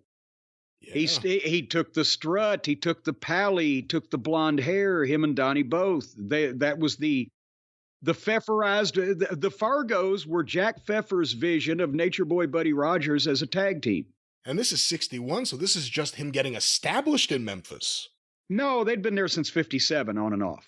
Were they there that? Okay. Yes. Because I never think about them during that prime period of 59 and 60. Yeah, they had a big run in 57, a big run in 59. There was a period of time that the Fargos were on top. They were drawing 5,000 people a week in Chattanooga in 59. Wow, that's incredible. So, but anyway, all right, I screwed that one up. All right, well, let me give you a different, this one will test your knowledge of something. Let's see how well you know yourself. Jim, the first event from St. Louis, Iceman King Parsons versus from New York, Bobby Eaton. The second event, Buck Rock and Roll. By the way, for whatever reason, when we got to World Class Wrestling in Dallas, they had originally billed the Midnight Express from New York. I have no idea why. We read it in the program with everybody else. Well, we've now established this is the Midnight Express in World Class, so the question's going to be, how well do you know you? You're going to have to figure out when in World Class, and that's a limited period of time. Right. The second bout, Buck Rock and Roll Zumhoff, the dirtbag out of Hawaii, versus Crippler Rip Oliver out of Florida, 262. The third event, from the City of Angels, Tommy Rogers versus New York's own Dennis Condrey. Dennis Condrey. The fourth event, from 3 question marks, the missing link. We don't know where he's from, but he weighs 245 pounds. Versus Billy Haynes out of Oregon, 260. And the main event, a tag team match. Kevin and Mike Von Erich, Denton County, versus Chris Adams and Gino Hernandez out of England and, of course, Highland Park. Oh, good Lord. A coin flip will determine the order of the matches. Your referees, David Manning, Bronco Lubitsch, and Rick Hazard. Your matchmaker, Ed Watt. Yeah, Ed Watt was an old man that he probably had something to do with Ed McLemore and that generation of the 50s and 60s there in Dallas, and they named him as matchmaker instead of Ken Mantell or whoever the actual booker was, just so we know. Well, King Parsons, everybody knows Iceman Parsons had a big run in World Class that when we got there was closing up at that chapter of it. Buck Zumhoff was in there, and boy, he was always the shits to begin with, even before we knew that he was a dirtbag. Rip Oliver had come in from Portland with Billy Jack, because that's when Billy Jack came in, Billy Jack Haynes, to take Kerry's place when Kerry was supposed to be off for the movie because they thought he was going to get the part that Dolph Lundgren originally got in the Rocky movie. Did I say that correctly? I believe so, yes. So they brought Billy Jack in, and then Kerry didn't get to part in the movie. And then, Billy Jack was expecting this main event spot, and he said, fuck it, I'm going to go back to Portland. And Rip Oliver went with him, and I was managing Rip. They gave him to me. That's why they did a deal where he slammed the door on Mike Von Erich's claw hand in Fort Worth on TV and got suspended so he could go back to Portland. Tommy Rogers, we obviously know. Bobby Fulton was not on the card that night, apparently. The missing link was Dewey Robertson. We've told a few stories about him. And Adams, Gino, everybody knows. It's 1985. It is obviously world-class wrestling. Rip and Billy Jack came in shortly after we got there, but at the same time, and by the way, Chris Adams was advertised in the main event on the card with Billy Jack. As you will recall, we've talked about this, but it's been a few years. When Chris Adams found out Billy Jack was coming into the territory, on the first night Billy Jack was there, Chris Adams was out of town and didn't come back for a week because he thought Billy Jack was going to beat the fuck out of him over, it was Jeannie Clark, right? Billy Jack Haynes married Jeannie Clark, and Chris Adams was obviously the one who went up to Portland with her. She married Billy Jack Haynes, and I believe there was a bit of heat around that. Yes. And so as a result, Adams left town and didn't show up that night, the night that Billy Jack got there. And there was some element of discussion with the office and Billy Jack and then the office and Adams via telephone or whatever for Adams to be assured that Billy Jack wasn't going to kill him, and then he came back. Were you around the baby faces at all in the locker room in World Class? Well, like in Fort Worth, yes, because the locker rooms were together. In the Sportatorium in Dallas, some of the time, although the Von Erichs dressed up in the catacombs of the Sportatorium, and with the other buildings, it was iffy a lot. So not a ton, no. Was Billy Jack Haynes the kind of guy you wouldn't want to fuck with? I mean, how did he come across? Just, he seems like such a fascinating guy, like before he completely went mad. No, the people that have seen Billy Jack on the videos with the gray hair and the Beatles cut and modern stuff where he's talking about all this crazy shit. No, he looks like, an old grandpa on the porch. Billy Jack Haynes in 1985 was 6'4" and 270 pounds and had a body equivalent to fucking Luger's and had a movie star fucking look with the beard and the hat. The Billy Jack, the movie was a gimmick. That was his gimmick, right? And no, the reason why that he was, at that point, he was always pleasant and low key and talked softly and never got upset because he had at one point before wrestling gotten in a fight with a guy, let his temper get the better of him, and killed a fucking guy. Just hit him too hard. Didn't shoot him or stab him or anything, just hit him too hard. And that's what Scott Hall did too. Yeah, so, he tried to control. He had a very soft handshake and a very pleasing demeanor and controlled his temper and everything at that point, right? But you knew that if he wanted to, he could break you in fucking half. And it wasn't like he was a wrestling shooter. He wasn't going to stretch you. He was a beast. And then to see that's why I said when I saw these modern videos, what the fuck happened to this guy? Is it CTE that was undiagnosed? Whatever, but it soft-spoken? Yes. I mean, you could see where you don't want to fuck with him, but I never gave him any reason to yell at me. And he came in, he did his business. When he found out he wasn't going to have Kerry's spot, he fucking went back to Portland. And they didn't beat him on the way out because Rip had come as a favor to Billy Jack because, he wanted maybe somebody, a heel to work with or whatever, and it didn't get that far. It's fascinating just because everyone thought he was going to be a breakout star of the 80s. He was on the magazine covers right away. He had the physique that became the in physique in the 80s. And he went from Portland. He was in Mid-Atlantic, walked out of there. Florida, walked out of there. Yeah. World class. Did he walk out or did he? Well, he didn't walk out. He just said, well, I'm going to go back home now. Yeah, because you got Kerry. So WWF brought him in or tried to bring him in the first time, did a vignette video. They did that famous magazine cover of the program where it's like Hogan and Wendy Richter and Barry Windham and Billy Jack Haynes on a sled. A cartoon, not a real life. Right. Yeah. And then he never came in. Then they didn't bring him in. And he came in like a year and a half later in 86. And by that point, his reputation was out there. There was a limit on how far he could be pushed. Yeah, because he would never stay and he would get disgruntled or he would go back home or what. And then he tried to run opposition to Don Owens in Portland when he did. They got sideways. Well, he did run opposition. And when they got sideways, and that kind of buried him there. And then there was no place else to go. The end. Well, anyway, back to this. This has to be, I'm going to say it's February or March, and it looks like a Fort Worth lineup. I don't think this is the Sportatorium.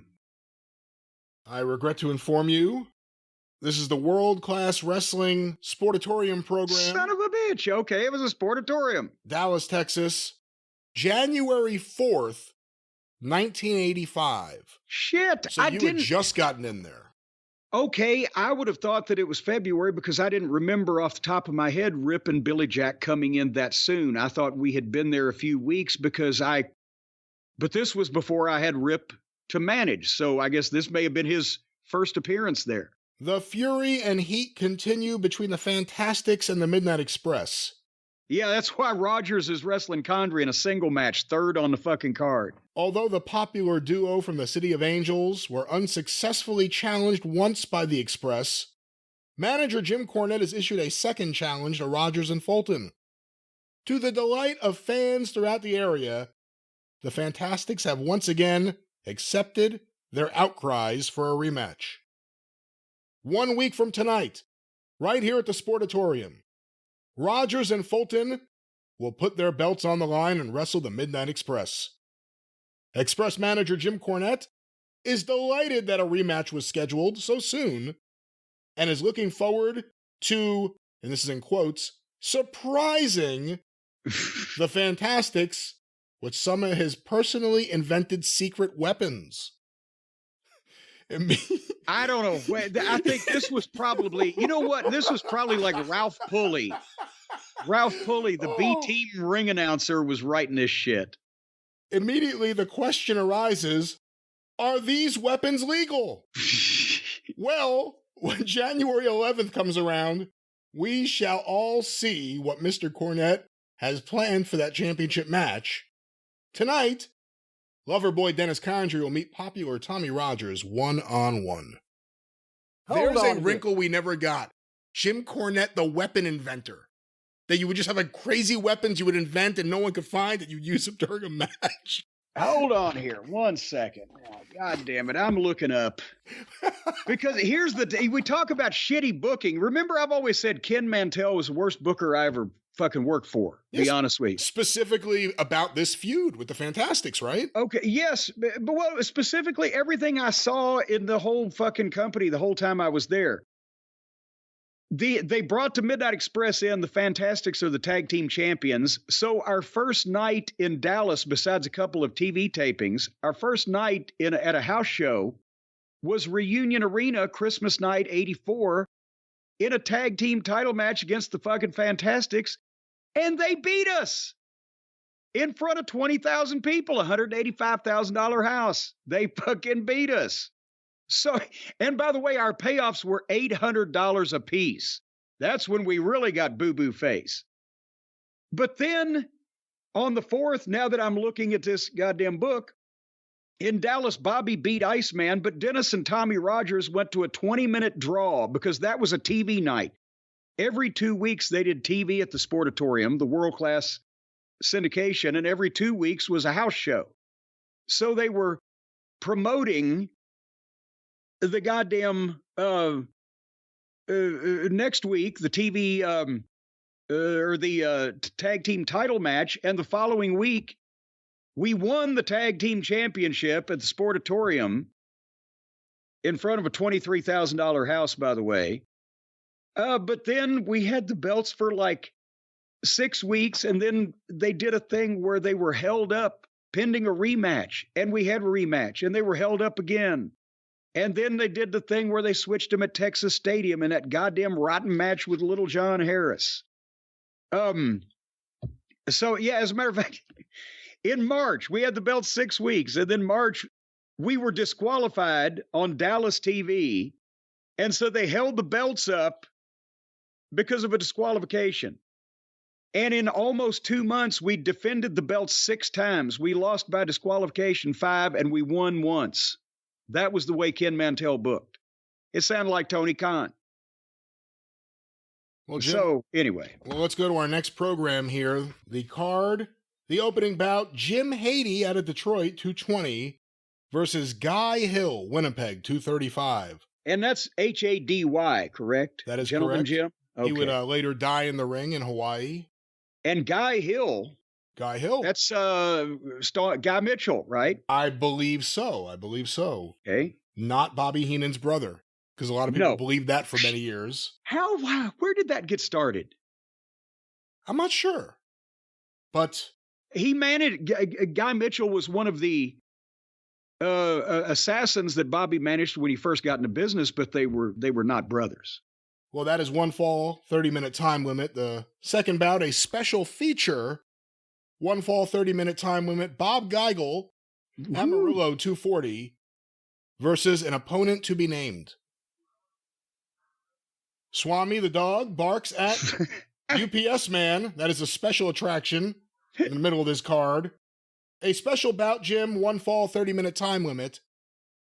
Len Montana, Bronx, New York, 270, versus Nick Roberts, Tampa, Florida, 242. The semifinal bout, one fall, 30-minute time limit. Hard-boiled Haggerty, New York, 243, versus Roy McClarty, Winnipeg, 245. And Swami is still going. The main event, one fall, 1 hour time limit. Help me on this one. Wilbur Snyder, Van Nuys, California, versus Gene Kaniski, Edmonton, 275. Well, tough card, right?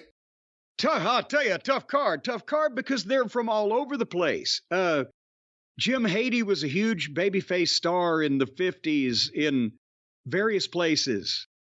Guy Mitchell was just starting out at this point. Guy Hill, his real name, so you would think that's, late 50s, early 60s. Bob Geigel would later on become NWA president, but was centrally located in the Central States office in Kansas City and an NWA promoter, but he was also a a top wrestling star and a hotshot amateur in his day. Lenny Montana became an actor and appeared in The Godfather. Nick Roberts is the father of Baby Doll and was the Amarillo promoter for years after he retired from wrestling. Hardboiled Haggerty was a movie star, and it was in too many movies to count. Roy McClarty was a top babyface in the 50s and 60s, as was Wilbur Snyder, one of the overlooked babyfaces of the Dumont Network and the mid-50s Chicago and Midwest wrestling boom. He was up there with Bruiser and, you know, fucking Rogers, anybody of that time period. And Gene Kiniski had a huge run in the AWA, or the Minneapolis, Minnesota, whatever territory, in the late 50s, and would go on to be a big-time player, including NWA World Champion. The question is, where the fuck was this? Because everybody's from all over the place. It would seem by the main event that it would be late 50s, somewhere in the Midwest, potentially Minnesota, at first blush. I would say that's a fairly reasonable blush. Well, since I'm blushing, let me try to narrow down the year here, because it could be early 60s also. Oh, but God damn it. Let's say 19...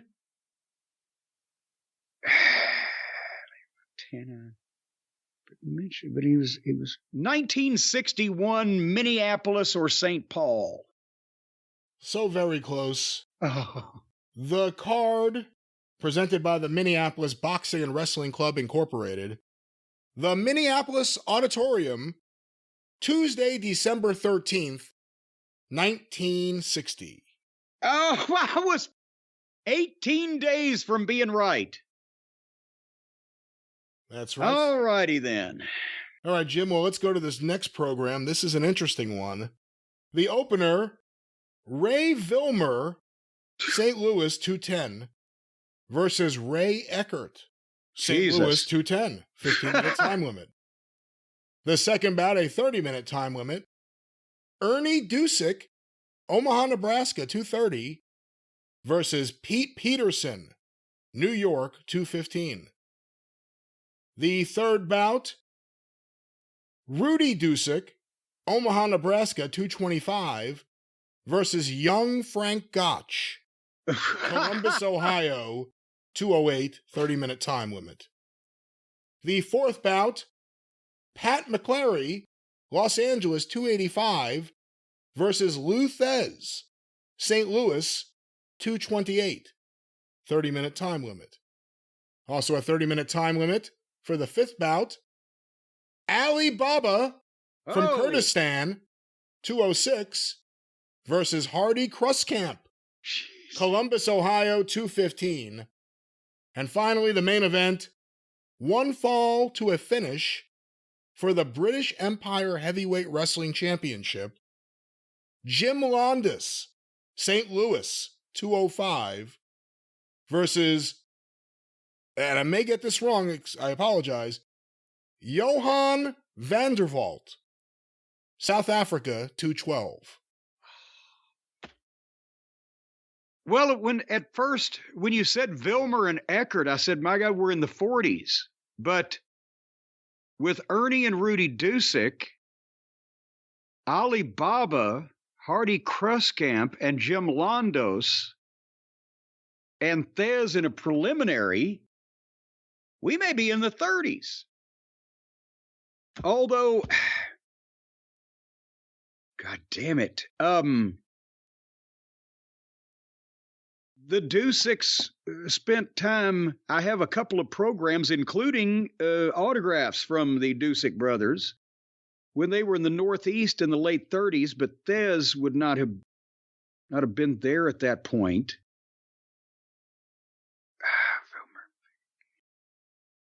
Young Frank Gotch, and Am I fixating on that for no reason, or did he turn into being somebody, or was that just a stunt with somebody that we've never heard of? Is there any picture of him? There's no picture of him in here. I will double check on that, but it's important to note for anyone listening, this is obviously not Frank Gotch from the turn of the century.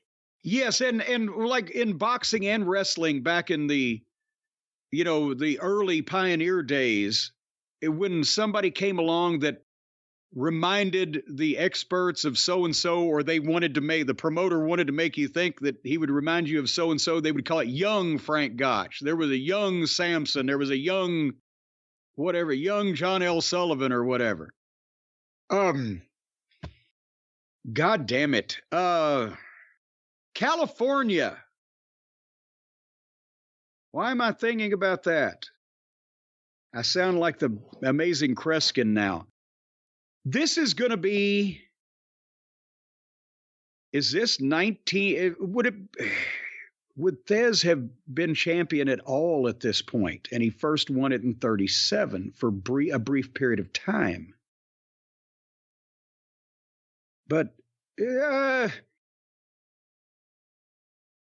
Los Angeles, California, 1938. I don't fucking know. The program, promoted by Thomas N. Pax. Oh, St. Louis? St. Louis, Missouri, December 15th, 1937. Well, son of a gun, I was almost there on the year, but I would not have imagined, because I don't have the Pax programs, and I would not have imagined this Vanderwalt character main eventing against Londos in St. Louis, but that was before the Muchnick era. So there you go. So there we go, and let's get one more here. The opening bout, Jim, Apache Gringo versus Mr. Fuji. The second event, Pedro Godoy versus Billy Red Lyons. The third bout, a special event, the Alaskan and Frank Monty versus George Scott and Tommy Siegler. And then we have two main events, Crusher Stasiak versus Bull Curry and Johnny Valentine versus Mil Mascaras. Holy shit. Okay. Well, everybody knows who Mr. Fuji was. Pedro Godoy was a journeyman. At one point, wasn't he one of the masked Russians? Billy Red Lyons, we talked about him on this segment a couple weeks ago when we had a program from years gone by with a guy named Billy Lyons.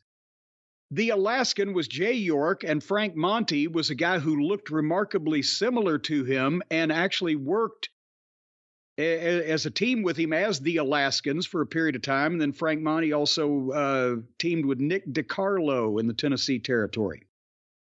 George Scott, this was before he got Alzheimer's. Tommy Siegler was most noted for being a Southern star of Georgia, Florida, various places. Crusher Stasiak is Stan Stasiak, and Wild Bull Curry, everybody knows who he is, Johnny Valentine and Mil Mascaras. The thing is, these are people who at one point were over in a variety of different places, but this has to be Texas to bring them all together. And I've got to say, because of the Alaskan and Frank Monty being together, George Scott not being with his brother Sandy, Tommy Siegler being a pro at all, Stasiak, Curry, Valentine, Mascaras, is this 1972 somewhere in the Dallas, Texas wrestling office, whether it be Dallas or Fort Worth or thereabouts? That's as close as I'm going to come. And you came close enough. The Dallas Sportatorium for Big Time Wrestling, June 20th, 1972. Bam! Let's end on that one. And on the cover, this Saturday, world title, Fritz versus Funk, Texas Stadium. Parade of Champions Wrestling Spectacular. So this is did they not do about 23,000 people to see Fritz and Dory Funk Jr. for the NWA title at Texas Stadium that year? I believe so. I mean, Dory did. Funk Jr. drew everywhere he went, didn't he? Well, but Fritz and Kaniski, I believe, didn't they do 20? Wasn't it like 25 or 26,000 at Texas Stadium back in '66-ish? Maybe. But nevertheless. Well, there it is. Guess the program, and we end on a high note because I got one. You got one. Let me put this down over here. With that, the drive-thru is closed. Son of a bitch, I just found this thing last week. Ladies and gentlemen, I apologize. Brian appears to have lost his fucking mind. Now we know for sure. That's not the pentatonic one, as you could probably tell, Jim. The pentatonic? But we'll be back. I thought he was the brother of Felix. Well, we'll be back with lots of brothers and lots of pentatonics and whatever else is going on the Experience, as it's called, wherever you find your favorite podcast, in a few days with lots of fun stuff. It never stops, pro wrestling. Hear it on the Jim Cornette Experience. Go through the archive. Hear the early episodes going back to 2013, patreon.com/Cornette. And of course, the official Jim Cornette YouTube channel. I think we have to make the call, Jim. We are now approaching 400,000 subscribers. Does that mean I get cake? Nope, there's no cake until 1 million. The march to 1 million continues, but we will go past 400,000 pretty soon.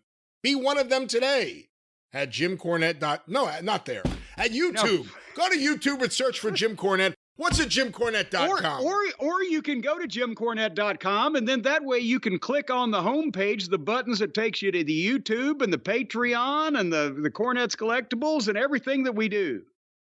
At JimCornette.com. You can follow him on Twitter at TheJimCornette. You can follow me on Twitter at GreatBrianLast. Hear me on the 605 Superpodcast, the mothership, at 605pod.com. Available wherever you find your favorite podcast. And, of course, the wrestling news each and every day for free from thewrestlingnews.com or wherever you find your favorite podcasts. The Drive-Thru is brought to you by the law office of Stephen P. New, 888-692. No, that's the old number, 877-507-8383. Or 50-Steve. That's another way to look at it. Get even with Stephen at newlawoffice.com. But until next week, until this weekend on The Experience and next week here on The Drive-Thru, for Jim Cornette, I'm the Great Brian Last. It can only get better next week, folks. Tally-ho!